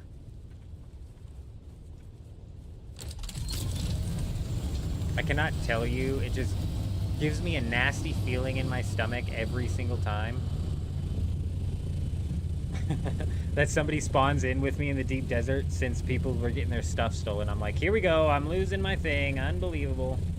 We lost it again. Let's take a look at the map. We're gonna want to go out to D4, it looks like. That's a control point there in the very corner of D4. Midway through E, so maybe E6 then? E6? E6, let's go see if there's any land inside of E6.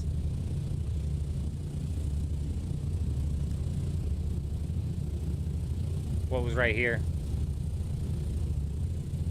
I didn't fucking grab spice melange.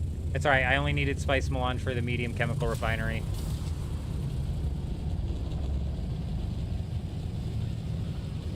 Have you seen the floor that you're talking about? Did you get the Twitch drops? No, I didn't.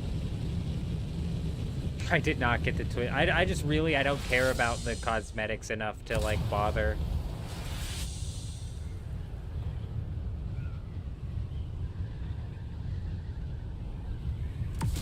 I don't remember what the last time I, like, actually partook in a Twitch drop was. It was one game. We did it for one game. I just don't remember what for.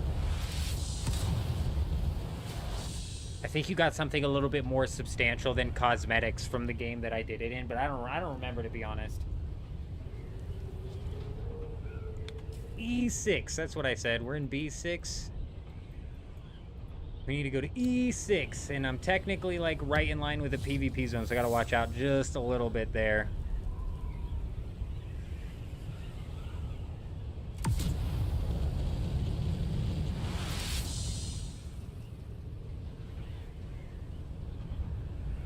Yeah, I'm hoping they actually introduce the ability to swap servers soon, Ray, actually, because this one is somewhat dead, in my opinion. Like, the Deep Desert is pretty dead. It's pretty dead. The Landsrad, the only people who ride the Deep Desert is the Deep Desert Police. So...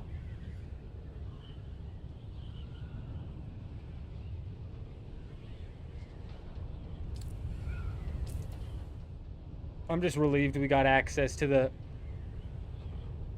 weapons vendor, because this is huge.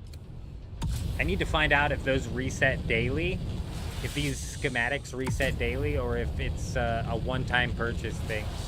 If it's a one-time purchase, that kind of sucks, so we're gonna have to really, like,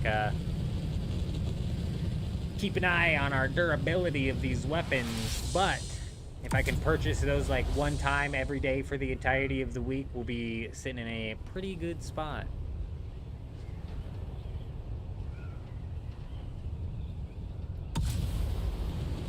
Oh, feels good to be back out in the deep desert, huh? We've made it home. What sort of crazy stuff's going to be coming around this week? Kurt, you said that the latest storm only brought new bugs. I'm wondering what sort of new bugs you're talking about. I know we had the D6 coming in and breaking things. I'm curious, how thick are the Tier 6 resources in the safe zone? Because they said that they were going to spread those out a little bit more and add more in, you know? Do you know what I mean? You son of a bitch. Kurt, you just freaked me out, bro. Why do I have 500 plant fibers on me? Man, we never banked these when we were harvesting fiber. It's fine. We can use them out here to craft bandages. Imagine coming out here and running out of fuel. You said that, and I was like, oh no, are we about to be out of fuel or something like that? No, we're good. We're good. Ornithopter wings are only at 36%, which isn't too great, but I should be coming up on... a PvP ship, which I gotta keep an eye out for. Because of the 30-second exit on PvP zones. Somebody in 30 seconds could easily break all of these wings.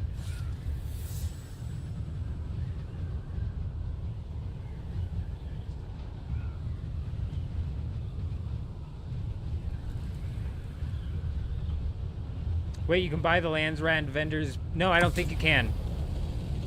I wasn't saying that. So you're kind of confirming that you can only buy them one time. That makes me sad. No, I was hoping that it was going to be something where it was like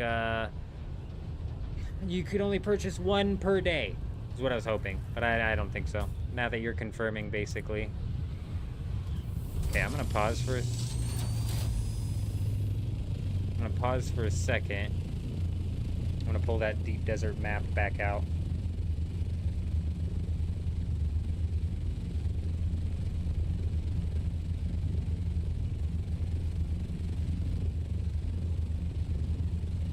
Yeah, so there's a PvP ship right in the middle of this thing.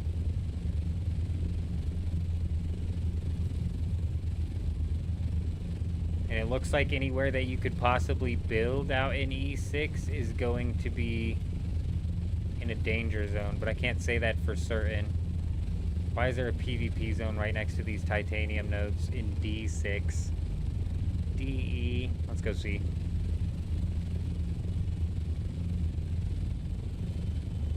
I don't see the PvP ship, that's why I'm confused. The other day you were mining an MK5 newly built. On your way back you drove off a cliff and somehow it glitched into the mountains. You logged back on and your character was free, but your buggy was filled with aluminum ore and got stuck? No way. That sucks. If you had an extra sub thief, you could potentially place a base close enough to the wall. Let me know if you can buy it again today. If you can buy it again today, that's actually big. You're actually not in danger if you're in your base, though, right? During the 30 seconds? I actually don't know the answer to that question. Look, this is E6, and this is going to be the edge right here.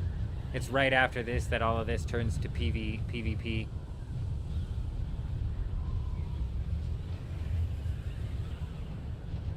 God, there's going to be no room for us to build, bro.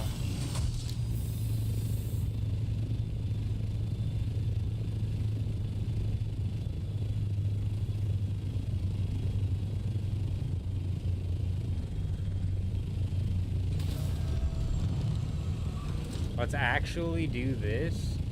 Let's pop this thing down.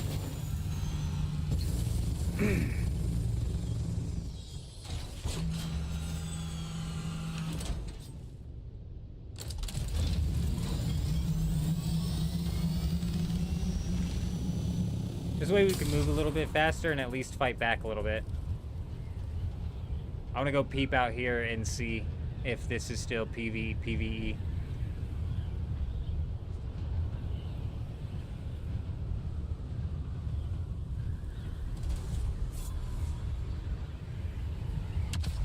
Oh shit.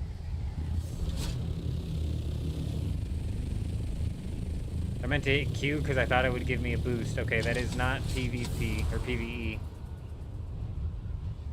Oh, looks like we have some room over here. And there might even potentially be room right here in the middle, to be honest. Your server has tier 6 nodes on D6? On D, yeah, look, there's Stravidium, Titanium, they're all over the place. So they added more of the tier 6 nodes into the PvE zone. That was the change that they made when they ended up making it to where D6 became fully raidable. Build the house on the sands. Wonder if it gets the sandworm will actually be able to swallow the base. I think it can. I think if you build too close to the sands, that it absolutely can. I don't know that for sure, for certain though.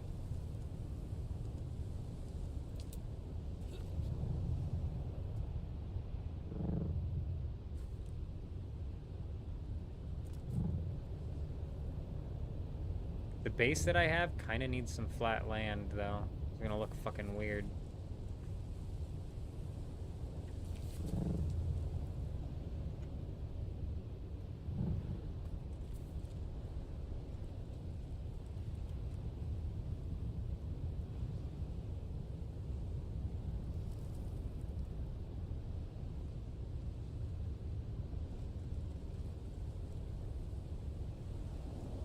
Whatever, if it doesn't work, I can always move it. What skill is that gives you the overheal? Brent, that's such a good question. Am I overhealed, bro?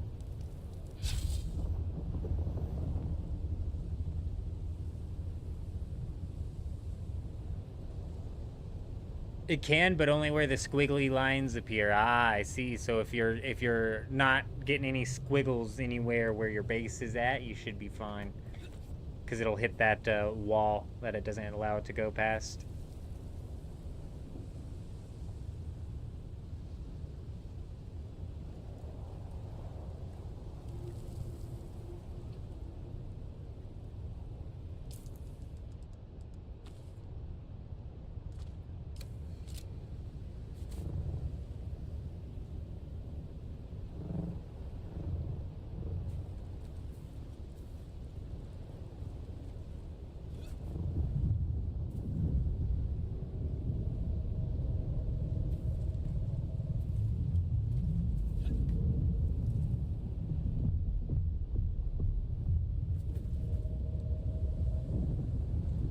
God, bro. Can we just get a fly mode in our own fucking land here? Is it that much to ask for?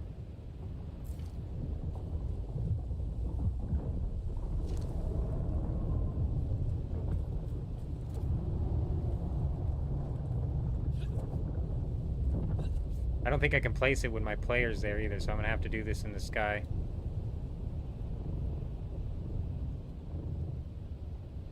Ah, it's just so irritating how this base is like just barely enough.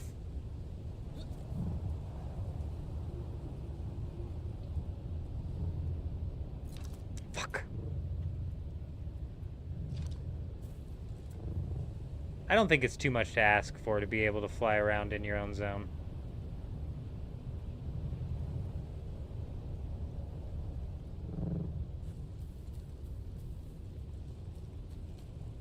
Here's what we need to do.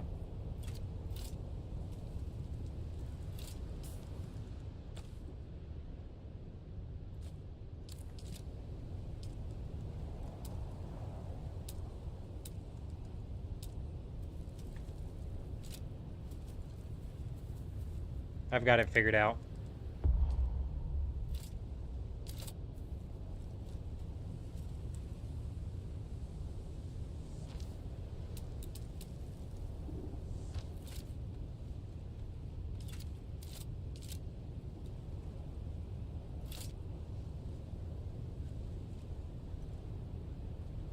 Gotta go higher. It is definitely the issue with the big bases. This is a base we stole off of somebody. So we stole this base off of a raid last wipe.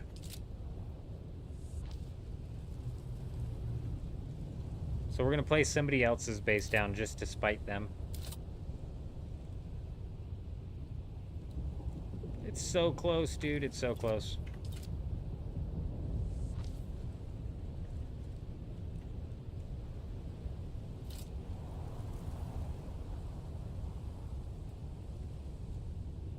Damn it. We're gonna kill a freaking entire suspensor belt trying to get this thing down. I'm committed, though. We're gonna get it.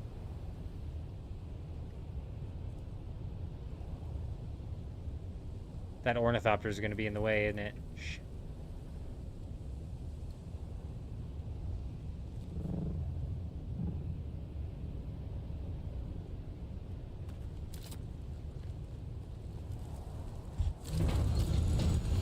Let's fix that problem before we get it and then can't put it there because we're freaking too stubborn.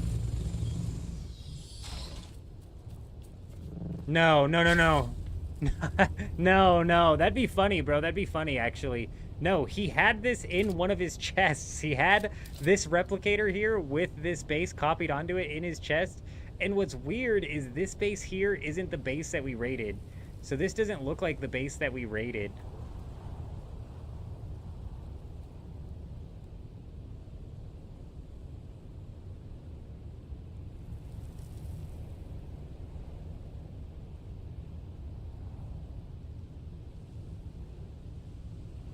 Oh, dude.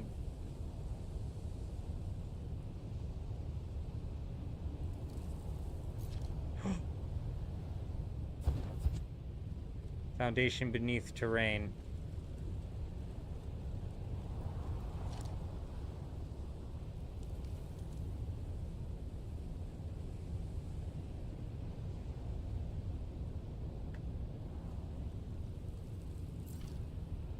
No, you It's fine. We can actually, Oh, no, we can't. Can I... Oh, oh, buddy. Oh, we just got screwed.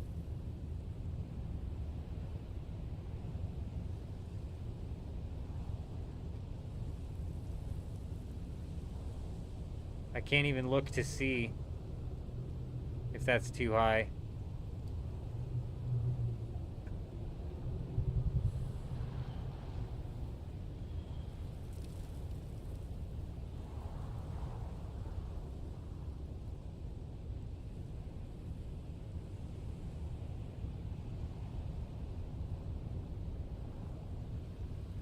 I think that the spot we're in because of this hill is just going to end up screwing us.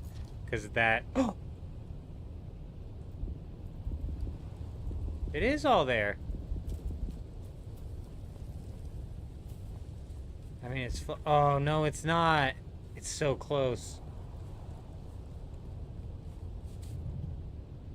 I think it'll just add foundations to fill in the gap. Let's try this again. Find a new spot. We are. If I can't get it this time, we will. Trust me. Trust me, I'm about there.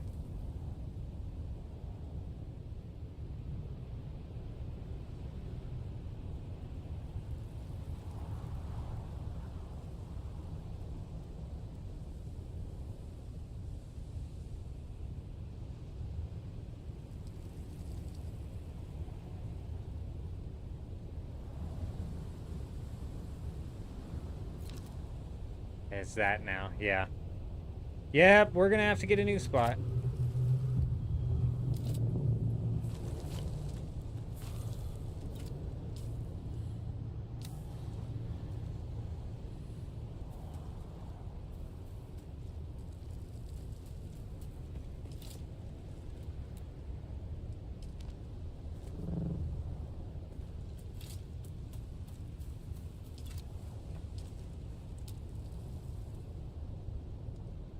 Oh, I don't even know if I finished my thought in what I was saying. They just had this in a chest. I didn't copy their base. They just had it in a chest. Oh yeah, I did finish my thought. Yeah, we did.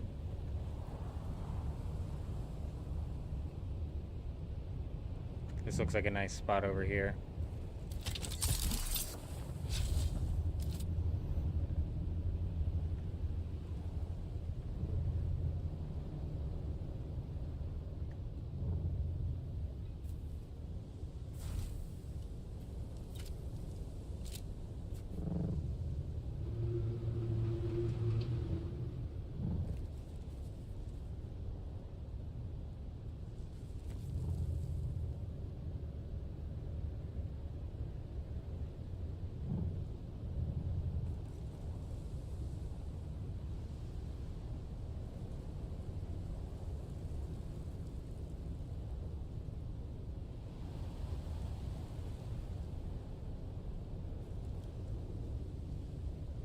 This is probably why they decided not to build this base.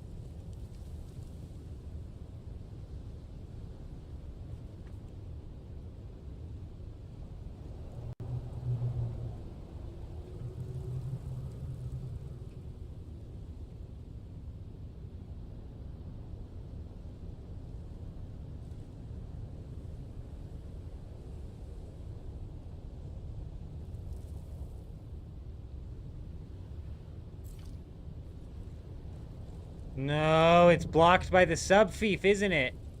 Ugh. We know it works. We know we can get it. This stupid thing was just in my way.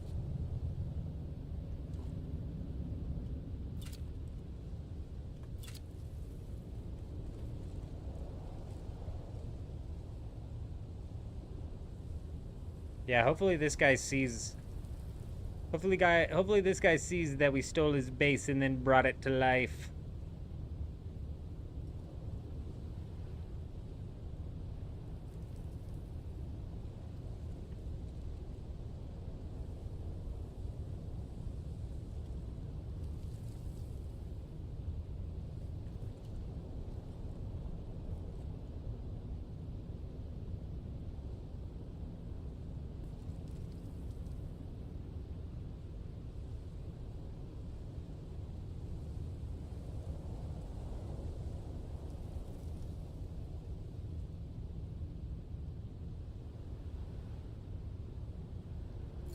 Boom, we got it. We did it. We finally did it. Hank believed, and that's all it need. That's all we needed. A little bit of Hank's belief. And we're in.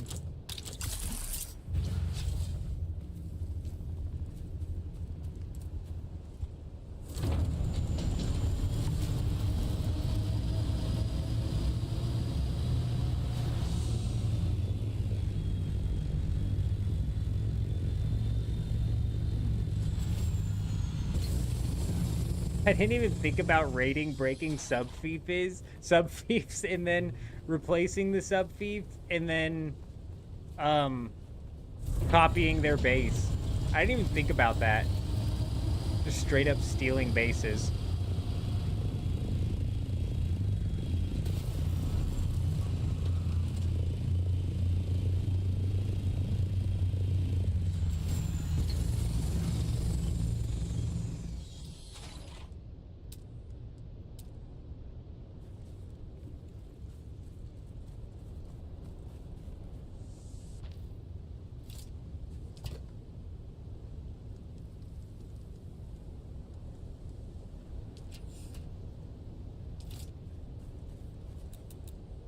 Alright, time to start the slow, painstaking build process on a build I don't know about. So I don't know.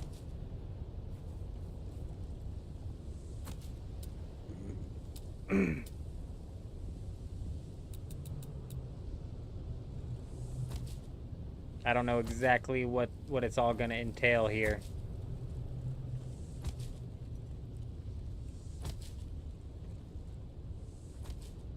Like I said, it just typically extends the foundation when it's not tall enough.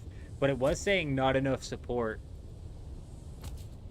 for a bit of that, which makes me think like, oh, maybe it doesn't always extend the foundation. I don't know.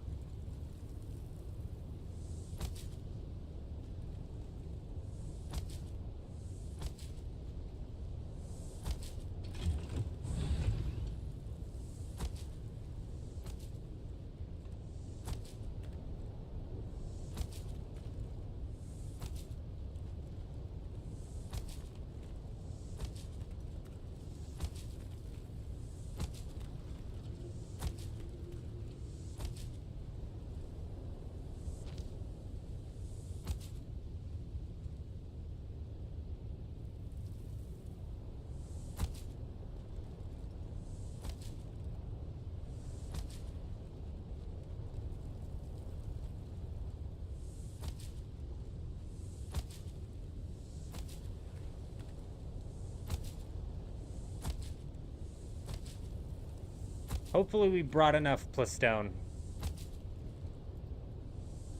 I mean, I think we did, but I can't say that for certain.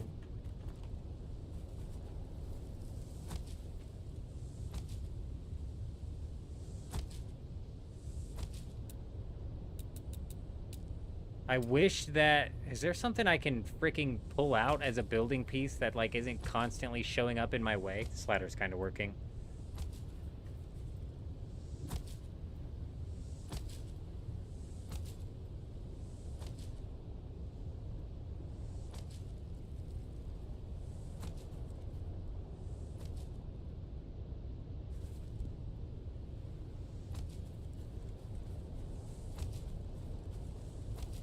See, it didn't extend to these foundations, which is interesting.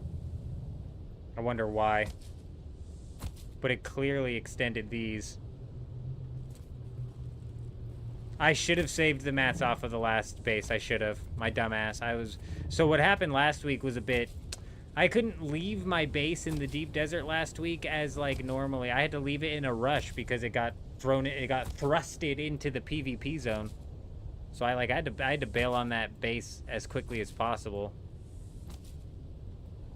I could have gone back to the base at the end and broken it all down, but man, I just didn't even think about it. Which is funny because I went back to the base to try and put a sub-fief down so I could copy the base and bring that base back out to the deep desert, right? Because I liked that base. That base actually worked well for the deep desert. Just a couple of tweaks and it would have been fine. But I couldn't even put a sub-fief down because at that point I was too close to a no-build zone.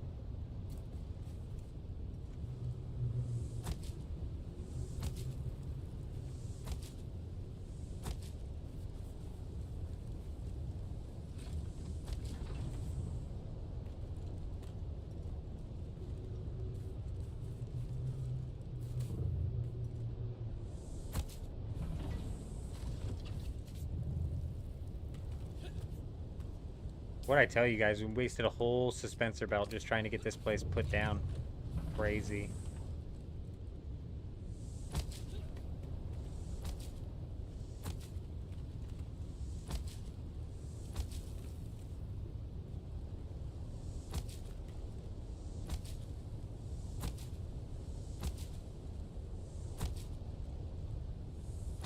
I wish we could just click to build, man.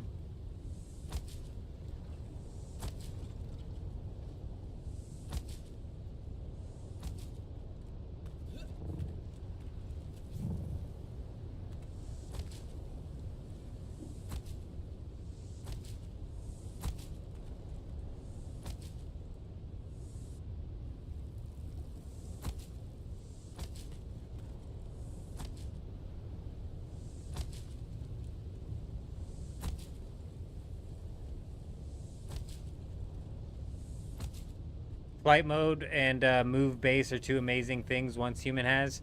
Yeah, Hank, you're 100% right. Flight mode, the easy movement of bases, and the just one click to build is absolutely... One click to build should be industry frickin' standard at this point. This hold to build just doesn't feel right. Oh, yeah, a toggle option at least, Lee. You're so right. A toggle option at the very least.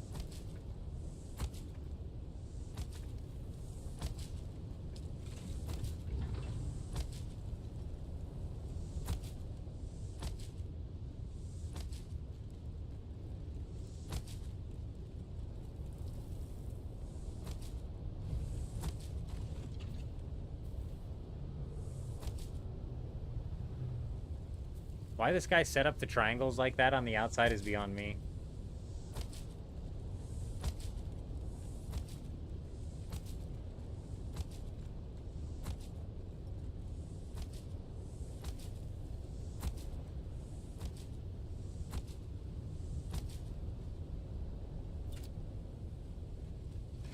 When you come out of build mode, it's like, what do we have put down?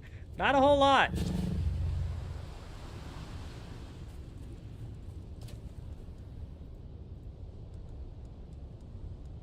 We might have to make it. We might have to make a trip back, dude. That sucks.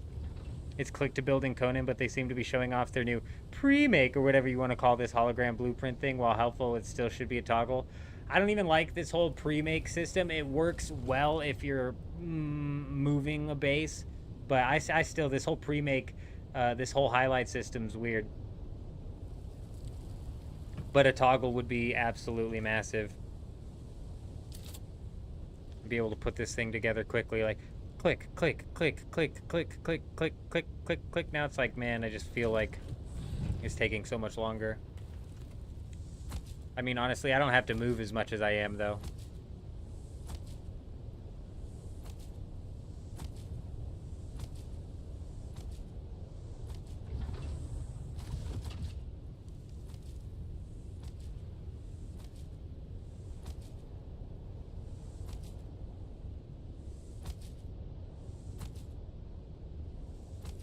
This place looks like it has no entrance for ornithopters. We're gonna have to carve one out, but I'm gonna build the whole thing to completion before we make any changes to it.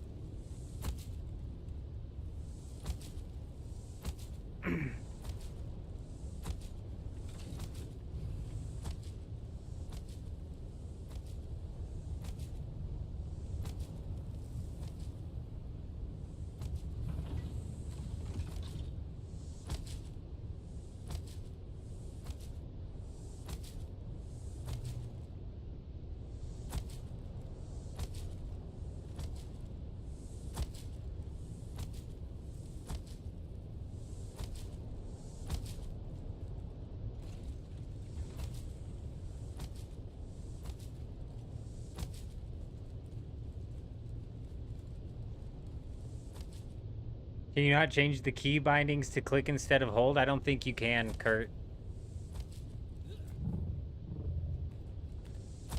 I could maybe change the key binding to like the E button.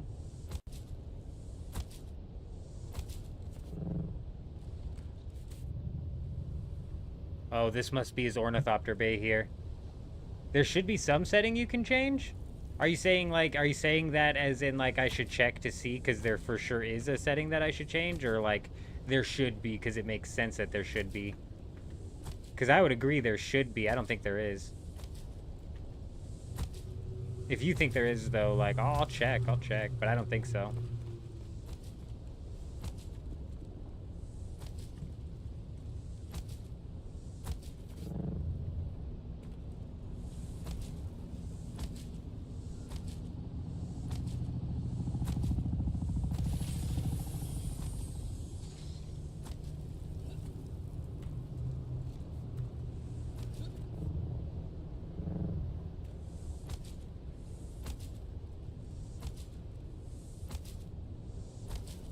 Place your bets. How many people you think are going to be building inside of the PvP zone this week? How many raids do you think we get into in total this week? Every week I come out saying it's going to be like none, bet it's going to be like none.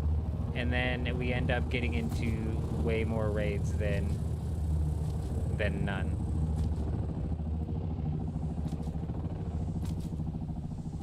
So at this point I'm done guessing, but if I had to place a bet on it, it's going to be none. Because you'd be just stupid to build in the PvP zone.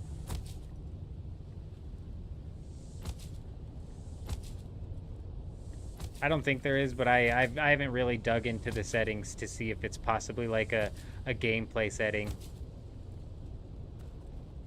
Al Blushi is thinking that we're gonna run into 4.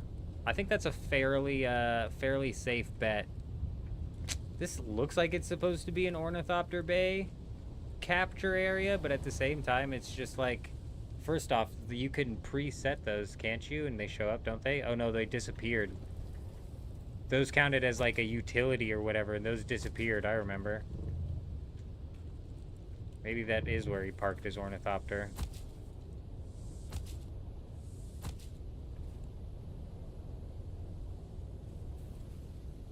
Because he's given up on the game, there's going to be at least one person. Hey, I think that you got to be completely out of your mind to build inside of the PvP zone, but each and every week we keep running into people that do it, so this is weird. He didn't even like rail those up. You could like rail this off even. My original thought was like this has got to be like the ornithopter top.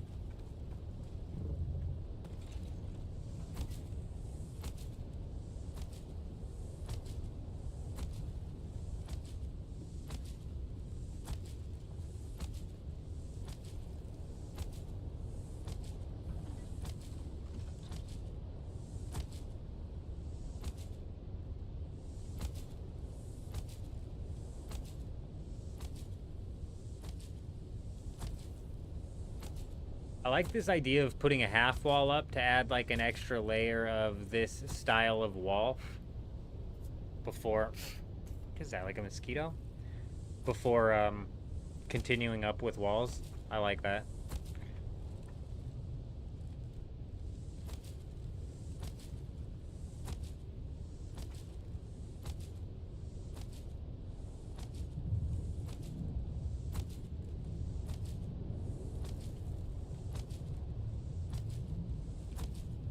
Man, looks like we're gonna have enough plastanium, or enough of the plastone.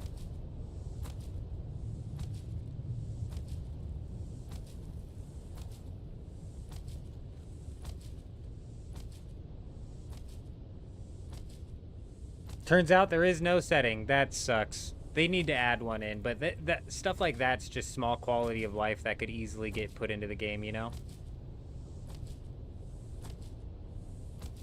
Could easily end up getting slotted in.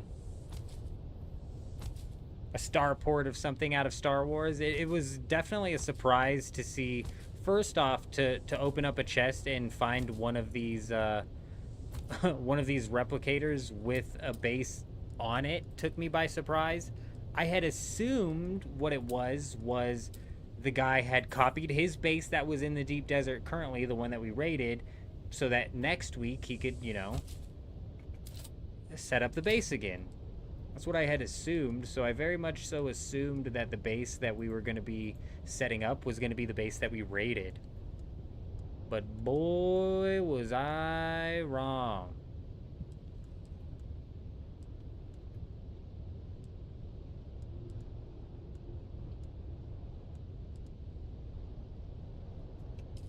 Did I not bring any aluminum ingots with me? Damn it, dude. I swore I did.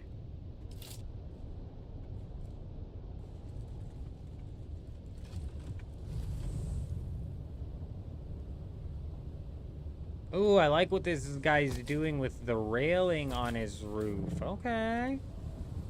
Okay. I also like what he did here, to be honest.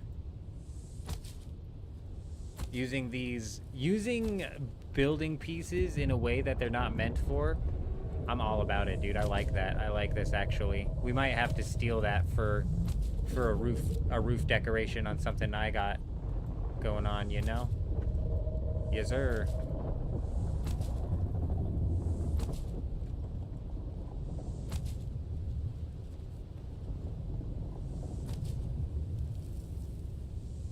Maybe he copied a stolen base for this week, and I stole the stolen item.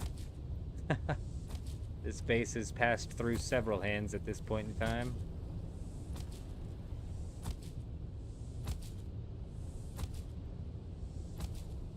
This triangle, like, roof piece bottom here, set up like this to create, like, a bit of a flanged edge. I like that as well. We've picked up a couple of nifty ideas here from this guy.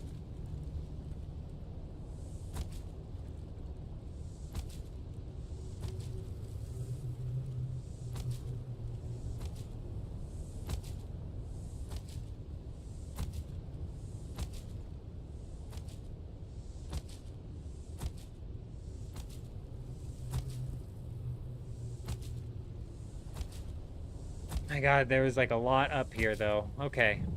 That last roof bit. Oh, look, this is actually out of our zone and it still let me build it. That's wild. Just needed to be just enough outside of the inside of the zone to count it. Cool. All right, looks like we got the whole thing built up. There was a couple of structural triangle foundations I needed to clear up to make it all make just a little bit more sense. That would have driven me nuts.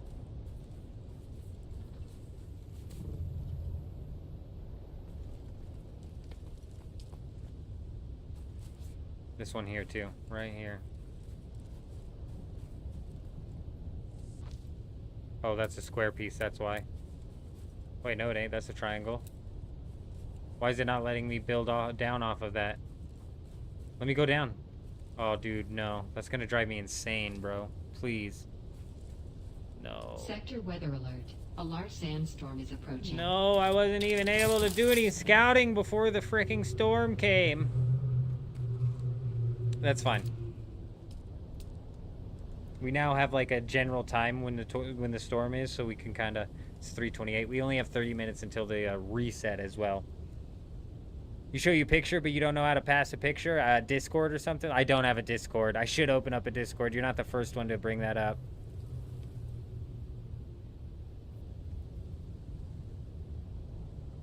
Our click finger's gonna need some ice. Isn't that the truth?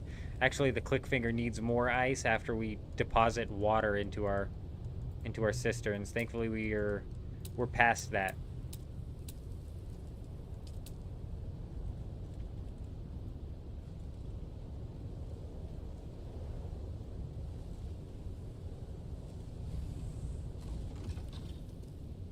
Sector weather alert. A large sandstorm is approaching.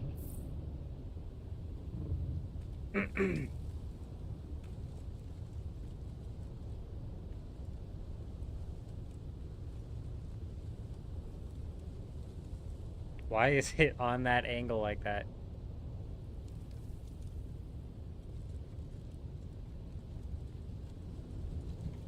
Rotate. Why is it doing that?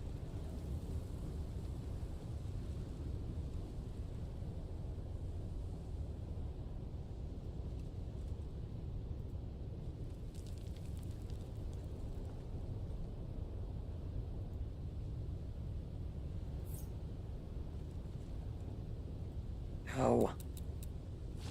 Oh, that makes me so mad.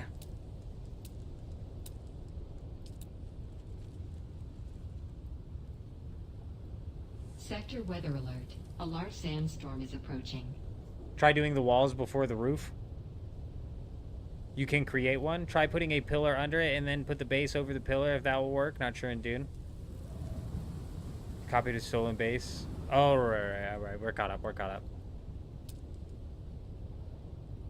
I'm not too worried about it. The OCD already let go of the triangle piece. That's all busted over there. It's no big deal. No biggie.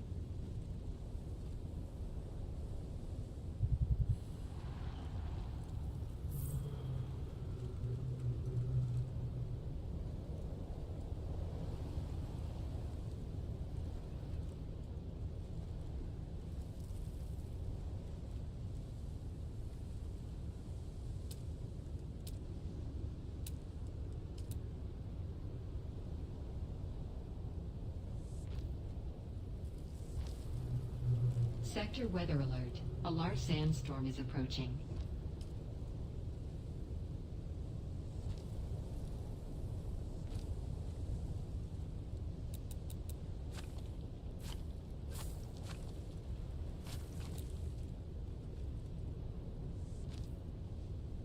This just looks better. Would have driven me nuts. The second we pull our building tool back out, all of a sudden the OCD kicks back in. damn, bro, like the sun out here is just a killer, isn't it? Just freaking brutal.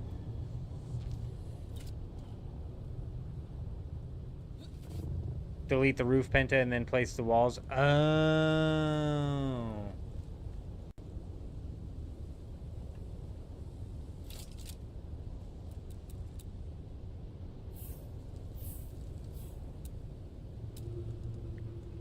It's a good idea.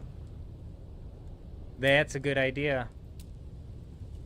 There it goes. Why though? It's Sector weather weird. alert. A large sandstorm is approaching. Yes, that's so much better.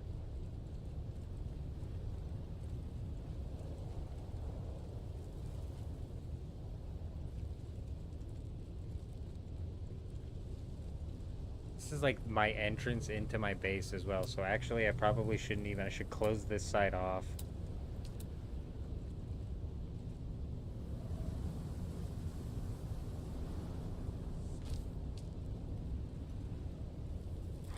No, dude. You sick bastard. Sorry, we should still be able to close this off, hopefully.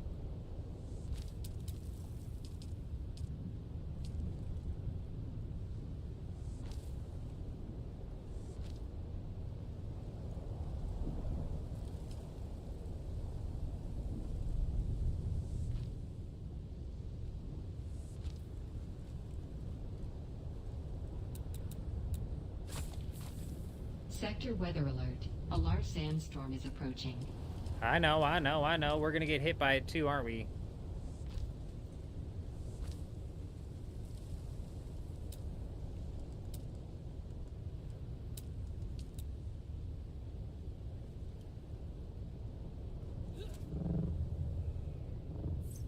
Okay, boom. And then we have another entrance right here. I think I'm gonna... Let's do that.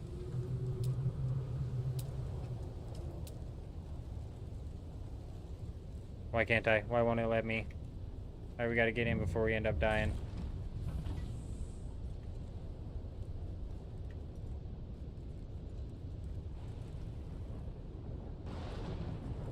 Oh no, these two buildings don't line up proper.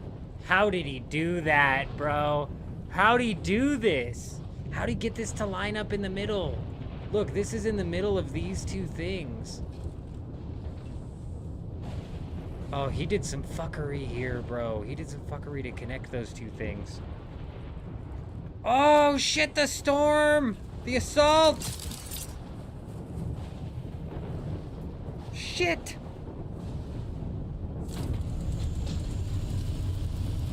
Shit. Fucking squeeze, bro. Squeeze your ass in there. Shit. I don't know if that's safe, bro. I don't think we squeezed it in there enough, man. Damn it. I didn't even think about my ornithopter, bro. Good catch, though. Even though I wasn't able to save it, that was a good catch. Freaking brutal. Ray's got a Discord made. Nice. And it's never technically been because I can't make a Discord, and I was actually in the process of making one before, and I had it set up because I cover so many different games. I had it set up to where if you joined my channel because you liked watching RuneScape content, you could join my Discord, and then there would be a section in there where you could join in, and you would like basically only see the RuneScape content. You wouldn't see any of the other content, so you wouldn't constantly be getting like spammed with notifications and stuff. So the links will all get booted and stuff like that, Ray. To be honest, I'll probably end up picking back up the project that I had before, because I had it set up to, like I said, look, this guy has a bunch of fuckery going on to connect these things. I had it set up, like I said, to separate the games so that people weren't getting spammed with like a nonsense. You know what I mean?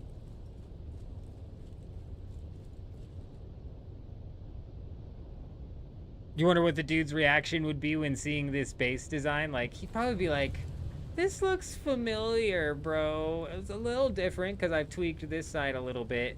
I think he'd see the top. Oh, look, the top got deleted by that storm, bro. Instead of invasion. On subversion. Instead of election. The top got taken off by the storm. We don't have our top decoration anymore. Build.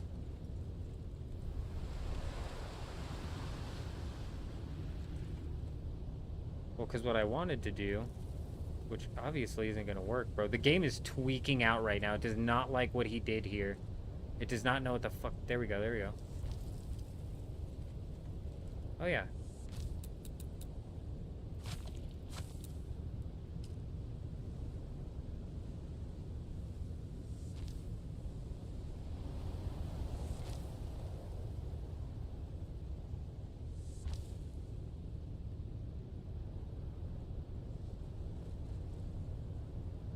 Nope.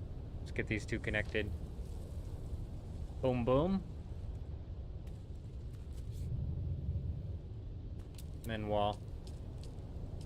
Yeah, in all reality, I think I've had enough people ask me to put together a Discord that I am going to pull up that old Discord project I had and then finish it off. Because I had that 90% completed, and then I just convinced myself that I was like, I just don't have enough of an audience right now to even justify popping open a Discord.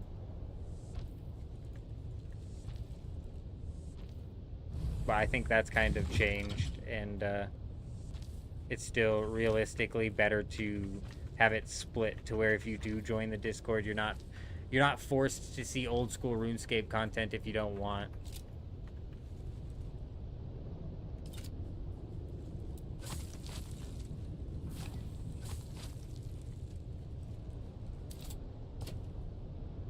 The bridge you cross before you enter Asgard. Boom, boom.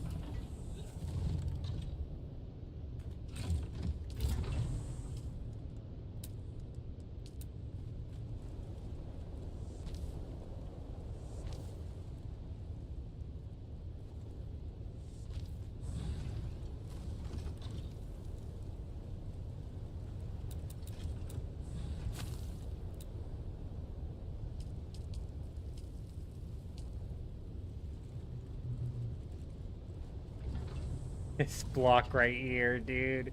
I'm telling you, the game does not like what he did to connect these two buildings.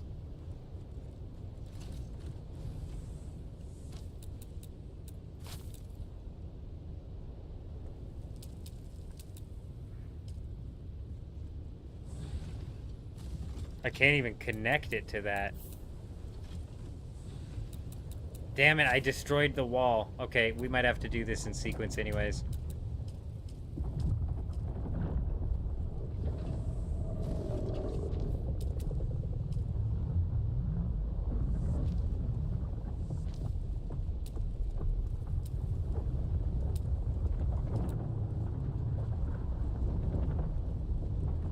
Yep.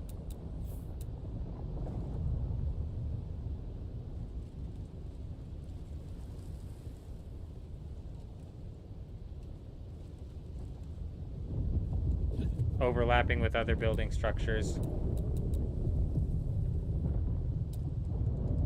It's fine, here's what we're gonna do.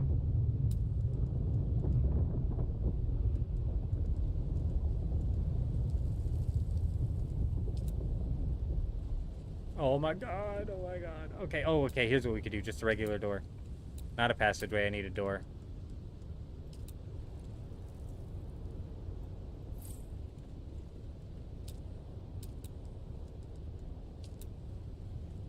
We'll put a bit of my flair on it, huh?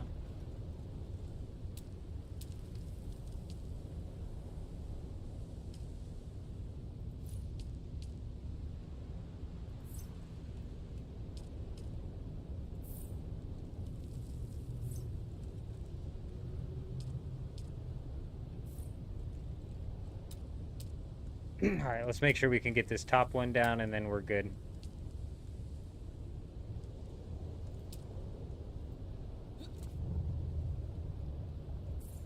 Perfect.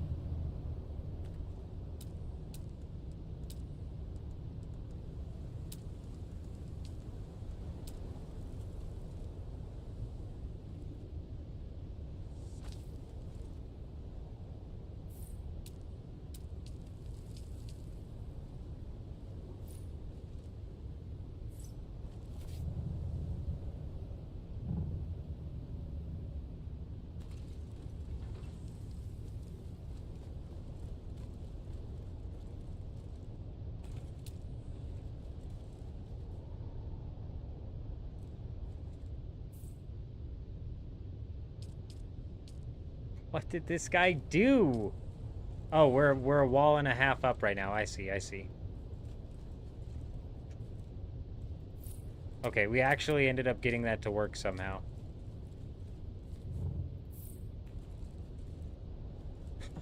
Dude, we made an L staircase.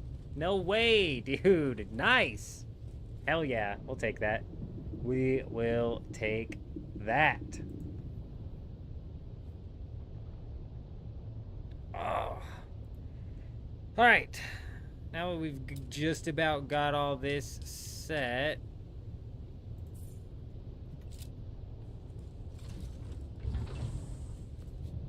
Let's pull the stuff out of our ornithopter. Oh, you know what we need to do before we leave here?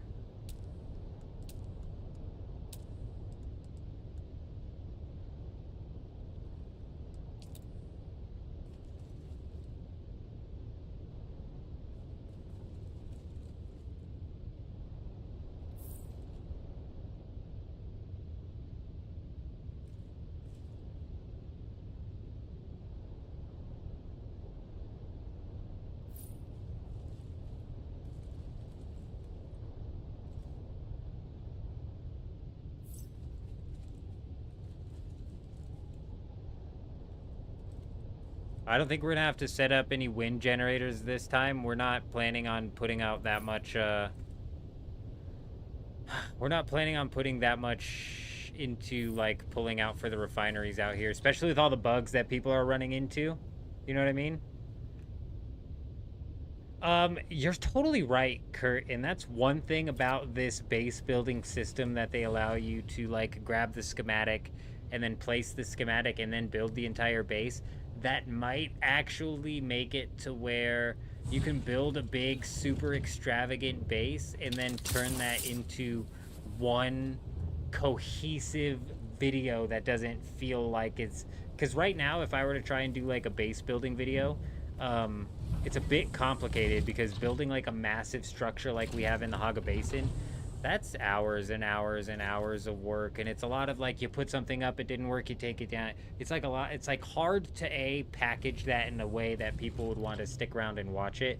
But if I were able to build out the whole thing off stream or off of recording for the video, right, and then lay down that in a schematic and then just go through piece by piece and just fill out that whole thing, even with a base like the one in the Haga Basin, it would take freaking hours to complete, and it probably would still be a very long video, but it wouldn't be, like, scattered in the sense of, like, it's back and forth compared to what I'm working on to where I'm at now. It'd be all, like, one continuous thing where it's like, yeah, you see it from the start and then you get to see the end product.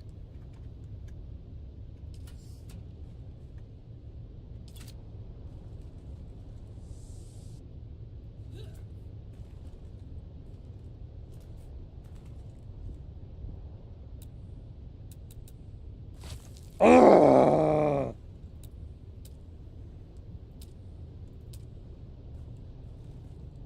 Because that's obviously what I was trying. Why is this build system just breaking right now?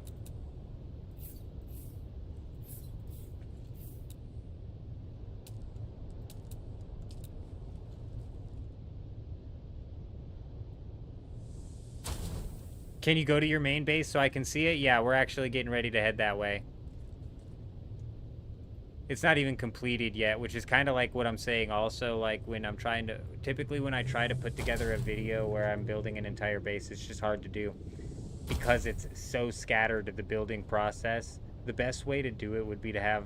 You need like a second account that literally could just like hover above you, recording the whole time you're building, giving like a second perspective of what that all looks like here. Give me 1 second. I need to... freaking try to remember to grab my freaking my cutter ray from my base in the Haga Basin. At least the tier 5 cutter ray, because this has gotten ridiculous. I put the tier 6 away because we were fighting so much at the end of the last session that I was basically ruining that one's durability for no reason. But I need to farm up some batteries real quick so we can get this base powered. And then, yeah, I'm getting ready to go grab the rest of the stuff we need from the Haga Basin.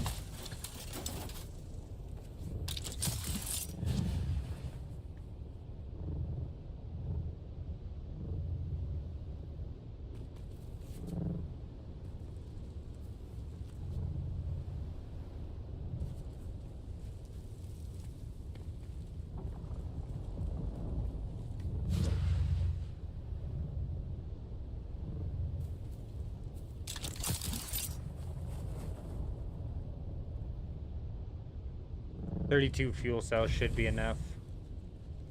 Should be plenty.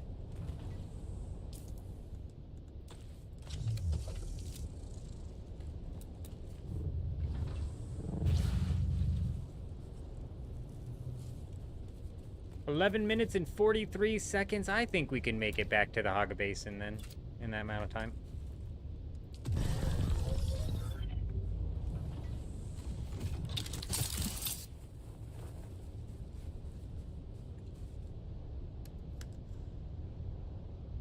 Let's take a quick check of what our inventory is here. 8. So fabricator-wise, I'm putting down... I need refineries. We're putting down a medium ore refinery.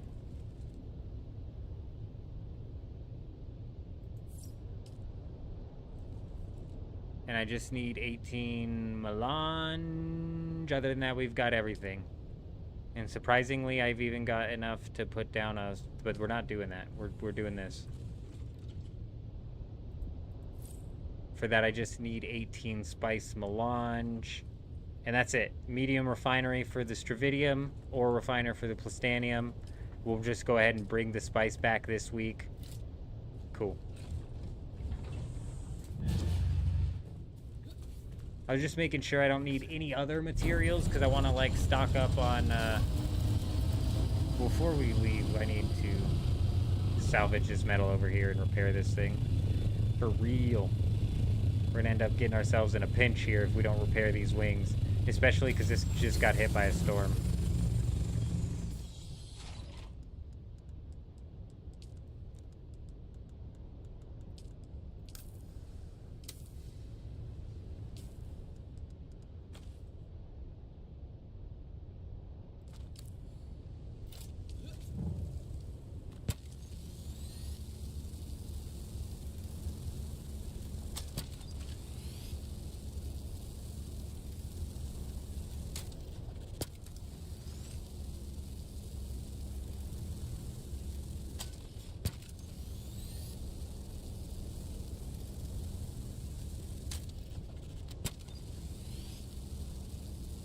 Trying to think, because realistically I could leave my assault ornithopter out here.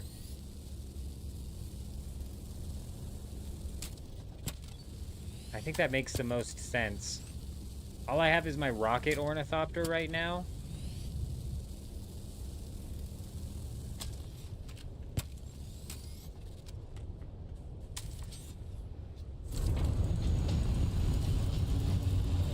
I think that makes the most sense, so that way we can get both of our ornithopters out.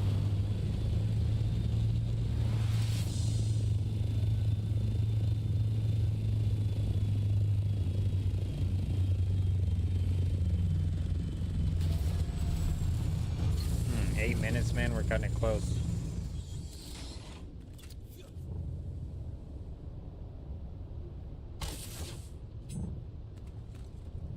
Be careful going back. I think I'm running out of time before reset. Yeah, we are running out of time.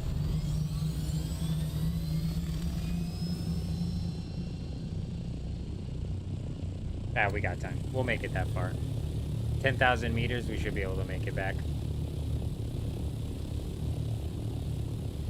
It's never cut me out mid-trip, you know what I mean? Is that an MK6 power pack? Yes. Oh, fuck. You know what? You got me freaked out, bro. We're not going now. We're not going now.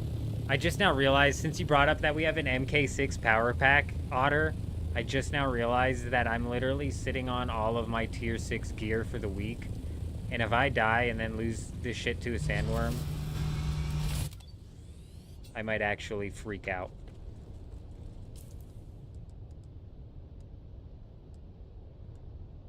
Yeah, bro, if we lost all that, and then all of this too, I'd have lost it. Nope, that ain't worth it. Nope, not when it's like wait 9 more minutes to do this in safety, you know what I mean? And the resets all happen fairly quick as well, so it's not really something it's not really something that's too bad. You know, something that does suck, and I need to fill up my leaders on before we come back out here, is I'm not wearing a still suit anymore.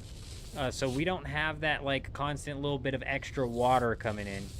Hey, Lee, we appreciate you stopping by. You take it easy out there. Have yourself a good night's sleep. But yeah, we appreciate you stopping by. You have yourself a good one. No need to block it off. Just put in another door or shield for your room you're in. I'm assuming you were talking about... I think I read that message way late, bro. And I'm assuming you're talking about up in this area. Or possibly this right here. But yeah, I think you were right.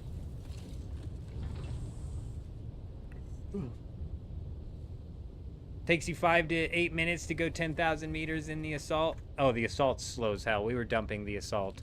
And we probably would have made it there in the scout. But it's realistically just not worth it. Because if you get disconnected while you're flying in the air, you'll just come back, spawned on the sand wherever you are. So, like, if I happen to disconnect right here, I'm going to spawn in a spot where I won't get to land before I need to. Now, it's a little bit different with the suspensor belt we have. We could catch some major height, which might, like, allow us to glide far enough. It's just, I'm not even trying to risk that. 5 minutes to catch a reset and then 5 minutes to wait, you know, it's not that big of a deal.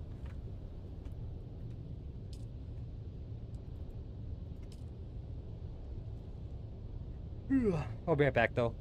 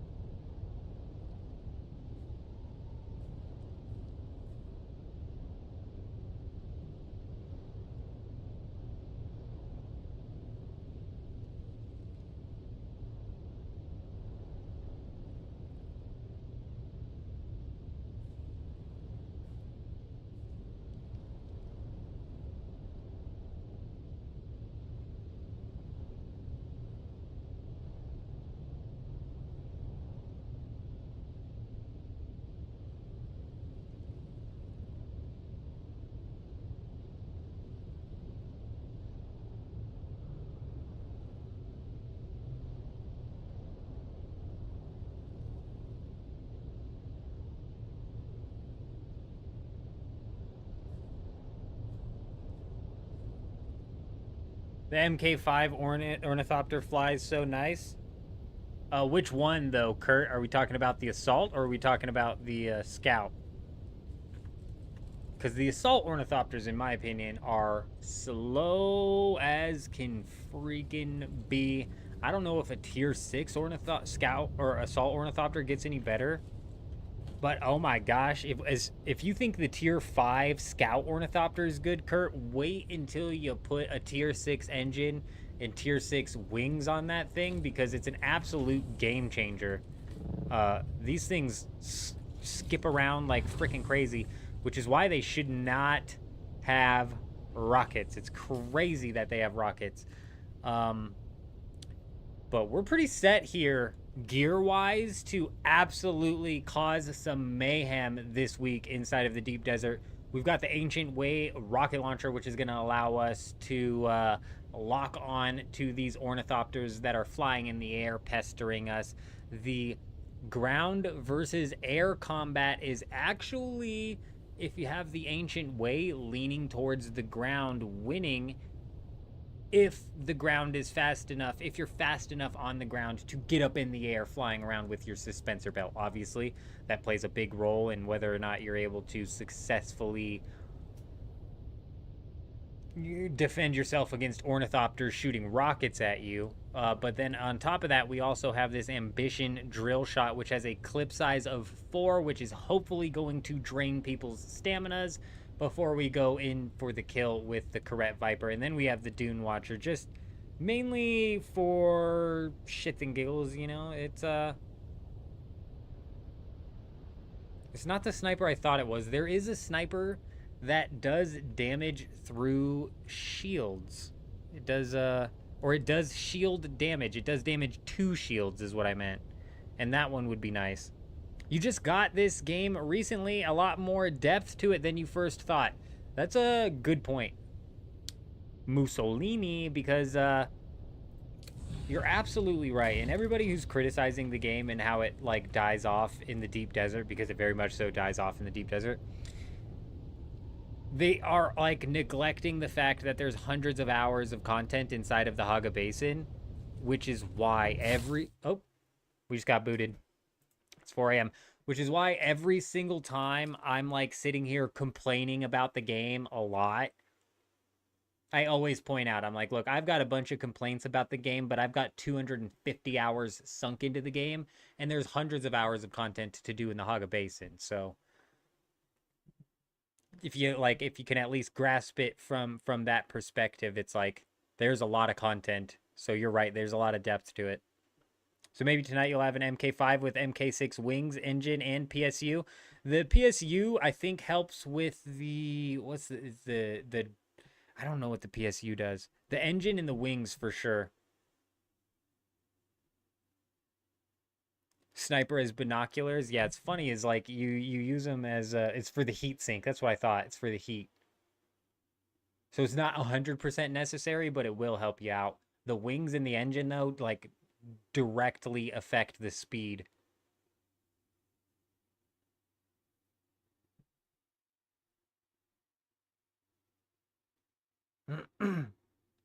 Especially Mussolini, if you're somebody who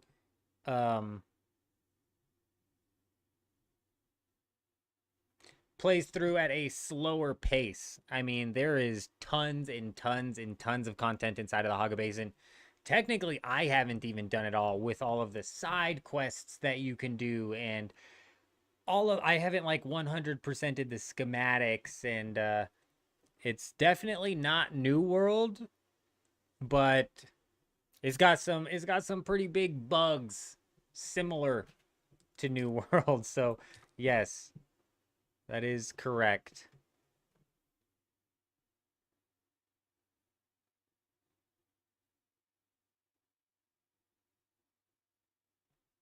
Maybe you could even argue worse than New World. I don't know if New World had any dupes going on with it.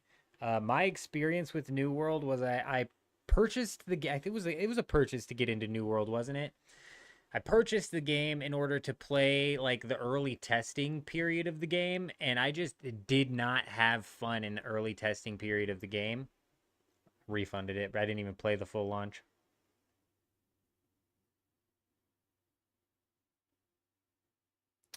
No, the PSU I think is strictly for heat. If you hover over it, it should give you like a description of what that item is meant for. It's strictly for your heat. It's like a heat sink, basically, I think.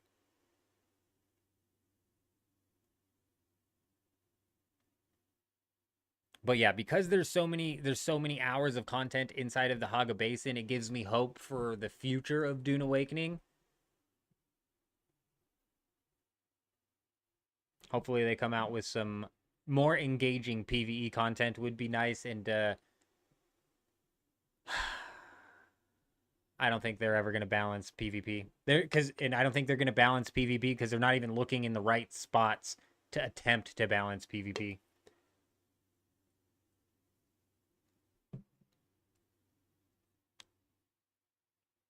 Last week you asked how your Once Human experience was. We went live playing Once Human, Kurt, and it was a bit of a weird time, but nobody stopped by first off. But the Once Human game is just, it's very disconnected. Like, it's not a unified game. It's very disconnected between what scenario you're playing and which scenarios you have played, and the new scenarios that they come out with just kind of almost seems like a reskin of content. You know what I'm saying? Like this new Eternal Dream scenario, I didn't give it the fairest of shakes, as in I didn't realistically play long enough, I think, to experience the content properly. But it was just weird. Jumping back into the game just felt really strange. Everything felt off. And from what I remember, the AI in Once Human wasn't great, but it was also ruthless in the sense of like, I couldn't go running around an end game encampment or an encampment that was even 5-10 levels higher than me, because it would melt me. But I'm sitting here at level 1 running through the level 20 encampment, and the AI is acting like it doesn't even see me. So I don't know what's going on with Once Human, to be honest. It's in a weird spot. I like the creativity of Once Human's PvE, and I like the game. It just is so disconnected. I think the best thing that game can do, and they're never going to do it because they have a pretty dedicated fan base at this point who are willing to shill out hundreds of dollars for their loot packs, right? So I don't think the game's ever going to do this, but realistically, the best route that Once Human can take is to consolidate all of their scenarios into one full game scenario, you know? 1,284 hours in Once Human. That's insane, Hank. Once Human did really well for our channel. It had a bit of some weird things go on. It had a bit of some weird stuff happen.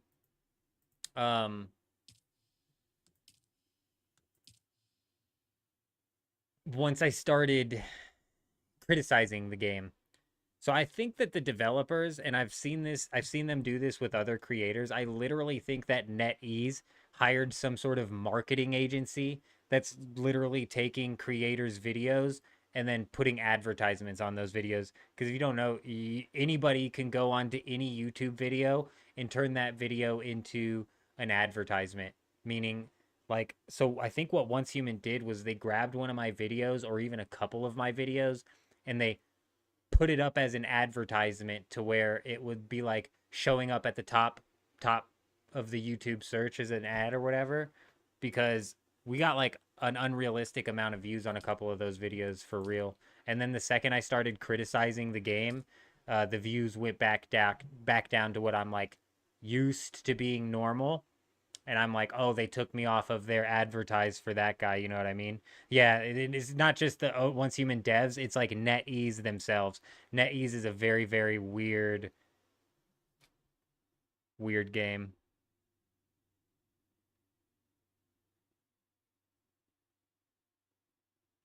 The AI thought this is a level 1 bot. Let him be. Yeah, I swear that game was more ruthless. But to be fair, I didn't give Endless Dream a fair shake. What I really like in Once Human is their building system. I've got a few videos out with some fun bases that I put together inside of Dune or inside of Once Human. One of them was a bike parkour base where people would roll up, and if they saw the base, they could hop out on their bike, and the goal was to like work your way from the bottom to the top, where you'd enter like a little fun room.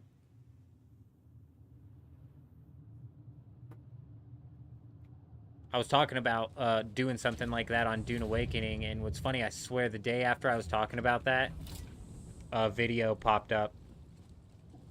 A video popped up where somebody, I didn't watch the video, but somebody made like a racetrack or something for the sand bikes. And I was like, oh, that's a good idea. Because I wasn't even thinking racetrack. Realistically, what do I need to bring back? I need my other Ornithopter here, so taking this one is what I need to do. The new classes was an interesting system. I didn't dive deep enough. Like I said, I didn't give the new scenario a fair enough shake. We played it for like 5 hours, and I was just about... I just didn't want to grind it out. It was such a weird feeling. I just did not want to grind it out. It was a very weird feeling. Pointless news, 2026 Anthem servers go offline? Are they really going offline in 2026? When did Anthem drop? I've never played Anthem. What I've heard is the biggest complaint about Once Human is the lack of challenge due to AI being very slow to react to the player. That's so crazy, Mussolini, because I swear when I first was playing the game, the AI was absolutely ruthless, man. I was not able to cheese the AI around, but something in this server, or something in this scenario felt off. I was literally able to just run around the AI, no problem. Run around whatever late game zone I wanted to be in, no problem. The only time it was a danger was if I was going up against not the deviants, but the people with guns. Because before, I swear, before, dude, if I ran into a couple deviants that were like the jellyfish that shoot the things at you, game over, bro.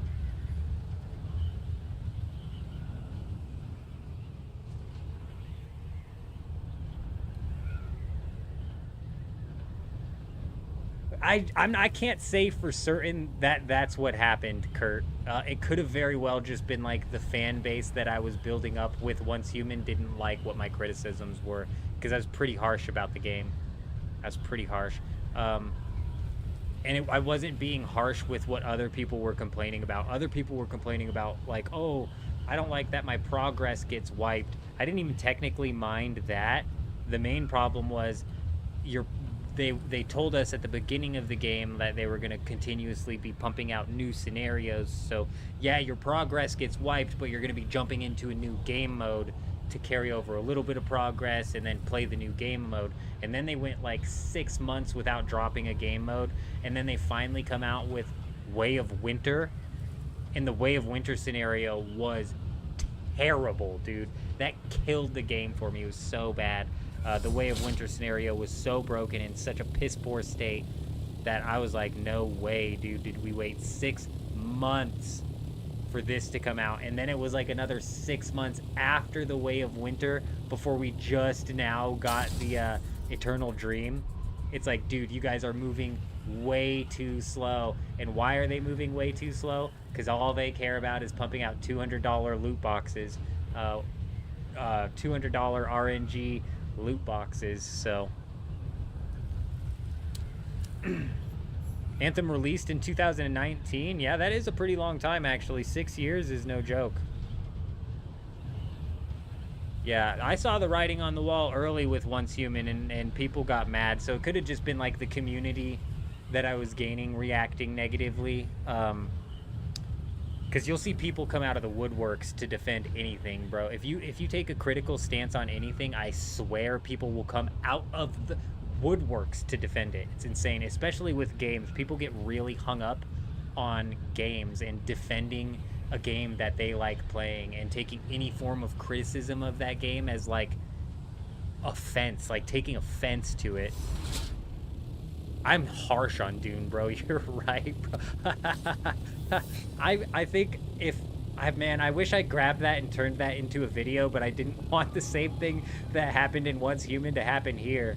But we spent like a whole entire stream where we were just like bashing Dune and then playing for like an hour and a half and then bashing the shit out of Dune and then playing for like an hour and a half. I probably could have pulled like 2 hours of just flat out complaining about logical, legit things to be complaining about. But like even in that stream, I kept harkening back like, hey, the Haga Basin is really good, you guys. Don't take this complaint as like the game's not worth it. But yeah, we can go in on this game for sure. The devs, you know what pisses me off the most about this game is the devs definitely didn't play more than 2 hours of the game. And if they did play more than 2 hours of the game, they just kept spawning themselves in resources. They didn't actually play through the grind legitimately. You won't convince me otherwise. Zero chance that you'll be able to convince me otherwise. They did not play through the game legitimately. If they played through legitimately, we would have a deposit all button on our cisterns, which we still don't have a deposit all button. So.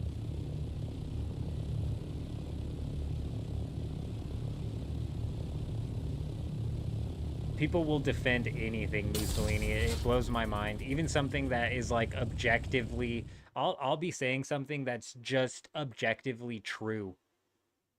And people will literally come out and like I said, they'll take that as an insult. They'll take like personal offense to it. It's very strange. It's a weird phenomena on the internet, dude. It really, really is. And it's something that everybody falls into. I think even me, you know, I think I could even easily fall into that where it's like, I just look so heavily on a situation in one way. And if somebody points out like a flaw with it, but I'm so positive with it, I could easily see just like shutting that flaw out and being like, you're just wrong.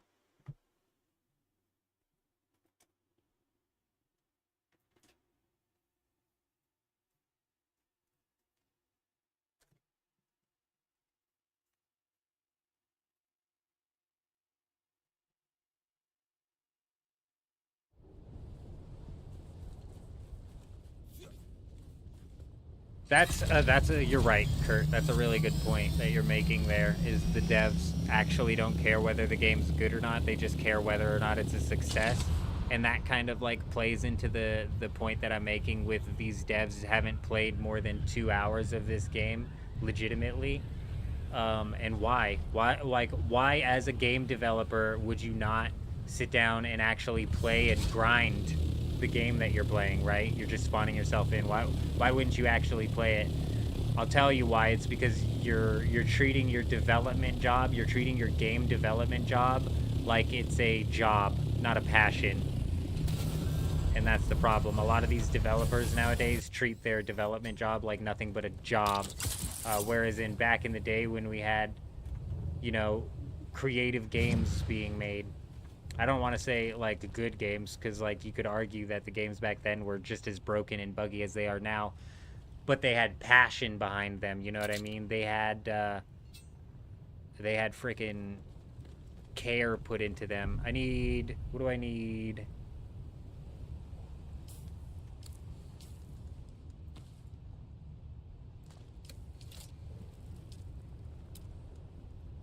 Cobalt paste, we have that. Steel ingots, we'll grab some more of those, and I need calibrated cervix. So we'll grab some calibrated cervix, we'll grab some steel ingots, we'll grab some aluminum, and then we have silicone blocks there still as well. Oh, and I need spice melange.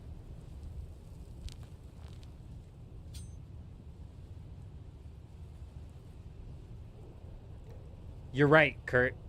Opening the console command versus the actual grind is how you would notice very and you can't expect game testers to do this. Like, I get mad at game testers, the third-party studios that these places hire, because they do a piss poor job at detecting the bugs as well. We wouldn't have so many duplication bugs if they actually tested the game. And you can't blame the game testers for missing out on things like, oh, there's no deposit all button. It's not their job to put together quality of life for us, bro.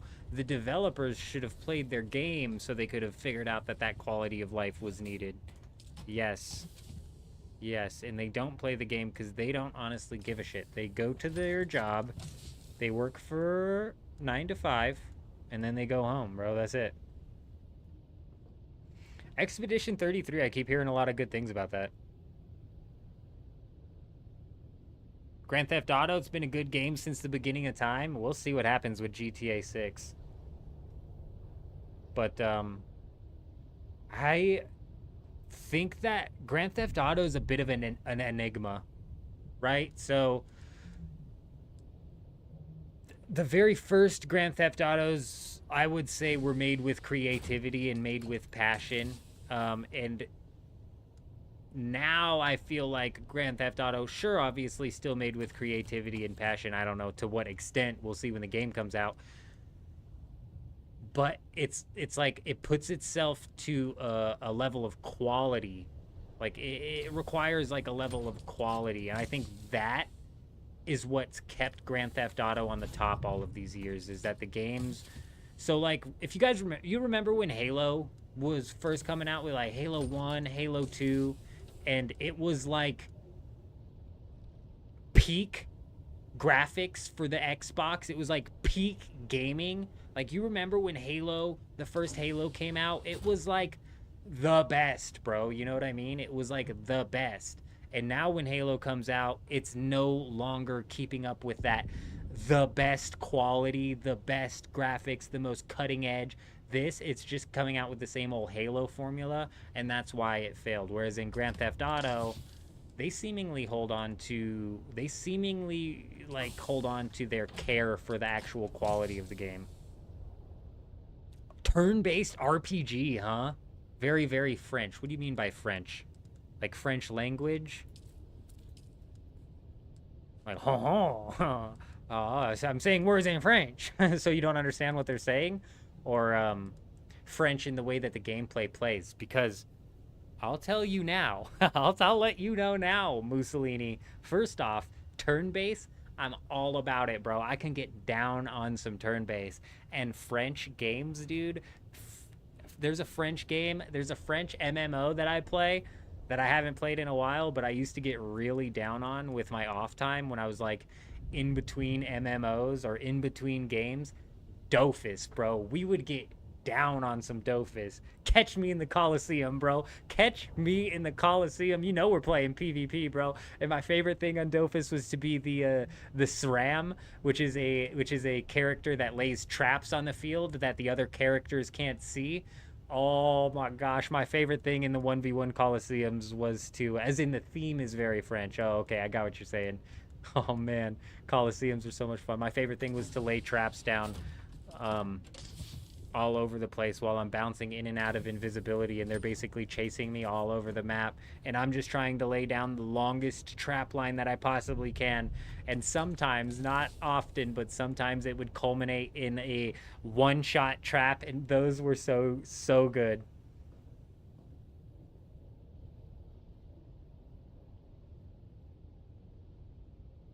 Marketing for games, I think, is stupid nowadays. Marketing for, honestly, anything, I think, is dumb. But Asmongold said something the other day that I was taken back by. Because this dude was running Starforge or whatever right before he stepped back from all that. And he said the other day, I've always been under the assumption that advertisements are a complete and total waste of money for companies. When was the last time you saw an ad for something on TV or on YouTube and you said, I'm going to buy that?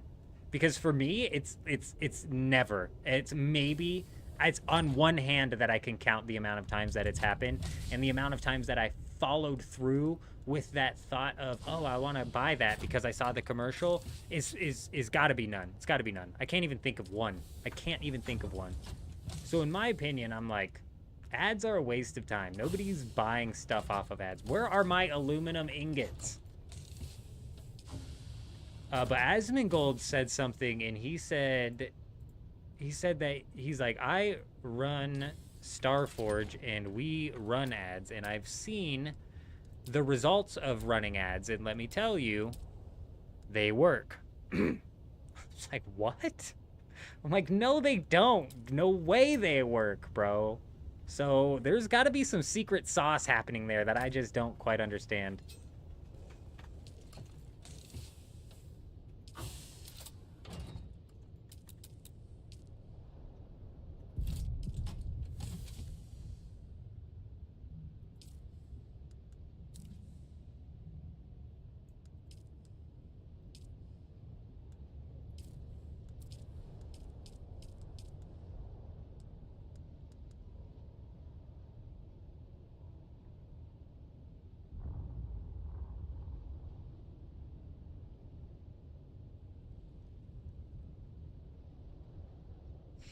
Is Expedition 33 a story game? Is it like a linear story game? I hate linear story games. I'm a scene skipper, Mussolini. So, if the story is what's drawing people's emotions, I'd be missing it entirely because I'm skipping the scenes. If advertisement, I get it, Otter. I get the I get it. I do.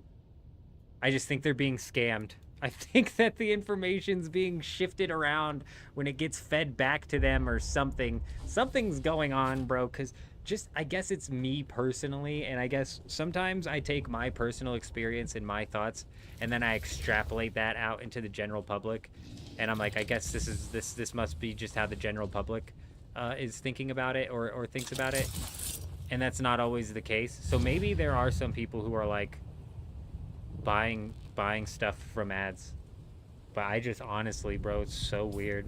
It's so weird to me. I've never seen an ad and been like, oh, my cutter ray. Never seen an ad and been like, yep, I'm getting that. I've seen an ad and been like, oh, cool, like that looks like something cool, maybe we'll get that, and never gotten it. Very linear story driven RPG.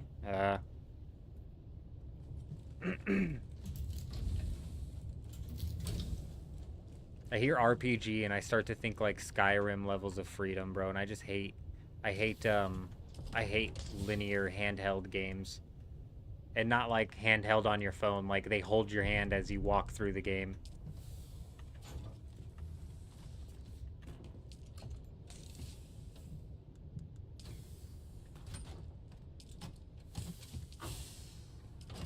Oh, Cutter Ray, I know you're here somewhere, but where?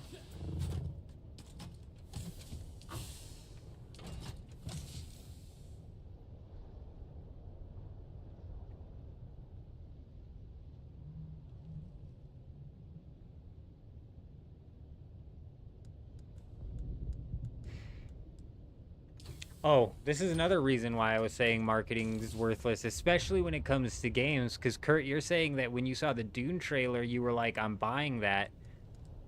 Which is crazy. That's so crazy.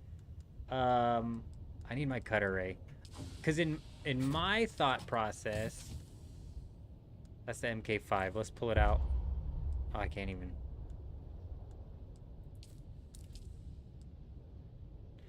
In my thought process, I didn't even like think about playing Dune Awakening until another creator, I think it was Legacy Gaming actually, covered Dune Awakening, and I was like, oh, that looks like something that'd be fun to jump into. Which is why I'm more so arguing like advertisement has just kind of shifted from commercials to creators, in my opinion. And it's like, you got to get, like, if I was creating a my stash gives me anxiety. It's so bad, dude. I need to go through and organize this so bad. It kills me having to dig through this stuff. It actually gives me a headache digging through this shit. I need to organize it so bad, but it's a pain in the ass to organize. I wish, like in most games, it would let you go over your weight limit, but it would just like make you to where you can't realistically move over your weight limit. So I could pull all of this shit out and just condense it into my inventory in one spot and then friggin' put it back in the chest in an organized manner, you know what I mean? But yeah, this stuff gives me anxiety too. Gives me a headache more than anxiety, actually. Pretty sure I just searched all these chests and didn't find the cutter ray either, so I'm not even going to bother to search through them again.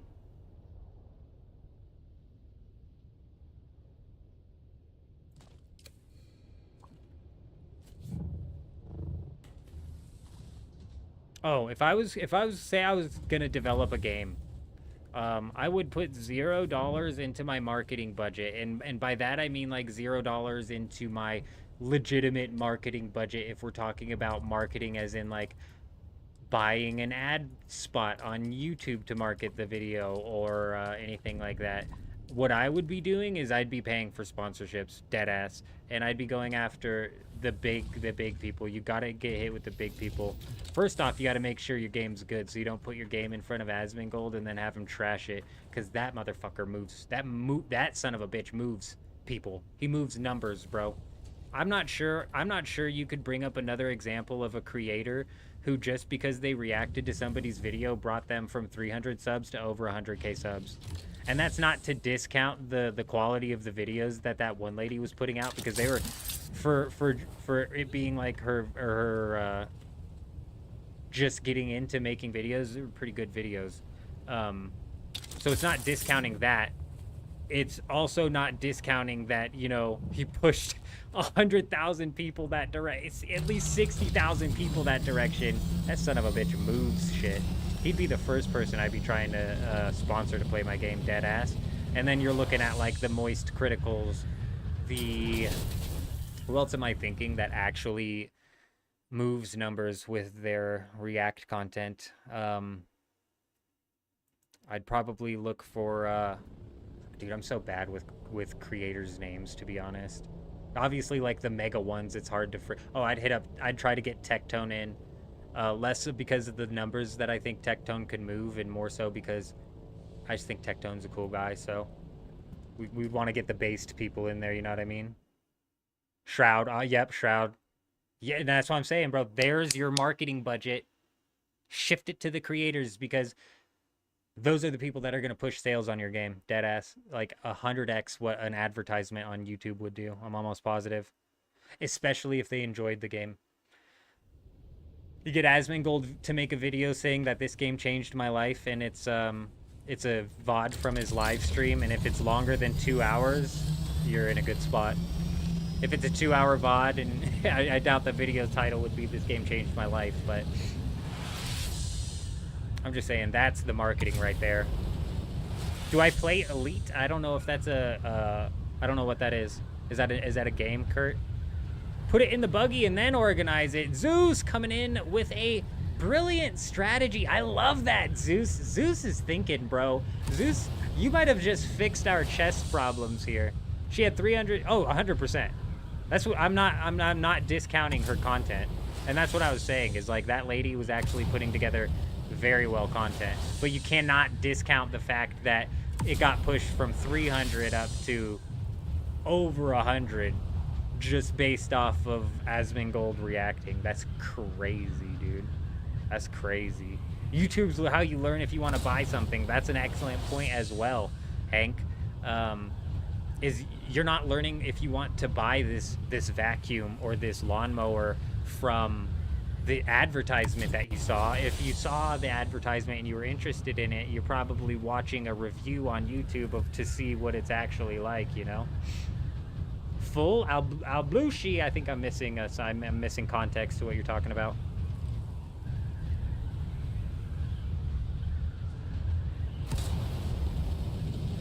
Oh, Elite Dangerous is the name of the game. Open space exploration similar to Dune, just no story, no tutorial. Just here's a ship and this is how you fly. Good hunting. Oh, we'll have to look into that.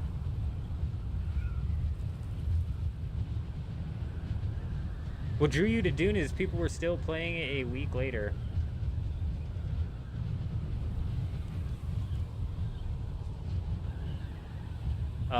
Yeah, actually, I was a bit shocked. I was actually a bit shocked at how well the Dune numbers held up. What are they at right now? I'm curious.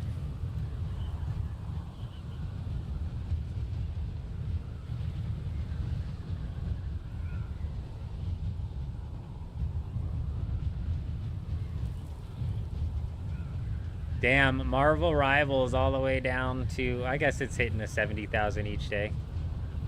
That's another NetEase game. I'm like half convinced. Once Human was in such a piss poor state, 86,000 hour peak. I mean, it's going down, bro. It's going down over here in Dune. And the PvP players are blaming the PvE players, and the PvE players are blaming the PvP players. And in reality, it's just the fact that there's only X amount of content to even do in this game, because before you eventually run out, even if you're a PvE or a PvP player. If you're a PvE player, you get to the deep desert and you're like, this is the PvE? What the fuck am I doing? And if you're a PvP player, you get to the deep desert and you're like, where's all the PvP, bro? All I can do is go grief people.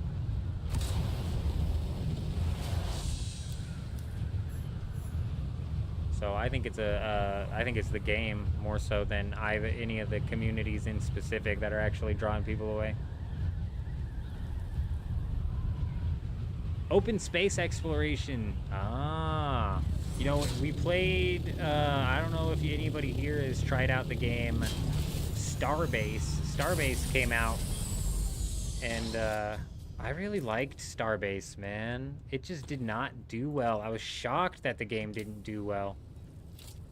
That one took me off guard, bro. I was like, I like this game a lot, and it just didn't do well. It wasn't... Okay, it wasn't great. Oh, I fucking didn't grab any plastone, dude. No, bro. We didn't get any extra plastone that we needed. Damn it.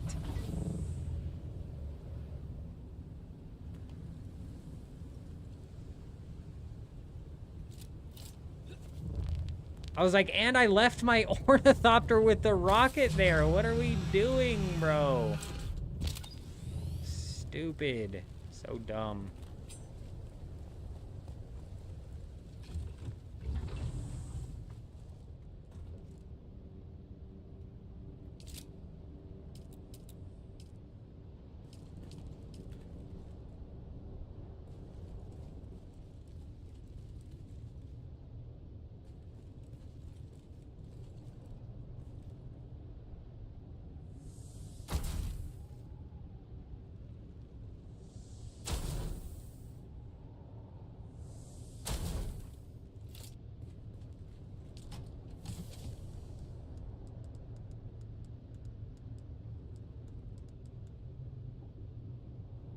Refuel. Fuck. We are dropping the ball here.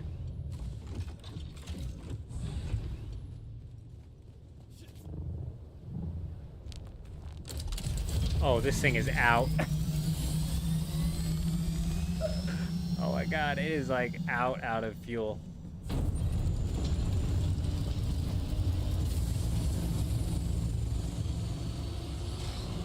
Anybody got a hose? Can we siphon fuel from one into the other, maybe?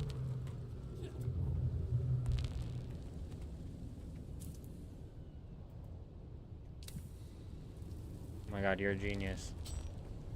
Zeus! Coming in with, like, the clutchest of strategies, man.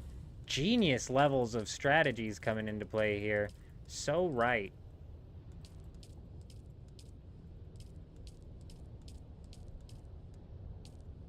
I mean, well, I guess he's telling me to get naked, which is a bit weird, but it's the best advice I've gotten all night.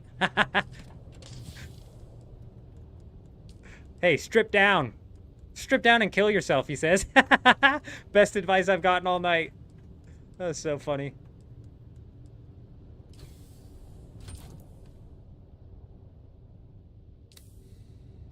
Am I able to just, Am I able to just do this myself here, or do I have to fall from a very high height? Can I just, like, press a button to do it? So you're 160 and we're 250 in, and you're teaching us shit. We be slacking, bro. I just never come up with these out-of-the-box methods to skip certain things. But yeah, this is brilliant. There's really no reason for me to not. Respawn, there it is. I knew it, bro. I knew it. I knew I saw other people doing it. Grapple high and fall to death. That was like my second, like suspensor belt fall. But escape respawn. I knew there was something.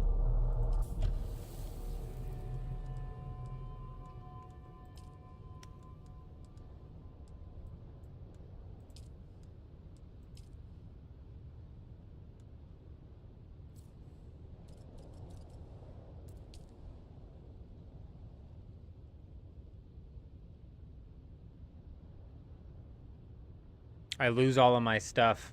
I have a ornithopter at the base, though. We got an ornithopter at the base that we can fly out.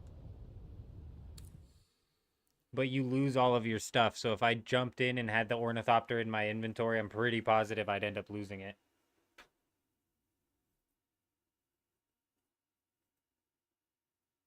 Yeah, but you lose everything when you respawn.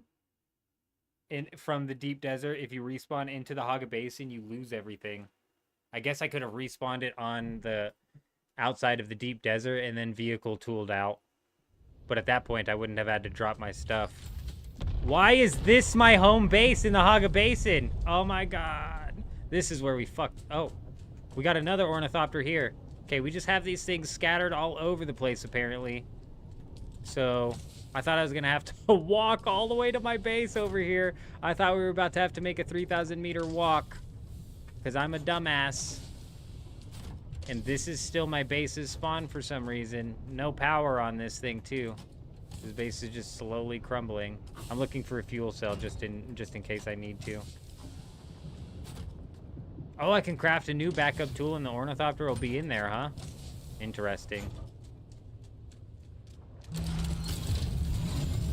That's fine. That's fine. We'll just fly this thing back and then we'll craft a tool and then pop it in.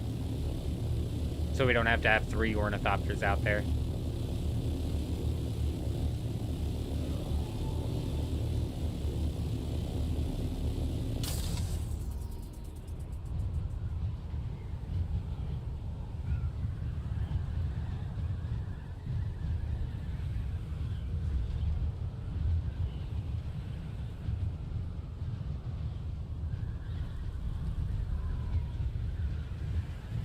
One of these bases over here, or I think it's more so over there, just absolutely trashes this server, bro. It's just freaking so much lag over there, it's impossible to play. I don't know how they're still based up in that area and playing without just being completely chokeholded by lag. And I think it's because there's like, I swear, like 15 bases right up in that valley down over there.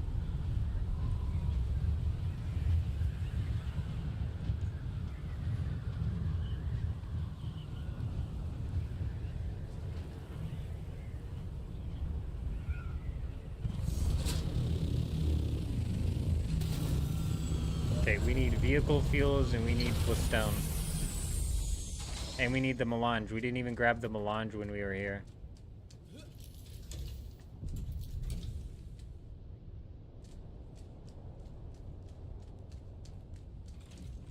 Ever seen a player called Morgana? Not that I've noticed, but honestly, we don't talk to a whole lot of people.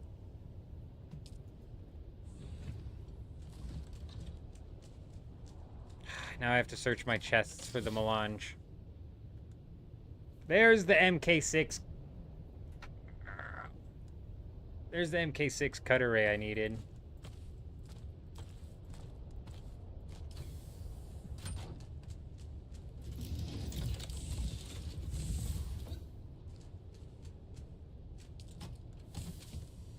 Oh, melange. I just need a few of you.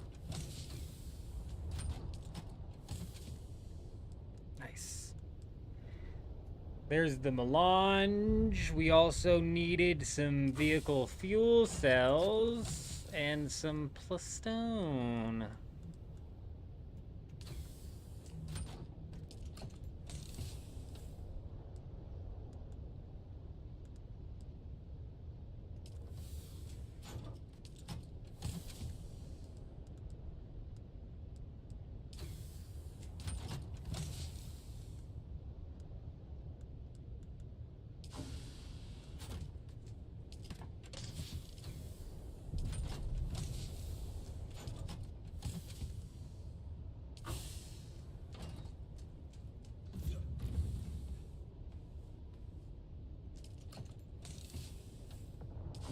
might have to craft the fuel cell.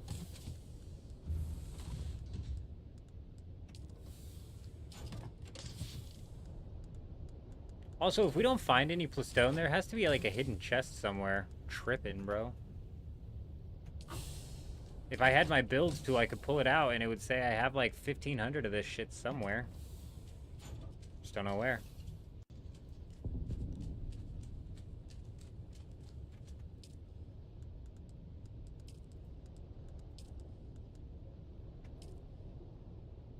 I did pass first storage on the upper. Okay, we'll jump back and check it out.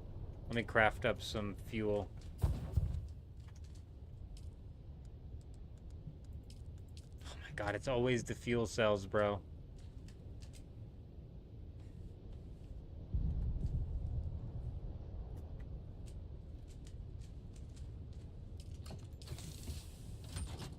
Oh, you're right. Good call, bro. Good catch. That's the other thing. I swear when I'm rolling through those, I am just scanning them. Just very quick scan. Something just happened. I think... Ooh! I was gonna say, if I had to guess, it's gonna be a sub over on YouTube, and it's Zeus coming in. We appreciate you being here, Zeus. Hope you're doing well. Welcome.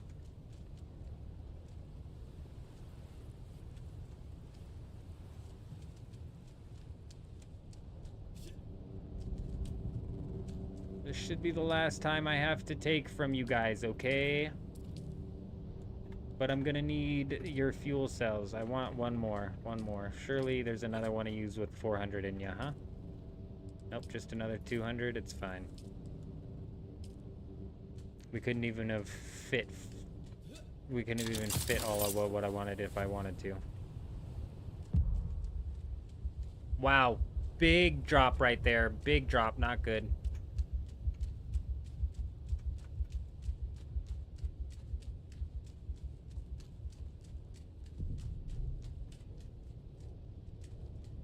I'm not gonna lie, I'm lost. Oh, here we go. We gotta go up one more level. We're not even on the right level yet. Doesn't help that it's freaking pitch black and I'm navigating this place in the dark.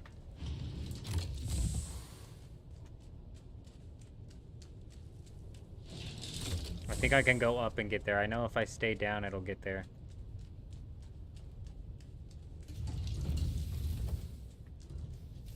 Alright, we made it. Big.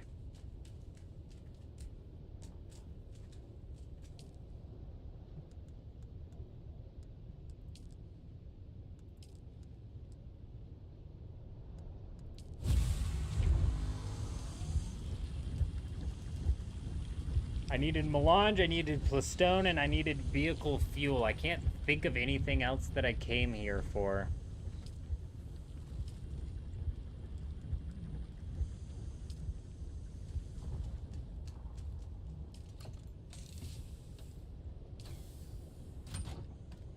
Let's craft a backup tool and see if we can pop out our,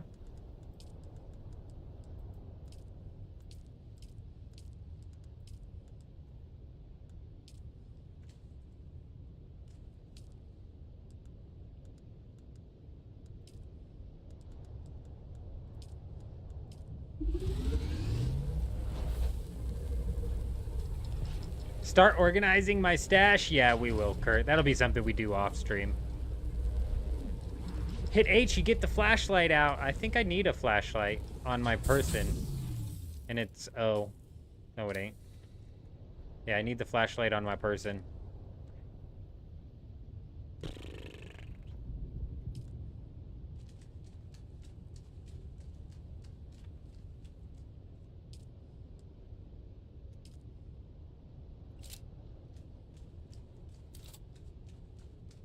Moment of truth, correct.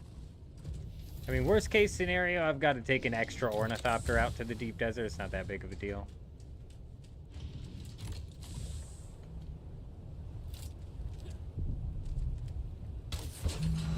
Yep, there it is. Makes me wish I put the one with the boost on it, but... beggars can't be choosers. Okay, before we just break this for no reason.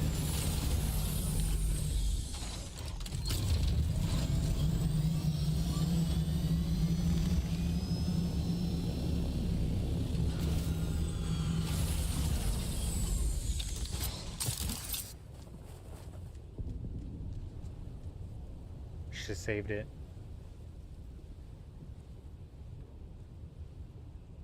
But yeah, Kurt, we'll jump in while we're off stream and organize the stash. Only works on the ornithopters. Yeah, if only I could have flown an ornithopter through my base. We'd have definitely been able to see then. Oh damn! I keep hitting Q because I'm used to having the turbo.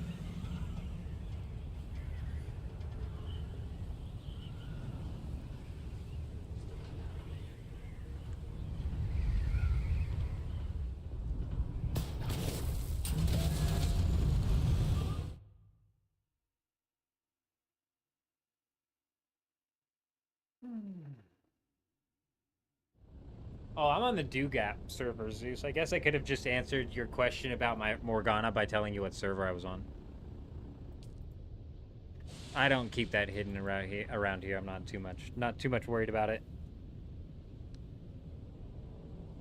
This would be a game that'd be kind of hard to stream snipe somebody in, especially considering like you can't just server transfer with all of your stuff.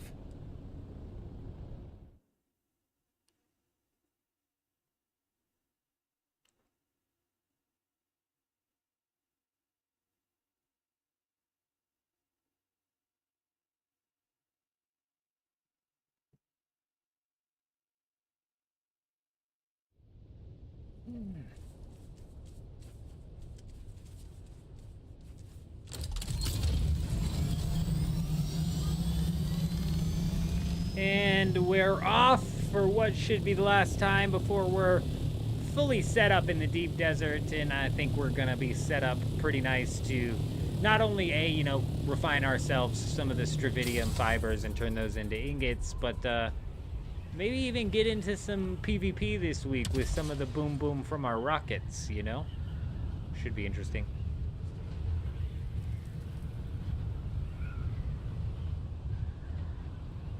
Man, organizing in this game isn't as easy as it is in other games, I swear. Like I was saying, I wish they would let you over-encumber yourself, but still be able to, like, move.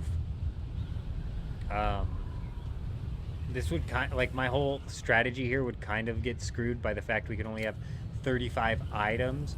But if I could become over-encumbered but still, like, shuffle around to get to the next chest, I could take everything out of all of those chests all at once.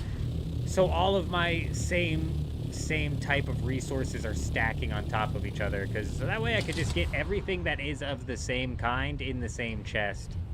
Rather than some plastinium ingots here, some plastinium ingots here, and there, and there, and there, and there.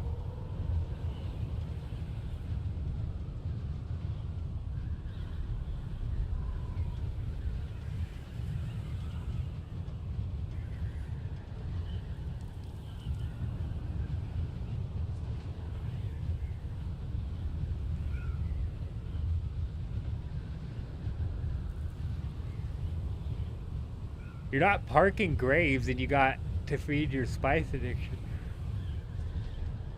I'm not sure what you mean by parking graves. Are you talking like an in real life job there?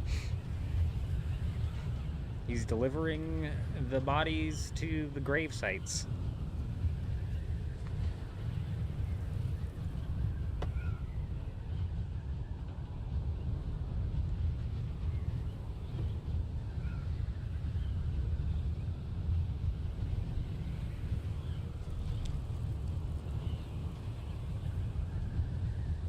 With some big old purple lines of spice. The spice line.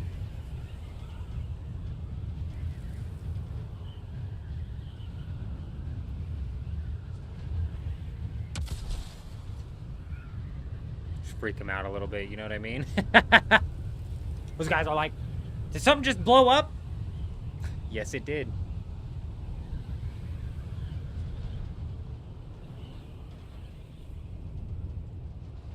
Gotcha. Gotcha. So you're not parking graves, you're working graves. I'm assuming this is still an IRL job here. Zeus be working the crypt keeper job.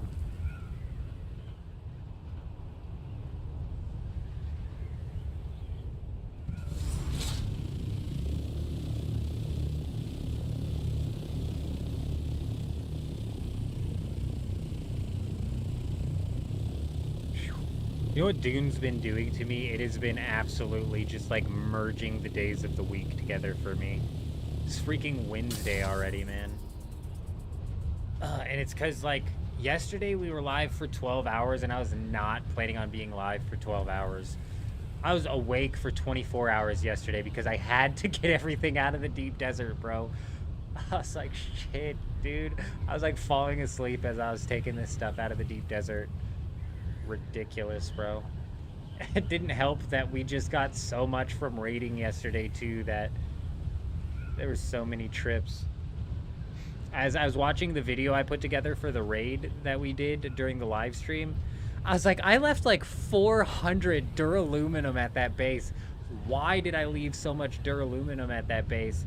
And I think it was because my assault ornithopter's inventory was full, and I had to take off to go help my wife with these animals, to help her dad and her stepmom. So it was like I did not have time to go back. Yeah, it was the day before yesterday. You're right, Hank. At this point in time, it was, wasn't it?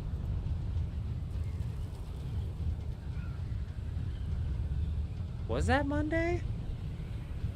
My God. We just missed a whole day. Like, a whole day got skipped in my head. I crashed for, like, 15 hours, though, dude. I never sleep for that long. I'm a crazy insomniac, bro, where typically I run on, like, 4 to 6 hours of sleep max, but every so often my body will just shut down. It's like, enough is enough, dude. You need to sleep. I even woke up after like 12 hours of sleep and like walked around the house, and basically I put clothes on to get up, and then I laid down with my clothes on and fell back asleep, bro. It was a bit brutal.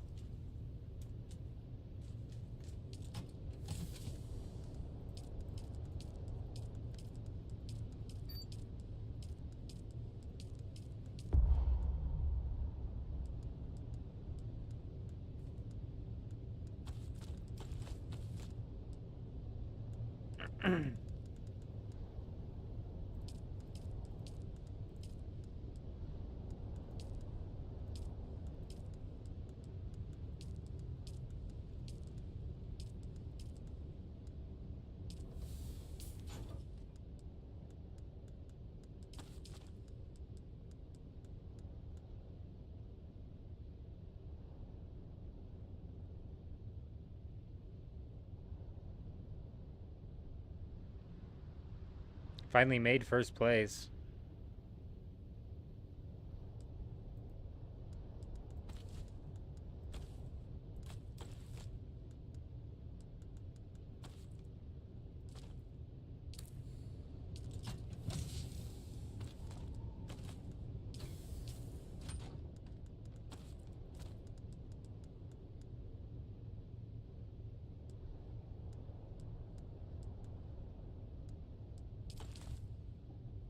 I was like, the inventory's not right for some reason. Why?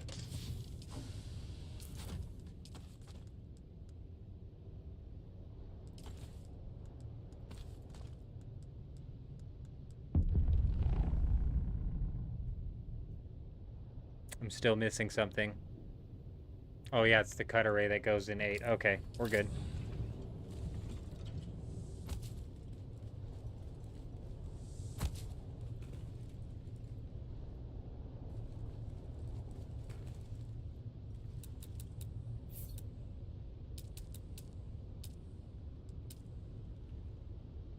Top fans list. Oh, he finally took second. Oh, he made it into first place coming in.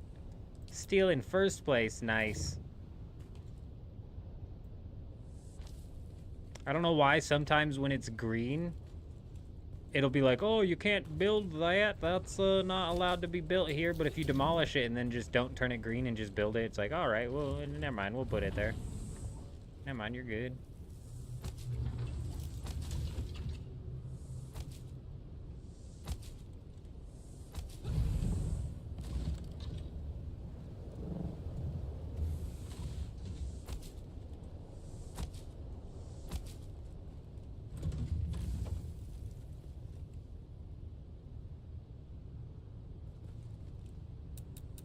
Am I stupid or something?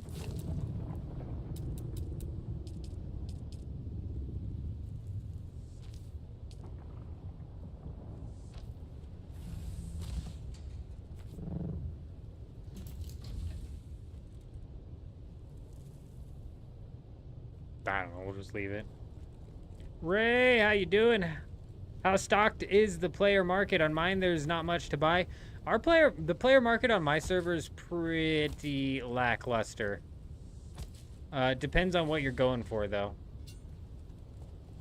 It seems that as the days go by, like, there's more and more that's actually filling out, but, Instead of invasion.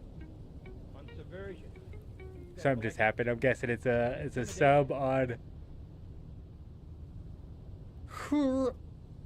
Hey, Brent Kendrick coming in over on YouTube, dropping the subscription. We appreciate you being here, Brent. You know what's crazy with the YouTube subscriptions? I never know if you're actually here or if you're just watching one of our other mini videos that we have out and you hit the subscribe button. But either way, you've been recognized and we appreciate you being here.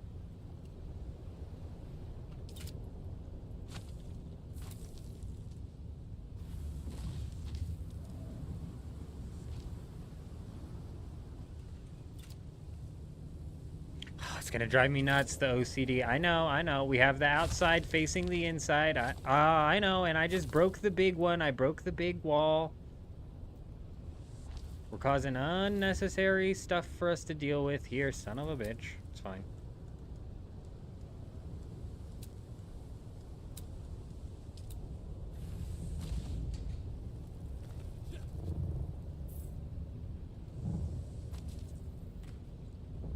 Huge.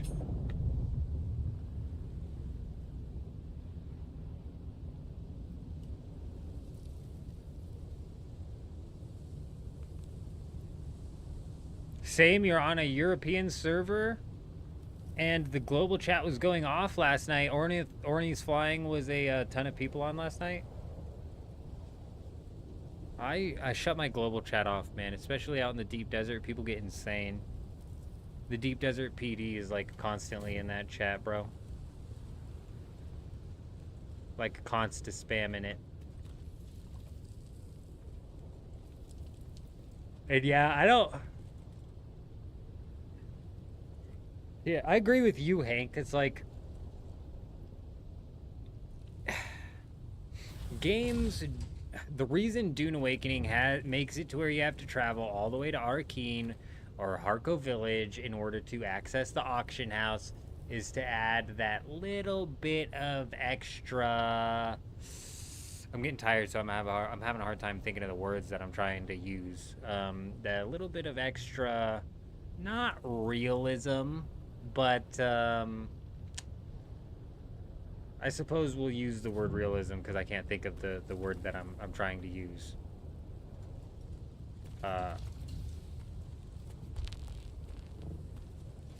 So it's like a little bit more realistic to have to travel, a little bit more engaging to have to travel to go sell your stuff and whatever. But honestly, I think like stuff like that could just be knocked out at your base. Like there's no reason. There's no real reason other than to force players into that area. Okay, how much power do we have and how much do I need? We only have 300 and I'm gonna need more than that.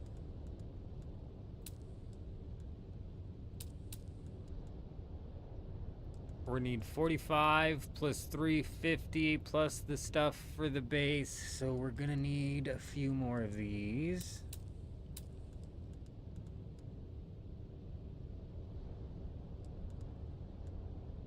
I can actually put one of these down, which is surprising. But I want to.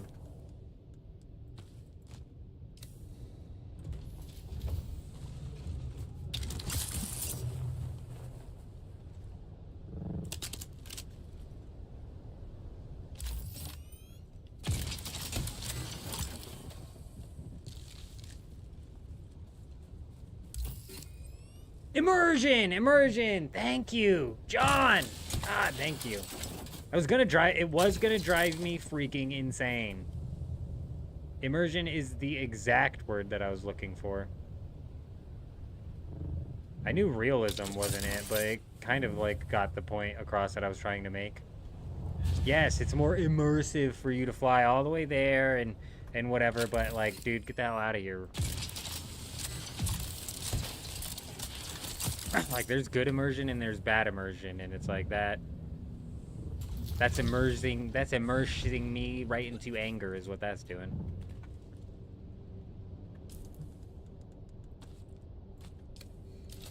Or like Hank is saying, just immersing me to straight up not even jump in.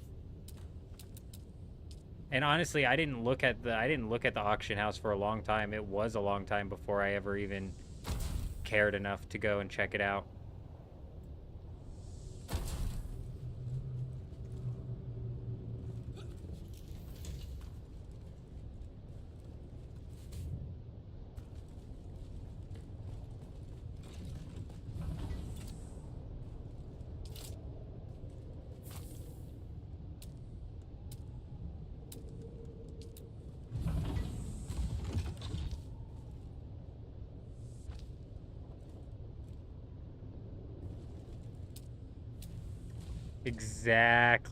Exactly. And that's a good way of putting it, is like immersion that's just there, and it's more of like a time sink than it is like immersion. Is like, is it really necessary for it to be in the game? And I would argue like, nah. We could just make it to where players can access the auction house from, say, like their sub fief, and that would probably stabilize the auction house a little bit.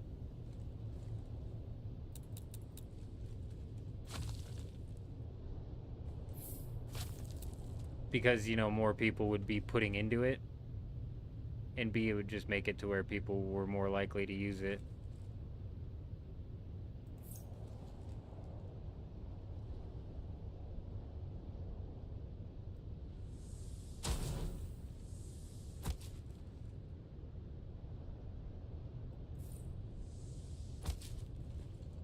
Oh, yeah, that's a good point too. That would keep in a level of the immersion that they're going for. If they just had it set up to go to any trainer or any trader, like at any of the trading posts, you could access the auction house. Yeah, that's a good idea.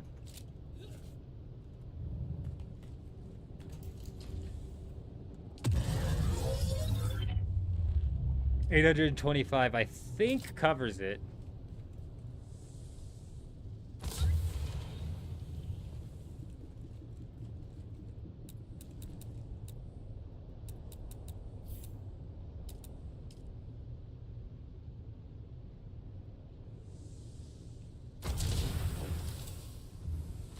Nice, dude. So now we can refine the Stravidium and then turn that into Plastanium. Though realistically, we're not even going to have enough water to turn it into Plastanium. So we can refine the Stravidium and at least cut that portion of what we'll have to take back to the Haga Basin out. Huge. Actually massive.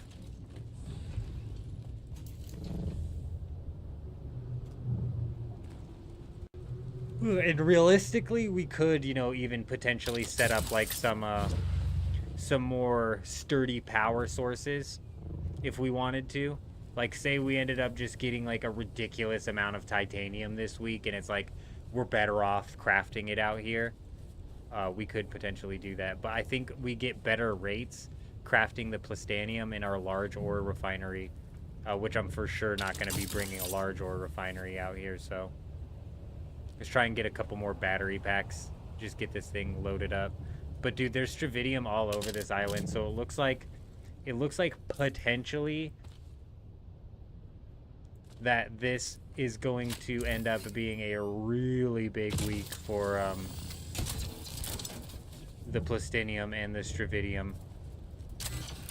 Because typically I go out into the deep desert and farm it, but like that carries with it like the time to the travel time. The guy's hatch was open on top. Whereas if there's enough stuff here close enough, we might break down our buggy and then bring our buggy out here to really get some hardcore stravidium and titanium, and then at that point it's like, damn bro, it's gonna take forever to move this stuff all back. Alright, cool. We're at least set for 24 hours here, which takes us into the morning of the next.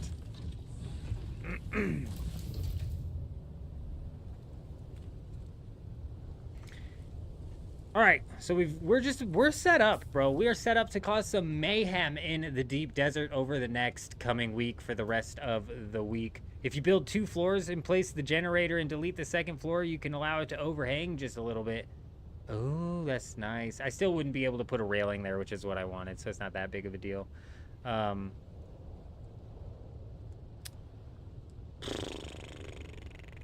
So, like I was saying, we're set, bro. We are set. Whether it's we're running into raids or we're actually running into PvP, we're set with our rocket ornithopter. We've got the storage and boost ornithopter. We've got the full tier 6 gear, this ambition shotgun, which is going to help us out. And then even if we start to get into some like ground versus air combat, we now have the tracking rocket launcher. So we're fully set here, man. It's going to be a wild rest of the week out here in the deep desert. Hopefully we get into some good... Whoa, whoa, whoa, whoa! What the hell was that? That worm came way too close to the spot, huh? What the hell was that? Buy a carrier only or build one on to move out, day up, load your buggy in one trip, done? That's not a bad idea. If you build up 2 floors... Oh, we already read that one. How much is the carrier to buy? How much is it to build?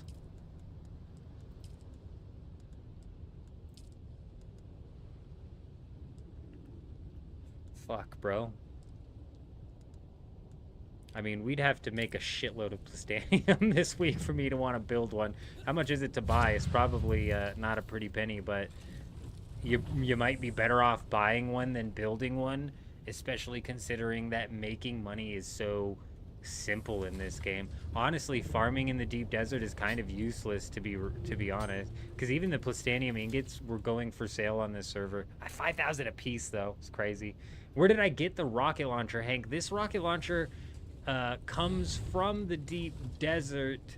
I think it comes from the deep desert. Eventually it'll swap into rotation. I'm not 100% certain on that, but this week Atreides won and they have access to the Landsrad weapon vendor.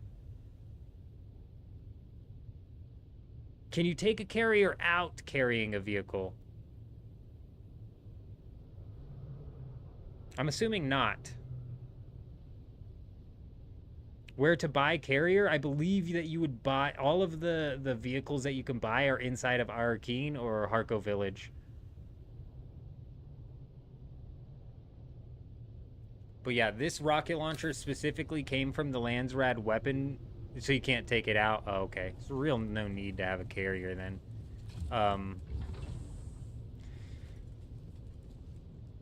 But that being said, some of the weapons that you could buy from the Landsrad weapon vendor are also on the rotation of this week's Deep Desert. And I think that the Ancient Way actually was on the first week's rotation inside of the Deep Desert.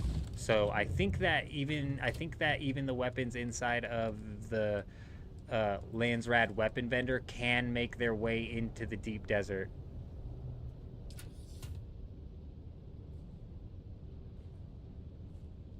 I know, Kurt. I learned about that the other day. It might have been you who was telling me that you literally can't even have passengers in your assault and head out into the across that border wall.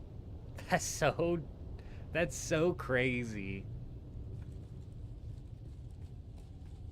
You would think that they would have something in the code to where they could like instance the people together and have them travel between the two.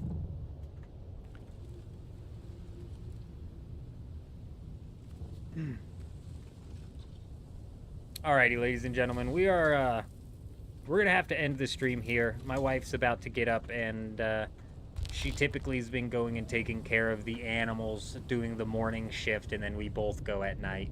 But I'm going to see if she's wanting me to roll out and go take care of these animals. Since I'm up, we might as well roll out there. And we're going to end the stream here. We'll be coming back tomorrow, right around the same time that we came in today, where we're going to be spending the butt end of the evening scanning and searching the deep desert for some bases, maybe doing a little bit of some farming. And then, you know, we'll hit the reset and we'll do some raids, maybe look for some more farms to hit, maybe some spice, stuff like that. What if we want to do a quick time? I know, I'm right there. They should definitely let the people go in and out together. That's very strange because there are 1, 2, 3 passenger seats.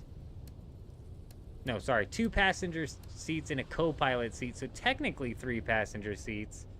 And yet it's kind of useless because you can't bring people in and out in those passenger seats. That's crazy.